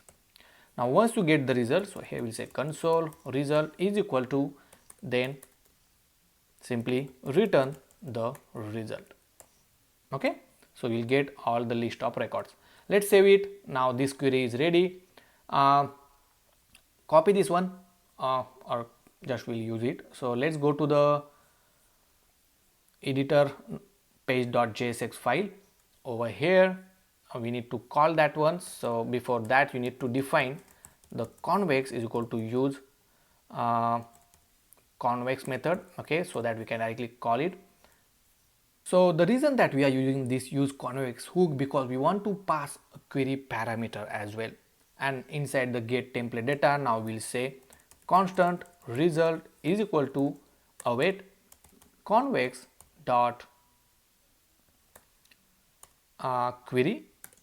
Inside that we need to write API dot email template dot get template design, and then you need to pass a parameter. So one is a template ID, which we already have, and the other, which is the email, that we need to get it. So in order to get the user email, here again we'll say user detail comma set user detail is equal to use user detail hook, okay, and from that one we'll say user detail dot email, okay. Make this as a async, and over here we'll just console the result. Now once you get the this method is ready, you need to call this inside the use effect whenever this component load, but you have to make sure that you have the user detail information. So over here we'll say if user detail is there, then only execute this method.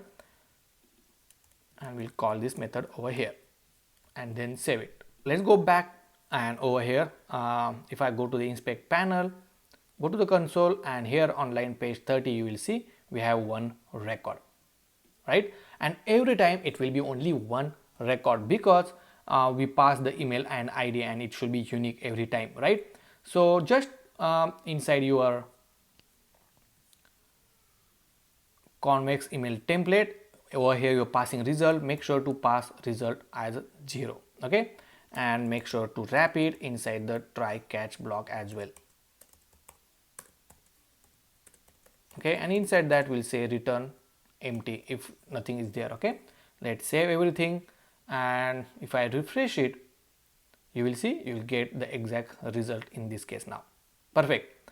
Now as soon as you get the result, just fetch this design, okay? So we'll say, let's go to this,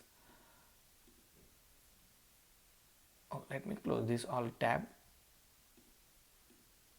I don't know why it's all showing, but inside our editor page.jsx file, once you have the result, you need to set inside this email design. So over here let's write constant email design comma set email design is equal to use email template. Okay, let me see the, let's go to the provider and let's say what we are calling to that. So it's an email template, okay? So make sure it's an email template only, something like this. And here as well we'll say use email template. And one more important thing I wanted to tell you, that we are going to pass one state called loading is equal to use state, make it false, and if loading is true, so over here you can add a condition, okay? If loading is true, then only show the record. So if loading is not there, right, then don't worry. Otherwise we'll say inside the div some kind of text, please wait, okay? Now let's go back, and if you want to see, if I refresh it, right, so now obviously we are getting the data very quickly, but anyway, so over here make sure the set loading is true, and as soon as you get the results, make it set loading false. Also here we'll set the email template as result dot design, okay? And obviously whenever the email template updated, we are updating our local storage as well. Let's save it and let's test this out. And if you see, as soon as I refresh it, right, I'm getting the newly generated record. Obviously this template is now fetching from this particular record. How cool, right?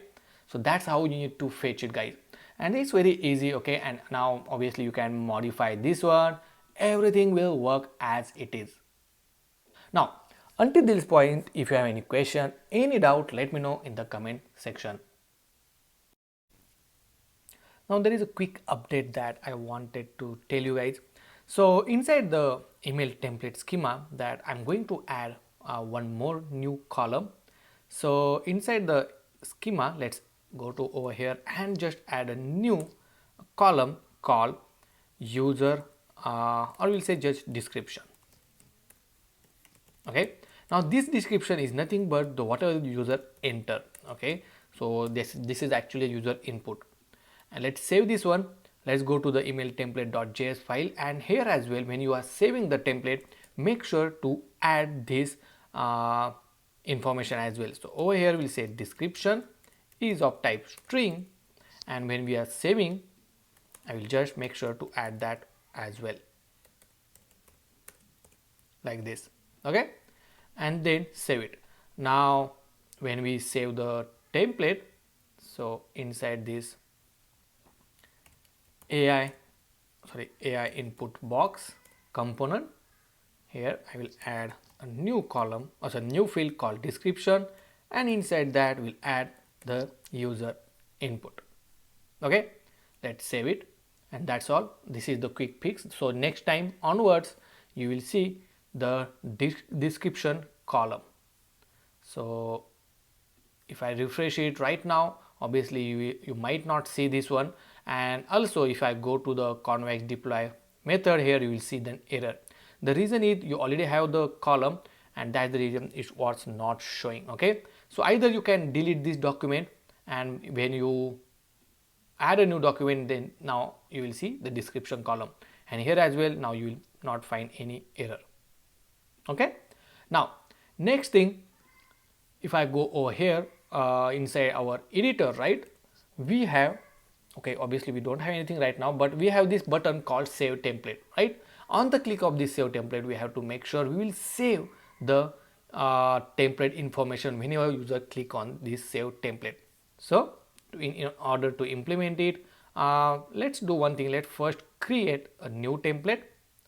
So obviously if you see, this JSON pass is saying undefined valid JSON because we don't have anything here. Okay, so to fix this issue, let's go to this provider.js and let's see where we are getting on line 22.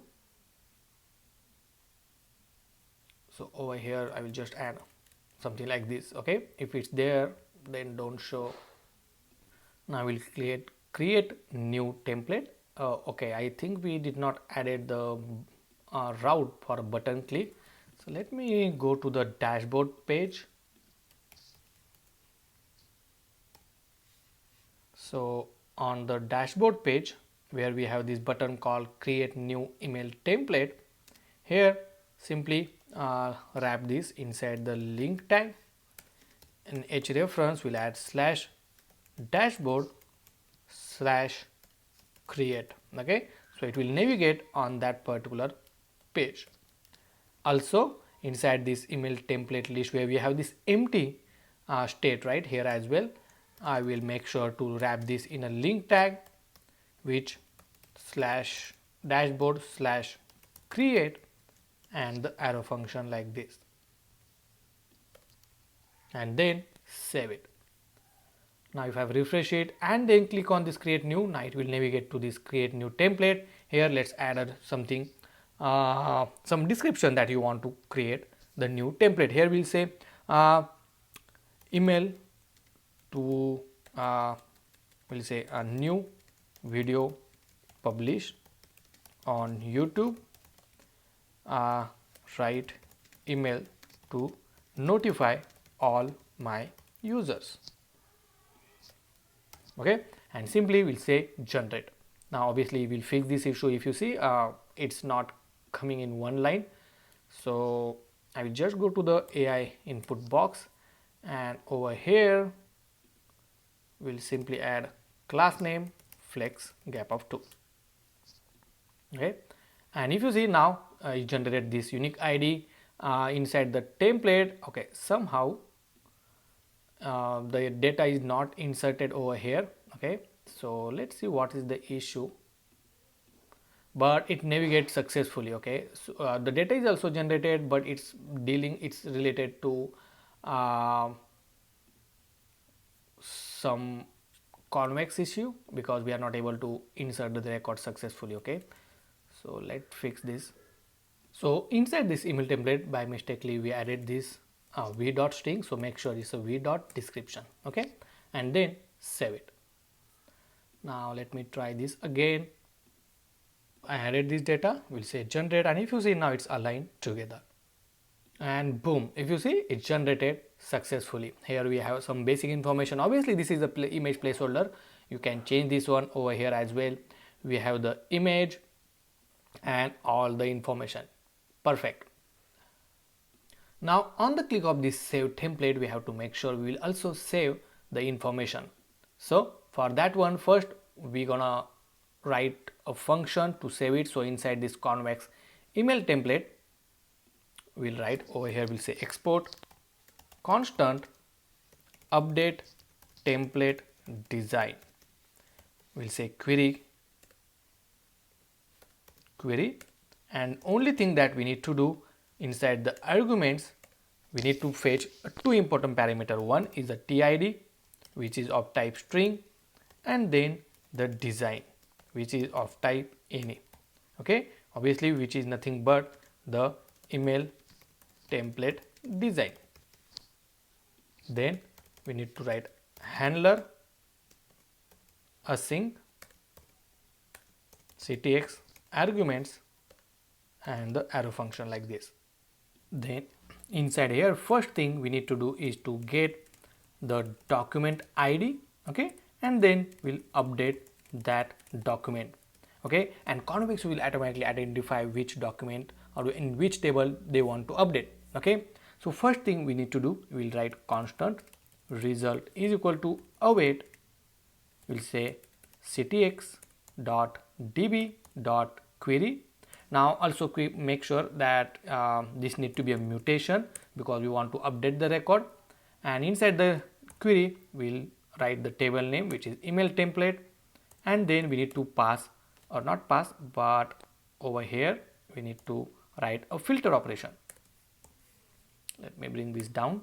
So inside the filter we'll say q dot equal to, and then we'll need to mention the left hand side which is q dot fill, which is the TID because we have the template ID which matches with our arguments dot template ID, and here we'll say collect. Now once you have a result, we'll say constant document ID is equal to result dot underscore ID. Okay, so something is missing over here. So over here we need to get the first element and then we'll get the underscore ID suggestion as well. See, because obviously it will return the list of array, so you just need to get the first element and then ID. Now once you have the document ID, simply over here you need to write await ctx dot db dot patch. Now this patch method will help you to update the specific field. Now inside the patch you need to provide the document ID, and then you need to provide the value which you want to update. So in this case we want to update the design, so we'll provide the value as well, and that's all you need to do. Okay, now let's save it, and over here I will also write document ID.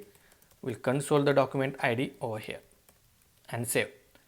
Now inside the editor header where we have the save template option, so over here we'll write constant on save template. Inside this method obviously we need to save the template, so obviously first we'll get the mutation, so here we'll say update email template is equal to use mutation and define that mutation. So API email template dot update email design, you can write design email template, and so over here we'll say await use mutation API, sorry not API, but inside that we need to provide the value. Oh my bad, so over here await update email template, and then inside that we need to provide the TID. Now this TID you can get it from our use param, so here we say template ID is equal to use params, and then we'll use this template ID. Okay, and in order to get the design, obviously this design as well we can get it from our hook called email template. Use email template hook, and over here we'll say email template. Let's make this as async, and then call this method on the click of this save template. So over here we'll say on click save template, and then save it. Okay, now if you make any update, let's make this update. Okay, so we'll change this color. Okay, so right now it's refreshing. Now if I change this color to, let's say, red, okay, and if I click save template, it actually updating the record, and even though if you refresh it, you will see it's persisted. Perfect, right? Now if I open this in new tab, you will see that changes. It means whenever you click on this save template, now our design will update automatically. Now if you want to show the toast message, you can show the toast message on the click of save template, and in order to show the toast message you can use this Shatsian sonar component. So let's add it, and let me show you how easily that you can add this toast notification as well. Once you install this component, inside your root layout you need to add this toaster component. So inside the layout, we'll add this over here. Make sure to import this toaster from the component UI sonar, and once you add that, let's go to this edit header and simply I'm going to toast the message. We'll say email template saved successfully. Okay, now let me refresh it. If I click save template, you will see the notification.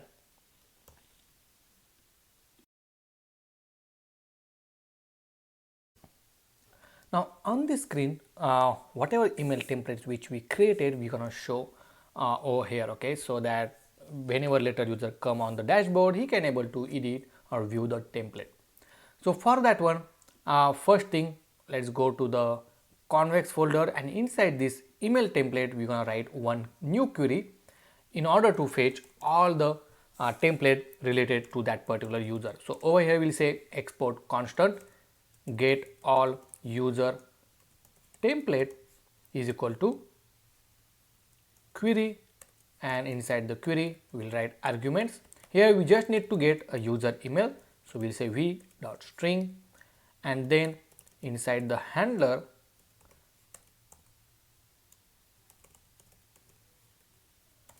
we'll just write constant result is equal to await ctx dot database dot query, and then we'll say users, or not users, email templates.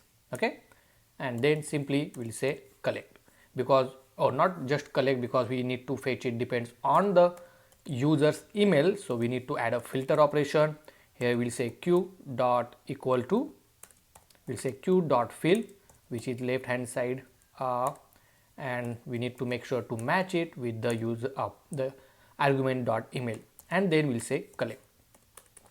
Simply over here we'll return the result. Okay, now let's save this one, and then inside the dashboard page, so we have this dashboard page.jsx file. Inside here we have this email template list component, and here we're gonna fetch it. So we'll say constant get templates, template list we can say, and inside here we need to fetch it. So first define the query. So for that one I'm going to use convex hook, and obviously if we want to get the user email, so with the help of the user detail hook we'll get it. So here we'll say user detail set user detail is equal to use user detail hook, and let's get constant result is equal to await convex dot query. Here we'll say API dot email template dot get all user template, and then we need to pass a parameter which is just email, so that we can get it from the user detail dot email. Now make sure to make this async, and then make sure to call this method inside the use effect. So inside the use effect we'll execute this method only when the user detail are available. So here we'll say user detail and get template list. Now once we get the list, we'll just console the result, but also we'll set the email list, because we already have this one, right, with the result. Let's save it and let's go back to our application. Let me refresh it, and as soon as refresh you will see that empty state is gone now, because we have the email list which is not empty anymore. And over here we added a condition, so I will make this as a question mark, and then we'll add a condition.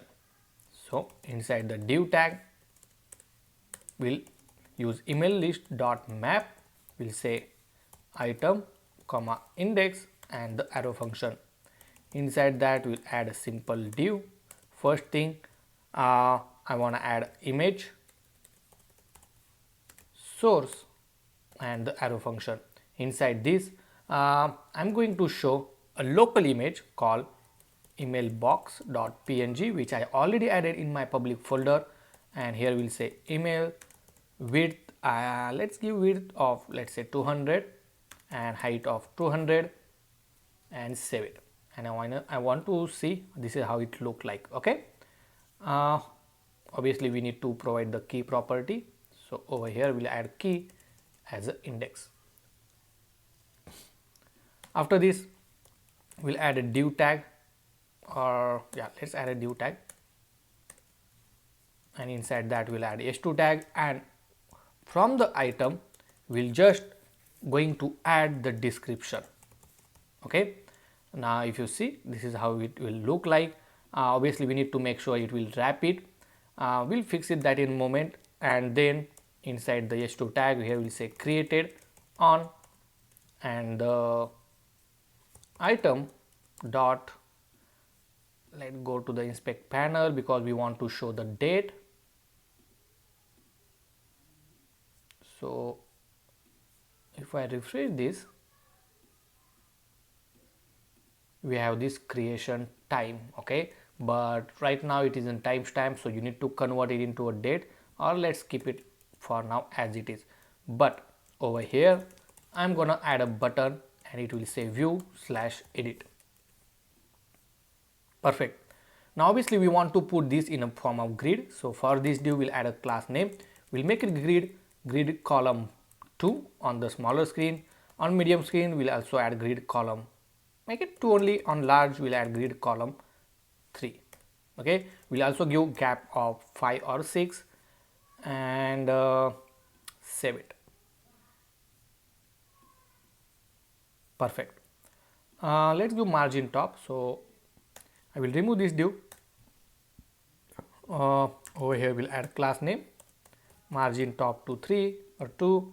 For this div we'll add a class name, we'll add padding to, let's say 2. We'll make rounded large, and we'll add a shadow medium, something like this. Okay, I will also add a border. Perfect. Let's add more padding, let's add padding to 5. Perfect. I think that's all we needed. Okay, I will just make sure this width I will mark it as a full, and over here as well I will add margin top to 2, so some space. Perfect. And for this div we'll add margin top to 5. Perfect. Okay, I think one more thing. Okay, so over here for this image we'll add a class name, width to full. Okay, and obviously then it will be in the center of the screen. I think this is pretty good. I will, instead of here we'll make grid column 4. Perfect. Okay, now on the click of this view slash edit, we have to make sure it will navigate it to the editor page. Okay, so I will wrap this in a link tag, then hrefs, and the make sure to wrap this button, and inside this link we'll say slash editor slash and the id, which is item dot tid, which is the template id. Let's save it and let's test this out. Now if I click on view and edit, it will navigate to that page, and boom, we also have this template which is automatically fetched. Cool, right? So that's how guys you need to fetch the list of email template which you created previously. Now it's time to deploy our application so that your friends and family can test your application, and also you can put it in production mode. So first thing, in order to deploy your application, that we are going to push all this code to the GitHub, and then through the GitHub we are going to deploy it on a Vercel for a free, as we use all the resources for a free. Okay, so let's go to this github.com, click new, and here we are going to create a new repo. So here we'll say AI email template generate app. Okay, then I will make this private and simply create a repo. After this, you need to set the remote origin to this GitHub repo. So let's go back and obviously make sure to initialize the Git into your project. Then we have to set the origin. Here we'll add all the files, we'll stage the files, and then we'll write commit message. So here let's say initial commit. And as you are pushing it very first time, you need to push with this command to the origin main, okay, and later on you can just push it using git push command. Now once it is pushed successfully, you can refresh this repo and then you will see that your application source code is pushed to the GitHub. Then simply go to the Vercel.com. Here if you see I deploy many application of Vercel, so obviously you can also do it. Just go to this add new, click project. Inside here you will see your project name that just now we pushed, right? Make sure to connect your git repo if you did not connect it here, and simply click import. Now inside here you need to override this command because we are using Convex, and the link in the description from the Convex documentation, you will see how you can deploy it on Vercel. Also you have option to deploy on Netlify or on your custom hosting as well. So click Vercel. On this one obviously we already have account, everything set up, but the thing is you need to do is you need to override the build command with this particular command. So make sure to copy this. It's just simply npx convex deploy -- cmd, means stand for command, and then npm run build. So I will copy this, then go to the Vercel and simply expand this build output setting. Here make sure to enable and paste this command. After this you need to set up a Convex deploy key, which you can find it on dashboard project setting page, and inside that you need to go to this production deploy key button, okay, and to generate the production key. So over here if you see currently I am inside the dev mode. Make sure to go to the production. Here go to the setting and then you will find a deploy key option. Here click generate production key. You can say production or any key or name, key name you can give, and click save. Once it is ready, it will generate this production key.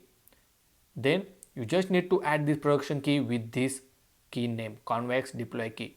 So inside this environment I will paste this key, as well as make sure to copy this same key name as it is, okay.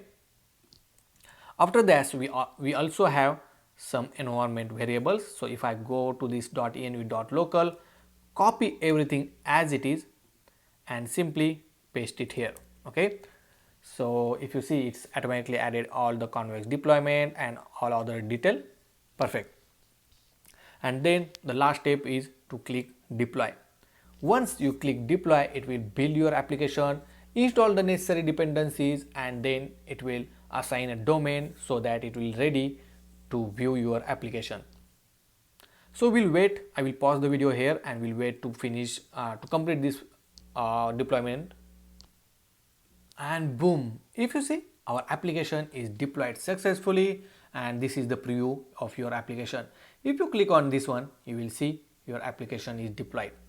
But if you try to get started, it's saying your access is blocked for this application, because you need to set up or add this particular URL into your Google Cloud API authentication. So simply copy this URL, go to the Google Cloud, because that's where we get the authentication API key, and over here you'll find, go to this authentication and make sure to add the URI over here, okay. Same thing you need to do over here, but make sure to add this API auth callback and then save it.